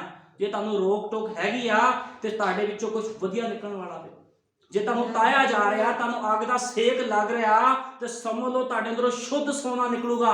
ਤੇ ਸੋਨਾ ਮਹਾਨ ਤੁਹਾਨੂੰ ਦਰਸਾਉਂਦਾ, ਤੁਸੀਂ ਯੀਸ਼ੂ ਮਸੀਹ ਵਰਗੂ ਮਹਾਨ ਬਣੋਗੇ। ਲੋਕ ਤੁਹਾਡੀ ਰਿਸਪੈਕਟ ਕਰਨਗੇ, ਆਦਰ ਕਰਨਗੇ। ਇਸ ਤਰ੍ਹਾਂ ਆਦਰ ਰਿਸਪੈਕਟ ਨਹੀਂ ਹੁੰਦੀ ਬਿਨਾਂ ਮਿਹਨਤ ਤੋਂ। ਜੇ ਤੁਸੀਂ ਕਹੋ ਤੁਹਾਡਾ ਆਦਰ ਹੋਵੇ, ਰਿਸਪੈਕਟ ਹੋਵੇ, ਨਹੀਂ। ਜਦੋਂ ਤੁਸੀਂ ਮਿਹਨਤ ਕਰੋਗੇ, ਖੁਦਾ ਦੇ ਫਲ ਤੁਹਾਡੇ ਅੰਦਰ ਆਣਗੇ, ਤੁਹਾਡੇ ਰਿਸ਼ਤੇਦਾਰ ਤੁਹਾਡੇ ਤੋਂ ਡਰਨਗੇ, ਤੁਹਾਡੇ ਤੋਂ ਮਸੀਹ ਲੋਕ ਵੀ ਡਰਨਗੇ ਜਿਹੜੇ ਕੱਚੇ ਚੱਲਦੇ ਆ। ਉਹਨੇ ਕਹਿਣਾ ਇਸ ਭੈਣ ਦੇ ਅੰਦਰ ਪਵਿੱਤਰ ਆਤਮਾ, ਮੇਰੇ ਕੋਲ ਨਹੀਂ ਜਾਣਾ, ਇਹਨੇ ਤਾਂ ਮੈਨੂੰ ਪ੍ਰਾਰਥਨਾ ਤੇ ਬਿਠਾ ਲੈਣਾ। ਇਹਨੇ ਕਹਿਣਾ ਪਹਿਲਾਂ ਪ੍ਰਾਰਥਨਾ ਕਰ, ਫਿਰ ਮੇਰੇ ਨਾਲ ਗੱਲ ਕਰੀ ਆ ਕੇ। ਮੇਰੇ ਘਰ 'ਚ ਇੱਥੇ ਕੋਈ ਨਹੀਂ ਆਂਦਾ। ਮੈਂ ਤੁਹਾਨੂੰ ਦੱਸਿਆ, ਪਿੱਛੇ ਜੇ ਕੋਈ ਰਿਸ਼ਤੇਦਾਰ ਨੇ ਮੇਰੇ ਘਰੇ ਆਣਾ ਸੀਗਾ, ਤੇ ਮੇਰੀ ਵਾਈਫ ਨੇ ਉਹਨਾਂ ਨੂੰ ਕਿਹਾ ਵੀ ਕੋਈ ਗੱਲ ਨਹੀਂ, ਜੇ ਤੁਸੀਂ ਕਿਤੇ ਜਾ ਰਹੇ ਹੋ, ਤੁਹਾਡਾ ਬੇਟਾ ਹੈ, ਇਹਨੂੰ ਸਾਡੇ ਘਰੇ ਭੇਜ ਦਿਓ। ਕਹਿੰਦਾ ਮੈਂ ਨਹੀਂ ਜਾਣਾ, ਕਹਿੰਦਾ ਉੱਥੇ, ਕਹਿੰਦਾ ਮੈਂ 3-3 ਘੰਟੇ ਪ੍ਰਾਰਥਨਾ ਘੁੱਟਣੇ ਨਹੀਂ ਟੇਕ ਸਕਦਾ ਮੈਂ। ਦੇਖੋ ਉਹਨੂੰ ਡਰ ਪੈ ਗਿਆ। ਮੈਂ ਕੁਝ ਨਹੀਂ ਕਿਹਾ ਹਲੇ, ਮੈਂ ਸਿਰਫ ਇਹ ਦੱਸਿਆ ਸੀ ਵੀ ਮੈਂ 3-3 ਘੰਟੇ ਪ੍ਰਾਰਥਨਾ ਕਰਦਾ, ਕਈ ਵਾਰ ਮੈਨੂੰ 6 ਘੰਟੇ ਵੀ ਪ੍ਰਾਰਥਨਾ 'ਚ ਲੱਗਦੇ ਆ। ਕਹਿੰਦਾ ਮੈਂ ਨਹੀਂ ਜਾਣਾ। ਕਿਉਂਕਿ ਉਹ ਫਿਲਮਾਂ ਦੇਖਦਾ ਸੀਗਾ, ਜਾਂਦਾ ਚਰਚ ਸੀਗਾ ਲੇਕਿਨ ਫਿਲਮਾਂ ਦੇਖਦਾ ਸੀ। ਕੀ ਹੋਇਆ? ਕਿਹੜੀ ਚੀਜ਼ ਤੋਂ ਡਰਿਆ? ਮੇਰੇ ਤੋਂ ਨਹੀਂ ਡਰਿਆ, ਖੁਦਾ ਦੇ ਆਤਮਾ ਤੋਂ, ਉਸਦੇ ਵਚਨ ਤੋਂ ਡਰ ਗਿਆ। ਅੱਜ ਮਨੁੱਖ ਉਹਦੇ ਵਚਨਾਂ ਤੋਂ ਡਰਦਾ ਆ। ਕਿਉਂ ਡਰਦਾ ਆ? ਕਿਉਂਕਿ ਉਹਦੇ ਅੰਦਰ ਖੁਦਾ ਦਾ ਆਤਮਾ, ਉਹਦਾ ਡਰ ਤੇ ਖੌਫ ਨਹੀਂ ਆ। ਕਹਿੰਦਾ ਜਾ, ਔਰ ਅੱਗੇ ਪ੍ਰਭੂ ਕਹਿ ਰਿਹਾ, ਕਹਿੰਦਾ ਜਾ ਭ੍ਰਿਸ਼ਟ ਆਤਮਾ ਮਨੁੱਖ ਚੋਂ। ਇੱਕ ਮਨੁੱਖ ਜਦੋਂ ਖੁਦਾ ਦੇ ਵਿੱਚ ਕੋਈ ਮਨੁੱਖ ਆਂਦਾ ਆ, ਠੀਕ ਹੈ, ਖੁਦਾ 'ਚ ਮਨੁੱਖ ਆਂਦਾ, ਖੁਦਾ ਉਹਨੂੰ ਪਾਕ ਪਵਿੱਤਰ ਕਰਦਾ ਆ, ਪਾਕ ਪਵਿੱਤਰ ਕਰਦਾ ਆ, ਉਹਨੂੰ ਨਹਿਲਾਉਂਦਾ ਧੁਲਾਉਂਦਾ। ਉਹ ਕਹਿੰਦਾ ਠੀਕ ਆ, ਜਦੋਂ ਅਸੀਂ ਖੁਦਾ ਦੇ ਵਿੱਚ ਜਾਂਦੇ ਆ, ਖੁਦਾ ਉਹਨੂੰ ਪਾਕ ਪਵਿੱਤਰ ਕਰਦਾ। ਅਯੂਬ ਸੀਗਾ, ਜਦੋਂ ਖੁਦਾ ਦੇ ਵਿੱਚ ਆਇਆ, ਖੁਦਾ ਨੇ ਉਹਨੂੰ ਫਿਰ ਪਾਕ ਪਵਿੱਤਰ ਕੀਤਾ, ਖੜਾ ਕੀਤਾ। ਲੇਕਿਨ ਅਯੂਬ ਖੜਾ ਰਿਹਾ, ਪਹਿਲਾਂ ਵੀ ਖੜਾ ਸੀਗਾ ਜਦੋਂ ਉੱਤੇ ਦੁੱਖ ਮੁਸੀਬਤ ਸੀਗੇ। ਦੁੱਖ ਮੁਸੀਬਤ ਤੋਂ ਬਾਅਦ ਜਦੋਂ ਬਰਕਤਾਂ ਆਈਆਂ ਤਾਂ ਵੀ ਖੜਾ ਰਿਹਾ, ਕਿਉਂਕਿ ਇੱਕ ਵਿਸ਼ਵਾਸੀ ਸੀਗਾ। ਲੇਕਿਨ ਅੱਜ ਦੇ ਲੋਕ ਕਿੱਦਾਂ ਦੇ ਆ? ਜਾਂ ਕਹਿੰਦਾ ਭ੍ਰਿਸ਼ਟ ਆਤਮਾ ਕਿਸੇ ਮਨੁੱਖ ਚੋਂ ਨਿਕਲ ਗਿਆ ਹੋਵੇ ਤਾਂ ਸੁੱਕੀਆਂ ਥਾਵਾਂ ਵਿੱਚ ਆਰਾਮ ਭਾਲਦਾ ਫਿਰਦਾ ਹੈ, ਪਰ ਨਹੀਂ ਲੱਭਦਾ। ਪਰ ਉਹ ਆਖਦਾ ਹੈ ਭਈ ਮੈਂ ਆਪਣੇ ਘਰੋਂ ਜਿੱਥੋਂ ਨਿਕਲਿਆ ਸਾਂ ਮੁੜ ਜਾਵਾਂਗਾ। ਮੈਂ ਤੁਹਾਨੂੰ ਦੱਸਿਆ, ਜਦੋਂ ਕਿਸੇ ਅੰਦਰ ਦੁਸ਼ਟ ਆਤਮਾ ਮਤਲਬ ਇਹ ਨਹੀਂ ਹੁੰਦਾ ਵੀ ਕਿਸੇ ਅੰਦਰ ਭੂਤ ਹੀ ਹੋਣ ਜਾਂ ਗਲਤ ਗੰਦੇ ਆਤਮੇ ਹੋਣ। ਦੁਸ਼ਟ ਆਤਮੇ ਦਾ ਮਤਲਬ ਹੁੰਦਾ ਕਈਆਂ ਦੇ ਅੰਦਰ ਬਿਮਾਰੀਆਂ ਹੁੰਦੀਆਂ। ਜਦੋਂ ਕੋਈ ਮਸੀਹ ਬੰਦਾ ਬਿਮਾਰੀ ਤੋਂ ਛੁਟਕਾਰਾ ਪਾਉਂਦਾ ਆ, ਪ੍ਰੋਬਲਮਾਂ ਤੋਂ ਛੁਟਕਾਰਾ ਪਾਉਂਦਾ, ਕਰਜ਼ੇ ਤੋਂ ਛੁਟਕਾਰਾ ਪਾਉਂਦਾ ਆ, ਉਹ ਕੀ ਕਰਦਾ? ਫਿਰ ਗਲਤ ਜੀਵਨ ਬਤੀਤ ਕਰਦਾ ਆ। ਜਿੱਦਾਂ ਕਹਿੰਦੇ ਵੀ ਸੂਰ ਨੂੰ ਨਵਾਇਆ, ਸੂਰ ਫਿਰ ਚਿੱਕੜ 'ਚ। ਕਈ ਲੋਕ ਫਿਰ ਮਸੀਹ ਦੇ ਵਿੱਚ ਆ ਕੇ ਗਲਤ ਜੀਵਨ ਬਤੀਤ ਕਰਦੇ ਆ। ਫਿਰ ਕੀ ਹੁੰਦਾ? ਜਿਹੜੇ ਦੁਸ਼ਟ ਆਤਮੇ ਹੁੰਦੇ ਉਹ ਕਹਿੰਦੇ 7 ਹੋਰ ਚਲੋ ਸਾਡੇ ਨਾਲ। ਮੈਂ ਤੁਹਾਨੂੰ ਦੱਸਿਆ 7 ਹੋਰ ਦੁਸ਼ਟ ਆਤਮੇ ਨਾਲ ਜਾਂਦੇ ਆ, ਉਸ ਘਰ 'ਚ ਪ੍ਰਵੇਸ਼ ਕਰਦੇ ਆ। ਕਹਿੰਦਾ ਨਿਕਲਿਆ ਜਾਂ ਸੁੱਕੀਆਂ ਥਾਵਾਂ ਵਿੱਚ ਜਾਣ ਅਤੇ ਵਿਹਲਾ ਵੇਖ ਕੇ ਝਾੜਿਆ ਸੁਕਾਰਿਆ ਵੇਖਦਾ ਹੈ। ਕਹਿੰਦਾ ਉਹ ਜਾ ਕੇ ਹੋਰ 7 ਆਤਮੇ ਆਪਣੇ ਨਾਲੋਂ ਵੀ ਭੈੜੇ ਸੰਗ ਲਿਆਉਂਦਾ ਹੈ ਅਤੇ ਅੰਦਰ ਵੜ ਕੇ ਉੱਥੇ ਵੱਸਦੇ ਹਨ। ਤਾਂ ਉਸ ਮਨੁੱਖ ਨੂੰ ਪਿਛਲਾ ਹਾਲ ਪਹਿਲੇ ਨਾਲੋਂ ਬੁਰਾ ਹੁੰਦਾ ਹੈ। ਕਹਿੰਦਾ ਉਸ ਮਨੁੱਖ ਦਾ ਜਿਹੜਾ ਹਾਲ ਆ ਪਹਿਲੇ ਨਾਲੋਂ ਵੀ ਬੁਰਾ ਹੋ ਜਾਂਦਾ ਹੈ। ਕਹਿਣ ਦਾ ਮਤਲਬ ਜਦੋਂ ਅਸੀਂ ਖੁਦਾ ਦੇ ਵਿੱਚ ਆ ਗਏ, ਸਾਡੀ ਸਫਾਈ ਹੋ ਗਈ, ਫਿਰ ਸਾਨੂੰ ਗੰਦਗੀ ਵੱਲ ਨਹੀਂ ਦੇਖਣਾ ਚਾਹੀਦਾ। ਮੰਨ ਲਓ ਜੇ ਅਸੀਂ ਖੁਦਾ 'ਚ ਆ ਗਏ, ਸਾਡੇ ਕੋਈ ਰੀਤੀ ਰਿਵਾਜ ਅਸੀਂ ਮਨਾਉਂਦੇ ਸੀਗੇ, ਅਸੀਂ ਕਹਿ ਰਹੇ ਕੋਈ ਗੱਲ ਨਹੀਂ ਮੈਂ ਫਿਰ ਮਨਾ ਲੈਣਾ, ਕੋਈ ਮਾਫੀ ਮੰਗ ਲੂੰਗਾ, ਨਹੀਂ, ਫਿਰ ਕੀ ਆ? ਦੁਸ਼ਟ ਆਤਮੇ ਤੁਹਾਡੇ ਤੇ ਅਟੈਕ ਕਰ ਸਕਦੇ ਆ। ਤੁਹਾਨੂੰ ਦੱਸਿਆ ਵੀ ਜਦੋਂ ਕੋਈ ਬੰਦਾ ਪਾਪ ਕਰਦਾ, ਭਾਈ ਬ੍ਰਾਹਨਮ ਨੇ ਕਿਹਾ, ਉਹਦੇ ਅਗਰ ਕੰਡੀਸ਼ਨ ਖੜੀ ਹੋ ਜਾਂਦੀ, ਉਹਨੂੰ ਖੁਦਾ ਵੀ ਮਾਰ ਸਕਦਾ ਆ ਤੇ ਸ਼ੈਤਾਨ ਵੀ ਮਾਰ ਸਕਦਾ। ਲੇਕਿਨ ਖੁਦਾ ਕਿਉਂ ਨਹੀਂ ਮਾਰਦਾ? ਉਹ ਦਇਆ ਕਰਦਾ ਵੀ ਹੁਣ ਵੀ ਸੁਧਰ ਜੂਗਾ, ਹੁਣ ਵੀ ਸੁਧਰ ਜੂਗਾ। ਲੇਕਿਨ ਇੱਕ ਦਿਨ ਕੀ ਹੁੰਦਾ? ਫਿਰ ਉਹ ਸ਼ੈਤਾਨ ਦੇ ਹੱਥ ਵਿੱਚ ਦੇ ਦਿੰਦਾ ਹੈ। ਕਹਿੰਦਾ ਜਾ, ਕਹਿੰਦਾ ਮੈਂ ਆਪਣਾ ਹੱਥ ਪਿੱਛੇ ਕਰਦਾ। ਮੈਂ ਤੁਹਾਨੂੰ ਦੱਸਿਆ ਜਦੋਂ ਤੱਕ ਤੁਸੀਂ ਵਿਸ਼ਵਾਸੀ ਹੋ, ਤੁਹਾਡੇ ਤੇ ਖੁਦਾ ਦਾ ਹੱਥ ਆ। ਜੇ ਕੋਈ ਮੁਸੀਬਤ ਆਊਗੀ ਵੀ ਤੇ ਖੁਦਾ ਉਹਨੂੰ ਪਿੱਛੇ ਕਰ ਦਿੰਦਾ ਹੈ, ਕਿਉਂਕਿ ਖੁਦਾ ਦਾ ਹੱਥ ਉੱਪਰ ਹੁੰਦਾ। ਲੇਕਿਨ ਜਦੋਂ ਖੁਦਾ ਦਾ ਹੱਥ ਹਟਦਾ ਆ, ਉਦੋਂ ਸ਼ੈਤਾਨ ਬੜੀ ਤੇਜ਼ੀ ਦੇ ਨਾਲ ਆਉਂਦਾ ਆ ਤੇ ਕੱਲਾ ਨਹੀਂ ਆਉਂਦਾ। 7 ਦੁਸ਼ਟ ਆਤਮੇ, 7 ਦੁਸ਼ਟ ਆਤਮੇ ਦਾ ਮਤਲਬ ਹੁੰਦਾ ਹਜ਼ਾਰਾਂ ਕਰੋੜਾਂ ਦੁਸ਼ਟ ਆਤਮੇ ਮੁਸੀਬਤਾਂ ਲੈ ਕੇ ਆਉਂਦਾ ਵਿਸ਼ਵਾਸੀ ਵਾਸਤੇ। ਅਯੂਬ ਨਬੀ ਦੇ ਉੱਪਰ ਇੱਕ ਮੁਸੀਬਤ ਨਹੀਂ ਪਈ ਸੀ, ਹਜ਼ਾਰਾਂ ਲੱਖਾਂ ਮੁਸੀਬਤਾਂ ਉਹਦੇ ਉੱਪਰ ਪੈ ਗਈਆਂ ਇਕੱਠੀਆਂ। ਉਹਦੇ ਬੱਚੇ ਮਾਰੇ ਗਏ, ਉਹਦਾ ਘਰ ਚਲਾ ਗਿਆ, ਸਾਰਾ ਕੁਝ ਚਲਾ ਗਿਆ। ਲੇਕਿਨ ਉਹ ਕਿਹਾ ਪ੍ਰਭੂ ਤੇਰਾ ਨਾਮ ਮੁਬਾਰਕ ਹੋਵੇ। ਅਸੀਂ ਦੁੱਖਾਂ ਵਿੱਚ ਆ, ਮੁਸੀਬਤਾਂ 'ਚ ਉਹਨੂੰ ਮੁਬਾਰਕ ਕਹੋ ਕਿ ਪ੍ਰਭੂ ਜੀ ਕੋਈ ਗੱਲ ਨਹੀਂ, ਮੇਰੇ 'ਚ ਕਮੀਆਂ ਆ, ਹਰ ਕਿਸੇ ਮਨੁੱਖ 'ਚ ਕਮੀਆਂ, ਮੇਰੇ 'ਚ ਵੀ ਕਮੀਆਂ ਆ। ਕੋਈ ਮਨੁੱਖ ਪੂਰਾ ਨਹੀਂ ਆ, ਹਰ ਮਨੁੱਖ ਪਾਪੀ ਆ, ਮੈਂ ਵੀ ਇੱਕ ਪਾਪੀ ਮਨੁੱਖ ਆ। ਲੇਕਿਨ ਖੁਦਾ ਦੇ ਵਚਨ ਦੇ ਨਾਲ, ਉਹਦੇ ਲਹੂ ਦੇ ਨਾਲ ਮੈਂ ਧੋ ਦਿੱਤਾ ਗਿਆ। ਉਹਨੇ ਕਿਹਾ ਅੱਗੇ ਤੋਂ ਪਾਪ ਨਾ ਕਰੀ, ਵਚਨ ਦੇ ਅਨੁਸਾਰ ਜੀਵਨ ਬਤੀਤ ਕਰ। ਜੇ ਮੈਂ ਵਚਨ ਦੇ ਅਨੁਸਾਰ ਜੀਵਨ ਨਹੀਂ ਬਤੀਤ ਕਰਦਾ ਤੇ ਖੁਦਾ ਮੇਰੇ ਤੋਂ ਗੁੱਸੇ ਹੋ ਸਕਦਾ, ਮੈਨੂੰ ਸਜ਼ਾ ਦੇ ਸਕਦਾ। ਜੇ ਤੁਹਾਨੂੰ ਮੈਂ ਵਚਨ ਦੀ ਸੱਚਾਈ ਨਾ ਦੱਸਾਂ ਤਾਂ ਵੀ ਮੇਰੇ ਉੱਪਰ ਸਜ਼ਾ, ਮੈਂ ਮਜਬੂਰ ਆ ਦੱਸਣ ਵਾਸਤੇ। ਹੋ ਸਕਦਾ ਤੁਹਾਨੂੰ ਬੁਰਾ ਲੱਗਦਾ ਹੋਵੇ, ਹੋ ਸਕਦਾ ਤੁਸੀਂ ਕਹਿੰਦੇ ਹੋ ਵੀ ਇਹ ਪ੍ਰਚਾਰ ਬਹੁਤ ਸਖਤ ਆ, ਲੇਕਿਨ ਮੈਂ ਮਜਬੂਰ ਆ। ਨਬੀ ਨੇ ਕਿਹਾ ਮੈਂ ਮਜਬੂਰ ਆ ਇਸ ਪ੍ਰਚਾਰ ਨੂੰ ਦੱਸਣ ਵਾਸਤੇ, ਪ੍ਰਚਾਰ ਕਰਨ ਵਾਸਤੇ। ਜੇ ਮੈਂ ਨਹੀਂ ਦੱਸਦਾ ਤੇ ਖੁਦਾ ਦੀ ਨਜ਼ਰਾਂ 'ਚ ਮੈਂ ਦੋਸ਼ੀ ਠਹਿਰਾਇਆ ਜਾਵਾਂਗਾ। ਕਹਿੰਦਾ ਲੇਕਿਨ ਮੈਂ ਲੋਕਾਂ ਦੀ ਨਜ਼ਰ 'ਚ ਦੋਸ਼ੀ ਬਣ ਜਾ, ਵਧੀਆ ਗੱਲ ਹੈ, ਲੇਕਿਨ ਖੁਦਾ ਦੀ ਨਜ਼ਰਾਂ 'ਚ ਮੈਂ ਦੋਸ਼ੀ ਨਹੀਂ ਬਣਨਾ ਚਾਹੁੰਦਾ। ਇਸ ਕਰਕੇ ਸਾਨੂੰ ਚਾਹੀਦਾ ਆ ਵਚਨ ਦੇ ਅਨੁਸਾਰ ਜੀਵਨ ਬਤੀਤ ਕਰੋ, ਡਗਮਗਾਓ ਨਾ, ਡੋਲੋ ਨਾ, ਹਮੇਸ਼ਾ ਹਿੰਮਤ ਰੱਖੋ। ਅੱਜ ਮੁਸੀਬਤਾਂ ਪਰੇਸ਼ਾਨੀਆਂ ਹੈਗੀਆਂ, ਕੱਲ ਨੂੰ ਸੁੱਖ ਦੇ ਦਿਨ ਵੀ ਆਣਗੇ। ਹਰ ਕਿਸੇ ਦੇ ਸੁੱਖ ਦੇ ਦਿਨ ਆਉਂਦੇ ਆ। ਜਦੋਂ ਸੁੱਖ ਦੇ ਦਿਨ ਆਣਗੇ ਫਿਰ ਕੋਈ ਦੁੱਖ ਮੁਸੀਬਤ ਤੁਹਾਡੇ ਉੱਪਰ ਨਹੀਂ ਆਵੇਗਾ, ਕਿਉਂਕਿ ਤੁਸੀਂ ਮਜ਼ਬੂਤ ਹੋ ਜਾਓਗੇ, ਤੁਹਾਨੂੰ ਤਾਕਤ ਆ ਜਾਊਗੀ ਲੜਨ ਦੀ। ਜੇ ਛੋਟੇ ਮੋਟੇ ਦੁੱਖ ਮੁਸੀਬਤ ਆ ਗਏ, ਤੁਸੀਂ ਕਹਿਣਾ ਚੱਲ ਯਿਸੂ ਮਸੀਹ ਦੇ ਨਾਮ ਵਿੱਚ। ਲੇਕਿਨ ਜਦੋਂ ਕੋਈ ਬੰਦਾ ਕਮਜ਼ੋਰ ਹੁੰਦਾ, ਮੰਨ ਲਓ ਇੱਕ ਸਿਪਾਹੀ ਆ, ਉਹ ਕਮਜ਼ੋਰ ਆ, ਉਹ ਤਲਵਾਰ ਨੂੰ ਫੜ ਕੇ ਚਲਾ ਨਹੀਂ ਸਕਦਾ। ਲੇਕਿਨ ਜਦੋਂ ਉਹਨੂੰ ਰੋਟੀ ਖਾਣ ਨੂੰ ਮਿਲ ਜੇ ਜੰਗ ਦੇ ਵਿੱਚ, ਉਹਨੂੰ ਵਧੀਆ ਸੌਣ ਨੂੰ ਮਿਲ ਜੇ ਤੇ ਨੀਂਦ ਪੂਰੀ ਹੋ ਜੇ, ਫਿਰ ਉਹ ਕੀ ਕਰਦਾ? ਫਿਰ ਤਗੜਾ ਹੋ ਕੇ ਲੜਦਾ। ਉਹ ਕਹਿੰਦਾ ਇੱਕ ਨੂੰ ਨਹੀਂ ਸਾਂਭ ਪਾ ਰਹੇ ਸਨ, ਮੈਂ 4 ਨੂੰ ਸਾਂਭੂਗਾ। ਇਸੇ ਤਰ੍ਹਾਂ ਤੁਸੀਂ ਬਣ ਜਾਓਗੇ। ਜਿਸ ਖੁਦਾ ਦੇ ਵਿੱਚ ਤੁਸੀਂ ਮਜ਼ਬੂਤ ਹੋ ਜਾਓਗੇ, ਛੋਟੀ ਮੋਟੀ ਦੁੱਖ ਮੁਸੀਬਤਾਂ ਨੂੰ ਅੱਜ ਤੁਸੀਂ ਡਰ ਜਾਂਦੇ, ਘਬਰਾ ਜਾਂਦੇ, ਫਿਰ ਤੁਸੀਂ ਕਹੋਗੇ ਆਣ ਦੇ, ਕਿਹੜੀ ਦੁੱਖ ਮੁਸੀਬਤ ਆਂਦੀ, ਮੇਰਾ ਯਿਸੂ ਮਸੀਹ ਖੜਾ ਆ। ਤੁਸੀਂ ਇਹ ਕਹੋਗੇ ਇਹ ਆ ਵਿਸ਼ਵਾਸ ਦੀ ਨਿਸ਼ਾਨੀ। ਇਸ ਕਰਕੇ ਹਵਾ ਵਾਂਗੂ ਸੱਪ ਤੋਂ ਲੈ ਕੇ ਨਾ ਖਾਓ। ਕਿਸ ਤੋਂ ਲੈ ਕੇ ਖਾਣਾ? ਪਰਮੇਸ਼ਰ ਦੇ ਵਚਨ ਤੋਂ ਲੈ ਕੇ ਖਾਓ। ਸਾਡਾ ਵਿਸ਼ਵਾਸ ਅਯੂਬ ਦੇ ਵਿਸ਼ਵਾਸ ਵਰਗਾ ਹੋਣਾ ਚਾਹੀਦਾ। ਜੇ ਵਿਸ਼ਵਾਸ ਅਯੂਬ ਦੇ ਵਿਸ਼ਵਾਸ ਵਰਗਾ ਨਾ ਹੋਇਆ, ਅਸੀਂ ਮੁਸੀਬਤਾਂ ਵਿੱਚ ਪੈ ਸਕਦੇ ਹਾਂ, ਤੰਗੀਆਂ ਵਿੱਚ ਪੈ ਸਕਦੇ ਹਾਂ, ਸਾਨੂੰ ਪ੍ਰੋਬਲਮਾਂ ਆ ਸਕਦੀਆਂ।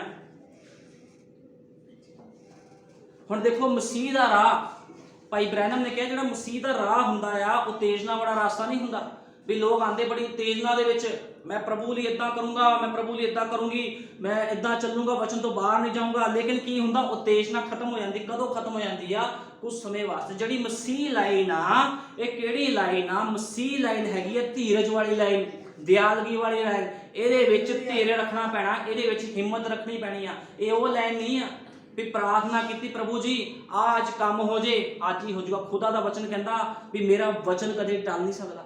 ਕਹਿੰਦਾ ਆਕਾਸ਼ ਅਤੇ ਧਰਤੀ ਟਲ ਜਾਣਗੇ, ਜੇ ਤੁਹਾਡੇ ਨਾਲ ਖੁਦਾ ਨੇ ਵਾਅਦਾ ਕੀਤਾ ਆ ਤੁਹਾਨੂੰ ਬਰਕਤਾਂ ਦਊਗਾ, ਤੁਹਾਨੂੰ ਚੰਗਿਆਈਆਂ ਦਊਗਾ, ਤੁਹਾਡੇ ਬੱਚਿਆਂ ਨੂੰ ਬਰਕਤਾਂ ਆਸ਼ੀਸ਼ਾਂ ਦਊਗਾ। ਤੁਸੀਂ ਵਚਨ ਦੇ ਅਨੁਸਾਰ ਜੀਵਨ ਬਤੀਤ ਕਰਨਾ ਚਾਹੁੰਦੇ ਹੋ ਤੇ ਖੁਦਾ ਦੇ ਵਚਨ ਦੇ ਅਨੁਸਾਰ ਚੱਲੋ, ਤਾਂ ਖੁਦਾ ਨੇ ਕੰਮ ਕਰਨਾ, ਅਦਰਵਾਈਜ਼ ਖੁਦਾ ਨੇ ਕੰਮ ਨਹੀਂ ਕਰਨਾ। ਸ਼ਰਦਕ, ਮੇਸ਼ਕ, ਅਬਦਨਗੋ ਸੀ, ਬਹੁਤ ਲੋਕ ਸੀ ਜਿਨ੍ਹਾਂ ਨੂੰ ਮੁਸੀਬਤਾਂ ਵਿੱਚ ਪਏ, ਲੇਕਿਨ ਖੁਦਾ ਨੇ ਬਾਹਰ ਕਿਉਂ ਕੱਢਿਆ? ਕਿਉਂਕਿ ਵਿਸ਼ਵਾਸੀ ਸੀਗੇ। ਜੇ ਤੁਸੀਂ ਕੱਚੇ ਹੋਵੋਗੇ ਤੁਸੀਂ ਜਲ ਜਾਓਗੇ। ਸੰਸਾਰ ਵੀ ਇੱਕ ਅੱਗ ਆ, ਤੁਹਾਨੂੰ ਜਲਾ ਸਕਦੀ ਹੈ। ਇਹ ਸੰਸਾਰ ਦੀ ਅੱਗ ਅੱਜ ਮਸੀਹ ਲੋਕਾਂ ਨੂੰ ਕਿਉਂ ਜਲਾ ਨਹੀਂ ਪਾ ਰਹੀ? ਅਸੀਂ ਵੀ ਇੱਕ ਅੱਗ ਦੀ ਭੱਠੀ ਵਿੱਚ ਹੀ ਆ। ਅਸੀਂ ਕਿਉਂ ਬਚੇ ਹੋਏ ਆ ਪਾਪ ਦੇ ਵਿੱਚੋਂ?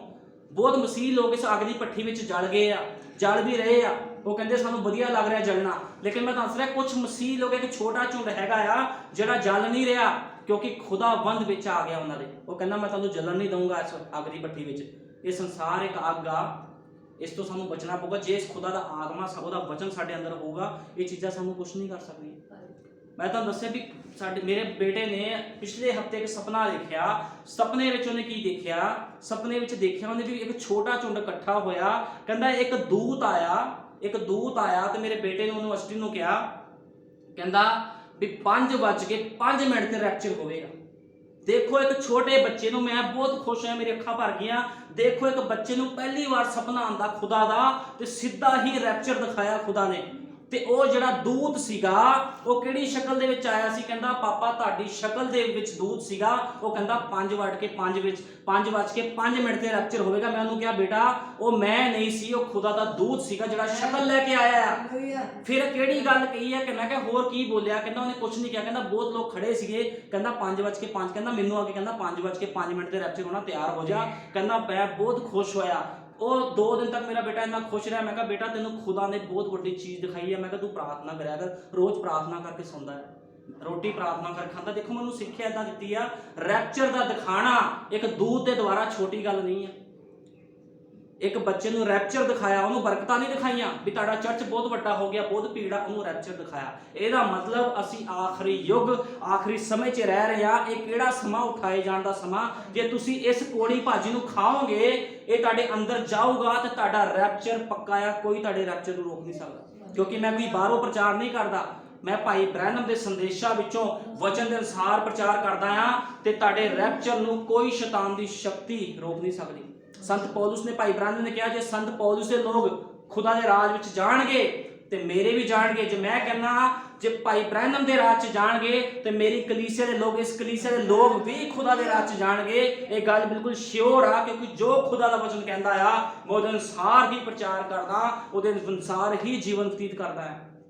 ਅੱਜ ਬਹੁਤ ਲੋਕ ਮੇਰੇ ਖਿਲਾਫ ਬੋਲਦੇ ਆ, ਤਾਨੇ ਮੈਨੇ ਮਾਰਦੇ। ਮੈਂ ਕਿਸ ਨੂੰ ਕੁਝ ਨਹੀਂ ਬੋਲਦਾ। ਮੈਂ ਇਹੀ ਕਹਿੰਦਾ ਪ੍ਰਭੂ ਜੀ ਇਹਨਾਂ ਨੂੰ ਸਮਝ ਨਹੀਂ ਆ।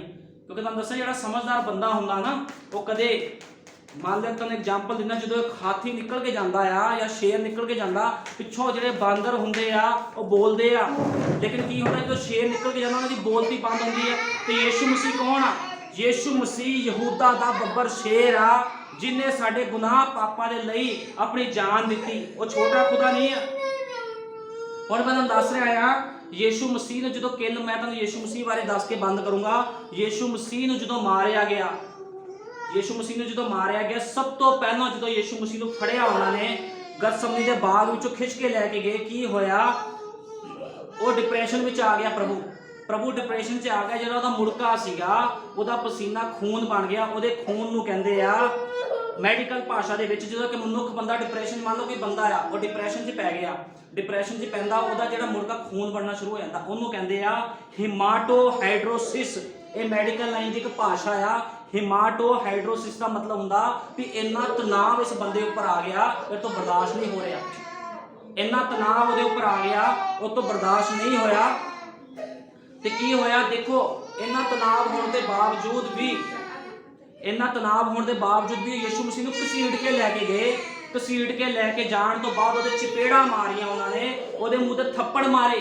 ਦੇਖੋ ਇੱਕ ਬੰਦਾ ਪਹਿਲੇ ਦੁਖੀ ਆ, ਕਿਉਂ ਦੁਖੀ? ਉਹਨੂੰ ਪਤਾ ਸੀ ਕਿ ਯਿਸੂ ਮਸੀਹ ਪਰਮੇਸ਼ਵਰ ਸੀਗਾ ਲੇਕਿਨ ਸਰੀਰ ਦੇ ਵਿੱਚ ਸੀਗਾ, ਕਿਉਂਕਿ ਬਾਈਬਲ ਬਿਆਨ ਕਰਦੀ ਹੈ ਯਿਸੂ ਮਸੀਹ ਸੰਪੂਰਨ ਖੁਦਾ ਤੇ ਸੰਪੂਰਨ ਪਰਮੇਸ਼ਵਰ ਸੀਗਾ।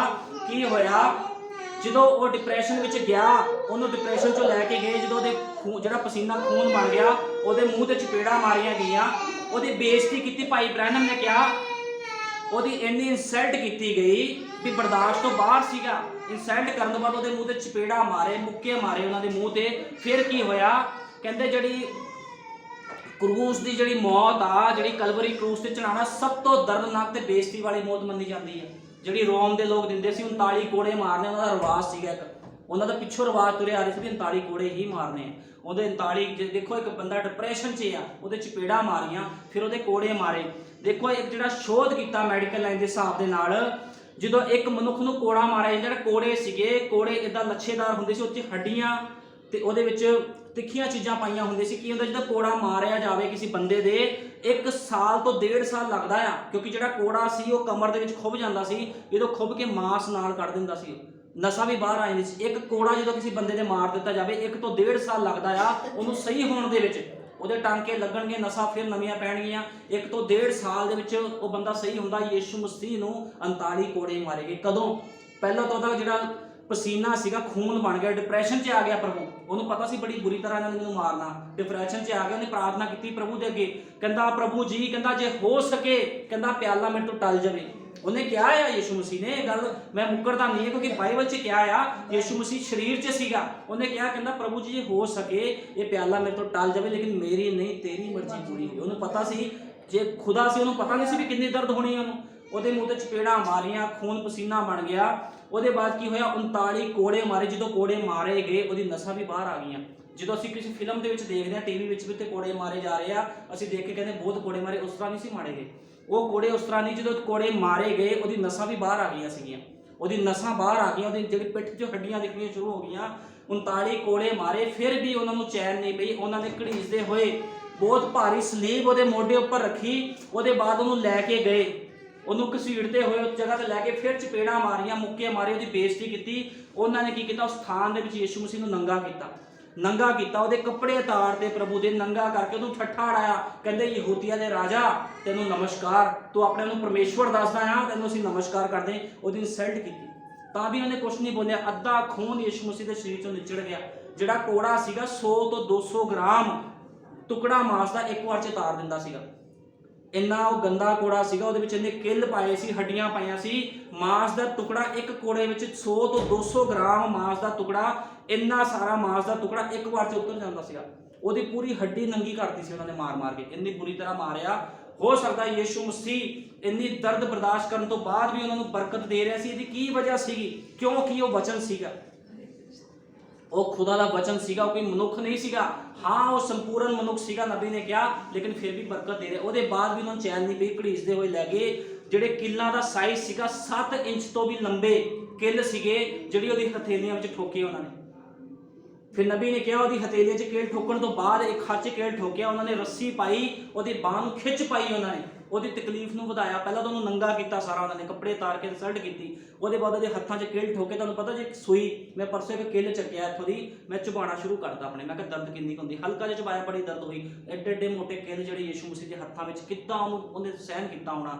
ਕਿਉਂ ਸਹਿਨ ਕੀਤਾ? ਉਹਨੇ ਸਾਡੇ ਦੇ ਲਈ ਵੀ ਅਸੀਂ ਪਾਪ ਦੇ ਜੀਵਨ ਤੋਂ ਬਾਹਰ ਆਈਏ, ਲੇਕਿਨ ਹਲੇ ਵੀ ਅਸੀਂ ਪਾਪ ਦੇ ਜੀਵਨ ਦੇ ਵਿੱਚ ਆ। ਖੁਦਾਵੰਦ ਨੇ ਇੰਨੀ ਵੱਡੀ ਦਇਆ ਕੀਤੀ, ਉਹਦੇ ਹੱਥਾਂ 'ਚ ਕਿੱਲ ਠੋਕੇ। ਫਿਰ ਕੀ ਹੋਇਆ, ਇੰਨੀ ਦਰਦ, ਉਹਦੇ ਪਿੱਠ ਤੇ ਦਰਦ ਹੋ ਰਹੀ ਸੀ, ਸਿਰ ਤੇ ਕੰਡਿਆਂ ਦਾ ਤਾਜ ਪਾਇਆ। ਜਦੋਂ ਕੰਡਿਆਂ ਦਾ ਤਾਜ ਸਿਰ ਤੇ ਪਾਇਆ ਗਿਆ ਤੇ ਉਹਦੇ ਭਰਵੱਟਿਆਂ ਦੇ ਵਿੱਚ ਵੀ, ਅੱਖ ਦੇ ਅੰਦਰ ਵੀ ਕੰਡੇ ਧੱਸ ਗਏ ਸੀਗੇ। ਇੰਨੀ ਦਰਦ ਯਿਸੂ ਮਸੀਹ ਨੂੰ ਹੋਈ ਤਾਂ ਵੀ ਉਹਨੇ ਬਰਦਾਸ਼ਤ ਕੀਤੀ। ਕਿਉਂ? ਉਹਨੂੰ ਪਤਾ ਸੀ ਵੀ ਮੇਰੇ ਲੋਕ ਇਹਨਾਂ ਲੋਕਾਂ ਵਾਸਤੇ ਮੈਨੂੰ ਆਪਣੀ ਜਾਨ ਦੇਣੀ। ਉਹਦੇ ਬਾਅਦ ਉਹਨਾਂ ਨੇ ਉਹਦੀ ਲੱਤਾਂ ਨੂੰ ਖਿੱਚ ਪਾਈ। ਭਾਈ ਬ੍ਰੈਨਮ ਨੇ ਕਿਹਾ ਉਹਦੀ ਲੱਤਾਂ ਨੂੰ ਖਿੱਚ ਪਾ ਕੇ ਵੱਡੇ ਵੱਡੇ ਕਿੱਲ ਉਹਦੇ ਪੈਰਾਂ ਵਿੱਚ ਠੋਕ ਦਿੱਤੇ। ਉਹਨੇ ਚੀਕਾਂ ਮਾਰੀਆਂ। ਯਿਸੂ ਮਸੀਹ ਨੇ ਆਪਣੇ ਨੂੰ ਛਡਾਉਣ ਦੀ ਕੋਸ਼ਿਸ਼ ਕੀਤੀ ਕਿਉਂਕਿ ਉਹਦੇ ਦਰਦ ਹੋ ਰਹੀ ਸੀ। ਉਹ ਮਨੁੱਖ ਸੀਗਾ। ਜੇ ਇੱਕ ਮਨੁੱਖ ਨੂੰ ਅਸੀਂ ਇੰਨੀ ਬੁਰੀ ਤਰ੍ਹਾਂ ਮਾਰਾਂਗੇ ਕੀ ਉਹ ਛਡਾਊਗਾ ਨਹੀਂ ਆਪਣੇ ਆਪ ਨੂੰ? ਅਸੀਂ ਤਾਂ ਇੱਕ ਸਟੋਰੀ ਪੜ੍ਹ ਲੈਂਦੇ ਹਾਂ, ਹਾਂ ਯਿਸੂ ਮਸੀਹ ਕ੍ਰਿਸ਼ਨਾ ਦਾ ਖੁਦਾ ਜੀ ਇਹਨੂੰ ਕੋੜੇ ਮਾਰੇ ਕਿੱਲ ਠੋਕੇ। ਕਿਹੜੇ ਕਿੱਲ ਠੋਕੇ? ਜਿਹੜੇ ਕਿੱਲ ਅਸੀਂ ਦੀਵਾਰਾਂ 'ਚ ਠੋਕਦੇ ਆ। ਇਹ ਕਿੱਲ ਜੇ ਤੁਸੀਂ ਆਪਣੇ ਹੱਥ 'ਚ ਠੋਕ ਕੇ ਦੇਖ ਲਓ, ਤੁਹਾਡੇ ਤੁਸੀਂ ਬਰਦਾਸ਼ਤ ਤੋਂ ਬਾਹਰ ਹੋ ਜਾਣਾ। ਤੁਸੀਂ ਕਹਿਣਾ ਮੈਂ ਤਾਂ ਹੁਣੇ ਬੇਹੋਸ਼ ਹੋ ਜਾਣਾ। ਦੇਖੋ ਕਿੰਨੀ ਦਰਦ ਉਹਨੇ ਆਪਣੇ ਲੋਕਾਂ ਵਾਸਤੇ ਬਰਦਾਸ਼ਤ ਕੀਤੀ। ਇੰਨੇ ਵੱਡੇ ਉਹਦੇ ਪੈਰਾਂ 'ਚ ਕਿੱਲ ਠੋਕੇ। ਫਿਰ ਉਹਦੇ ਬਾਅਦ ਉਹਨੂੰ ਪਿਆਸ ਲੱਗੀ ਕਿਉਂਕਿ ਉਹ ਪਿਆਸਾ ਹੋ ਗਿਆ ਸੀਗਾ। ਜਦੋਂ ਕਿਸੇ ਮਨੁੱਖ ਦੇ ਕੋੜੇ ਮਾਰੇ ਜਾਣੇ ਨੇ, ਬੁਰੀ ਤਰ੍ਹਾਂ ਨੂੰ ਮਾਰਿਆ ਜਾਂਦਾ ਆ, ਉਹਨੂੰ ਪਿਆਸ ਤਾਂ ਲੱਗਣੀ ਆ। ਉਹਨੂੰ ਪਿਆਸ ਲੱਗੀ, ਨੇ ਪਾਣੀ ਮੰਗਿਆ, ਕਹਿੰਦਾ ਮੈਂ ਪਿਆਸਾ ਆ। ਦੇਖੋ ਕਿੱਦਾਂ ਉਹਨੇ ਦੁੱਖਾਂ ਵਿੱਚ ਜੀਵਨ ਬਤੀਤ ਕੀਤਾ। ਦੁੱਖਾਂ ਦੇ ਵਿੱਚ ਉਹਨੇ ਘੜੀ ਕੱਢੀ। ਉਹ ਕਿੱਦਾਂ ਉਹ ਕਹਿੰਦਾ ਹੋਣਾ ਪ੍ਰਭੂ ਮੇਰੇ ਆਤਮਾ ਕੱਢ ਦੇ ਜਲਦੀ ਤੋਂ ਜਲਦੀ ਮੇਰੇ ਵਿੱਚੋਂ। ਫਿਰ ਕੀ ਹੋਇਆ? ਜਦੋਂ ਫਿਰ ਦੁੱਖ ਤੋਂ ਬਰਦਾਸ਼ਤ ਨਹੀਂ, ਉਹਨੇ ਕਿਹਾ ਹੇ ਪਿਤਾ ਮੈਂ ਆਪਣਾ ਆਤਮਾ ਤੈਨੂੰ ਸੌਂਪਦਾ। ਫਿਰ ਉਹਨੇ ਯਿਸੂ ਮਸੀਹ ਨੇ ਇੱਕ ਗੱਲ ਕਹੀ ਆਖਰ 'ਚ, ਉਹਨੇ ਕਿਹਾ ਸਭ ਕੁਝ ਪੂਰਾ ਹੋਇਆ। ਕੀ ਅੱਜ ਸਭ ਕੁਝ ਪੂਰਾ ਨਹੀਂ ਹੋ ਗਿਆ? ਤੁਹਾਡੀ ਬਿਮਾਰੀਆਂ ਖਤਮ ਹੋ ਚੁੱਕੀਆਂ ਆ, ਤੁਹਾਡੀ ਪਰੇਸ਼ਾਨੀਆਂ ਖਤਮ ਹੋ ਚੁੱਕੀਆਂ, ਤੁਹਾਡੇ ਦੁੱਖ ਬਿਮਾਰੀਆਂ ਸਭ ਖਤਮ ਹੋ ਚੁੱਕੀਆਂ। ਲੇਕਿਨ ਕਿਸ ਚੀਜ਼ ਦੀ ਲੋੜ ਆ? ਸਾਨੂੰ ਵਿਸ਼ਵਾਸ ਕਰਨ ਦੀ ਲੋੜ ਆ। ਵਿਸ਼ਵਾਸ ਕਰੋ, ਵਚਨ ਦੇ ਅਨੁਸਾਰ ਜੀਵਨ ਬਤੀਤ ਕਰੋ। ਕਿੰਨੀ ਬੁਰੀ ਮਾਰ ਮਾਰੀ ਗਈ। ਮੈਂ ਥੋੜੀ ਦੇਰ ਪਹਿਲਾਂ ਅੰਦਰ ਸੀਗਾ, ਮੈਂ ਬੜਾ ਰੋ ਕੇ ਆਇਆ। ਫਿਰ ਬਹੁਤ ਸੰਭਾਲ ਕੇ ਮੈਂ ਆਪਣੇ ਆਪ ਨੂੰ ਇਸ ਥਾਨ ਦੇ ਵਿੱਚ ਖੜਾ ਕੀਤਾ ਵੀ ਮੈਂ ਨਾ ਰੋਵਾਂ। ਮੈਂ ਬੜਾ ਰੋਇਆ ਅੰਦਰ ਬੈਠ ਕੇ। ਮੇਰੇ ਦਿਮਾਗ 'ਚੋਂ ਗੱਲ ਜਾਂਦੀ ਨਹੀਂ ਆ। ਜਦੋਂ ਮੈਂ ਬੜੀ ਡੀਪਲੀ ਸਟੱਡੀ ਕੀਤੀ ਵੀ ਯਿਸੂ ਮਸੀਹ ਨੂੰ ਕਿੱਦਾਂ ਮਾਰਿਆ ਉਹਨਾਂ ਨੇ, ਜਦੋਂ ਮੈਂ ਇਸ ਚੀਜ਼ ਦੀ ਸਟੱਡੀ ਕੀਤੀ ਤੇ ਮੈਂ ਅੰਦਰ ਬਹੁਤ ਰੋਇਆ 10-15 ਮਿੰਟ ਤੱਕ। ਫਿਰ ਮੈਂ ਬਹੁਤ ਆਪਣੇ ਨੂੰ ਸੰਭਾਲ ਕੇ ਇਸ ਜਗ੍ਹਾ ਤੇ ਆਇਆ ਤੁਹਾਡੇ ਸਾਹਮਣੇ ਪ੍ਰਚਾਰ ਕਰਨ ਵਾਸਤੇ ਵੀ ਇੰਨੀ ਬੁਰੀ ਤਰ੍ਹਾਂ ਮਾਰਿਆ ਪ੍ਰਭੂ ਨੂੰ। ਕੋਈ ਤਰਸ ਨਹੀਂ ਕੀਤਾ ਗਿਆ ਉਸ ਦੇ ਉੱਪਰ ਕਿਉਂਕਿ ਬਾਈਬਲ ਬਿਆਨ ਕਰਦੀ ਆ, ਭਾਈ ਬ੍ਰੈਨਮ ਨੇ ਕਿਹਾ ਆ ਸਭ ਤੋਂ ਭਿਆਨਕ ਮੌਤ ਕਲਵਰੀ ਕਰੂਸ ਦੀ ਆ, ਜਿਹਦੇ ਵਿੱਚ ਤੜਫਿਆ, ਬਹੁਤ ਜ਼ਿਆਦਾ ਤੜਫਿਆ। ਉਹ ਕੰਮ ਦਾ ਸੀ, ਤੜਫਦਾ ਸੀਗਾ ਉਹ। ਲੇਕਿਨ ਕੀ ਹੋਇਆ? ਦਰਦਾਂ ਨੇ ਉਹਨੂੰ ਢਕਿਆ ਹੋਇਆ ਸੀ। ਦਰਦਾਂ ਦੇ ਨਾਲ ਉਹਦਾ ਪੂਰਾ ਸਰੀਰ ਖੂਨ ਦੇ ਨਾਲ, ਉਹਦੀ ਦਾੜੀ ਵਿੱਚੋਂ ਖੂਨ ਚੋ ਰਿਹਾ ਸੀ। ਉਹਨਾਂ ਨੇ ਚਪੇੜਾਂ ਇੰਨੀਆਂ ਮਾਰੀਆਂ, ਉਹਦੇ ਇੰਨਾ ਮਾਰਿਆ। ਲੇਕਿਨ ਅੱਜ ਮਸੀਹ ਲੋਕਾਂ ਨੂੰ ਸ਼ਰਮ ਨਹੀਂ ਆ। ਅੱਜ ਮਸੀਹ ਲੋਕਾਂ ਦੇ ਹਾਲ ਤੁਹਾਨੂੰ ਦੱਸ ਰਿਹਾ ਮੈਂ। ਮਸੀਹ ਲੋਕੀ ਫਿਲਮਾਂ ਤੱਕ ਦੇਖ ਰਹੇ ਆ। ਉਹਨਾਂ ਨੂੰ ਖੁਦਾ ਨੇ ਬਰਕਤਾਂ ਦਿੱਤੀਆਂ। ਕਾਰਾਂ ਦੇ ਵਿੱਚ ਗਾਣੇ ਲਗਾਉਂਦੇ ਆ, ਫਿਲਮਾਂ ਦੇ ਗਾਣੇ ਲਗਾਉਂਦੇ, ਫਿਰ ਚਰਚ ਜਾਂਦੇ ਆ। ਇਹੋ ਜਿਹੇ ਮਸੀਹ ਲੋਕ ਨੇ, ਕਾਰ ਦੇ ਵਿੱਚ ਗਾਣੇ ਲਗਾ ਕੇ ਚਰਚ ਜਾ ਰਹੇ ਆ। ਫਿਲਮਾਂ ਵਾਲੇ ਉੱਥੇ ਬੈਠ ਕੇ ਪ੍ਰਚਾਰ ਸੁਣ ਕੇ ਕਹਿੰਦੇ ਆ ਬਹੁਤ ਭਾਰੀ ਮਸਾ ਸੀ ਖੁਦਾ ਦਾ। ਇਹ ਗੱਲਾਂ ਕਰਕੇ ਫਿਰ ਵਾਪਸ ਆਉਂਦੇ ਆ, ਫਿਰ ਗਾਣੇ ਸੁਣਦੇ ਆ। ਫਿਰ ਕਿਹੜਾ ਭਾਰੀ ਮਸਾ ਤੁਹਾਡੇ ਉੱਪਰ ਆਇਆ? ਦੇਖੋ ਮਸੀਹ ਲੋਕਾਂ ਦੇ ਜੀਵਨ, ਮੈਂ ਕਹਿੰਦਾ ਧੰਨ ਤੁਸੀਂ ਹੋ ਜਿਹੜੇ ਥੋੜੇ ਜਣੇ ਸਥਾਨ ਦੇ ਵਿੱਚ ਬੈਠੇ ਹੋ, ਖੁਦਾ ਦਾ ਵਚਨ ਸੁਣ ਰਹੇ ਹੋ। ਖੁਦਾ ਤੁਹਾਨੂੰ ਕਿੱਦਾਂ ਦੁੱਖਾਂ ਚੋਂ ਕੱਢ ਰਿਹਾ, ਤੁਸੀਂ ਤਾਂ ਵੀ ਸਥਾਨ ਦੇ ਵਿੱਚ ਬੈਠੇ ਹੋ। ਪ੍ਰਭੂ ਤੁਹਾਨੂੰ ਬਹੁਤ ਬਰਕਤ ਦੇਵੇ। ਆਓ ਅਸੀਂ ਪ੍ਰਾਰਥਨਾ ਕਰਦੇ ਹਾਂ। ਹਾਲੇਲੂਇਆ। ਧੰਨਵਾਦ ਯਿਸੂ ਮਸੀਹ। ਸੱਚਮੁੱਚ ਮੇਰੇ ਮਹਾਨ ਪਿਤਾ, ਇੱਕ ਰਾਹ ਤੇਰੇ ਵੱਲੋਂ ਤਿਆਰ ਕੀਤਾ ਗਿਆ ਹੈ ਪ੍ਰਭੂ ਜੀ, ਜਿਸ ਰਾਹ ਦੇ ਉੱਪਰ ਸਿਰਫ ਵਿਸ਼ਵਾਸੀ ਚੱਲ ਸਕਦਾ ਹੈ ਖੁਦਾਵੰਦਾ। ਮੇਰੇ ਮਹਾਨ ਪਿਤਾ, ਜੇ ਸੰਸਾਰ ਮੌਤ ਦੇ ਵਿੱਚ ਚਲਾ ਗਿਆ ਹੈ ਪ੍ਰਭੂ ਜੀ, ਤੇਰੇ ਕੋੜਿਆਂ ਦੀ ਕੀਮਤ ਨੂੰ ਨਹੀਂ ਜਾਣ ਰਹੇ ਲੋਕ ਖੁਦਾਵੰਦਾ। ਲੇਕਿਨ ਮਹਾਨ ਪਿਤਾ, ਕੁਝ ਲੋਕ ਹਨ ਪ੍ਰਭੂ ਜੀ ਜਿਹੜੇ ਪਵਿੱਤਰ ਆਤਮਾ ਪਾਏ ਹੋਏ ਹਨ ਪ੍ਰਭੂ ਜੀ। ਉਹ ਤੇਰੇ ਕੋੜਿਆਂ ਦੀ ਮਾਰ ਨੂੰ, ਤੇਰੇ ਦਰਦ ਨੂੰ ਪ੍ਰਭੂ ਜੀ ਸਮਝਦੇ ਹਨ ਪ੍ਰਭੂ ਜੀ, ਮਹਿਸੂਸ ਕਰਦੇ ਹਨ ਪ੍ਰਭੂ ਜੀ। ਤੂੰ ਉਹਨਾਂ ਤੇ ਦਇਆ ਕਰ, ਕਿਰਪਾ ਕਰ ਪ੍ਰਭੂ ਜੀ। ਇਸ ਕਲੀਸਿਆ ਵਿੱਚ ਜਿੰਨੇ ਲੋਕ ਆਏ ਹਨ ਪ੍ਰਭੂ ਜੀ, ਮੈਂ ਵਿਸ਼ਵਾਸ ਕਰਦਾ ਪ੍ਰਭੂ ਜੀ ਇਹਨਾਂ ਦੇ ਅੰਦਰ ਕੋਈ ਕਮੀ ਕੱਢੀ ਕਮਜ਼ੋਰੀ ਤੂੰ ਨਹੀਂ ਰਹਿਣ ਦੇਵੇਂਗਾ ਪ੍ਰਭੂ ਜੀ। ਜੇ ਪ੍ਰਭੂ ਜੀ ਇਹ ਕਮਜ਼ੋਰ ਨੇ ਪ੍ਰਭੂ ਜੀ, ਤੇ ਤੂੰ ਹੀ ਇਹਨਾਂ ਨੂੰ ਖੜਾ ਕਰ ਸਕਦਾ ਹੈ ਮੇਰੇ ਲੋਰਡ। ਕਿਉਂਕਿ ਪਿਤਾ ਜੀ ਜਿਹੜਾ ਹਲੀਮ ਹੋ ਕੇ ਤੇਰੇ ਘਰ 'ਚ ਆਉਂਦਾ ਹੈ ਪ੍ਰਭੂ ਜੀ, ਤੂੰ ਉਸ ਤੇ ਵੱਡੀ ਦਇਆ ਕਰਦਾ ਹੈ ਪ੍ਰਭੂ ਜੀ। ਸਾਰਿਆਂ ਨੂੰ ਆਸ਼ੀਸ਼ ਔਰ ਬਰਕਤ ਦੇਣੀ ਹੈ ਤੇਰੇ ਜਿੰਦਾ ਜਲਾਲੀ ਸਾਮਰਥੀ ਨਾਮ ਦੇ ਵਿੱਚ ਮੰਗਦਾ, ਆਮੀਨ। ਹਾਲੇਲੂਇਆ।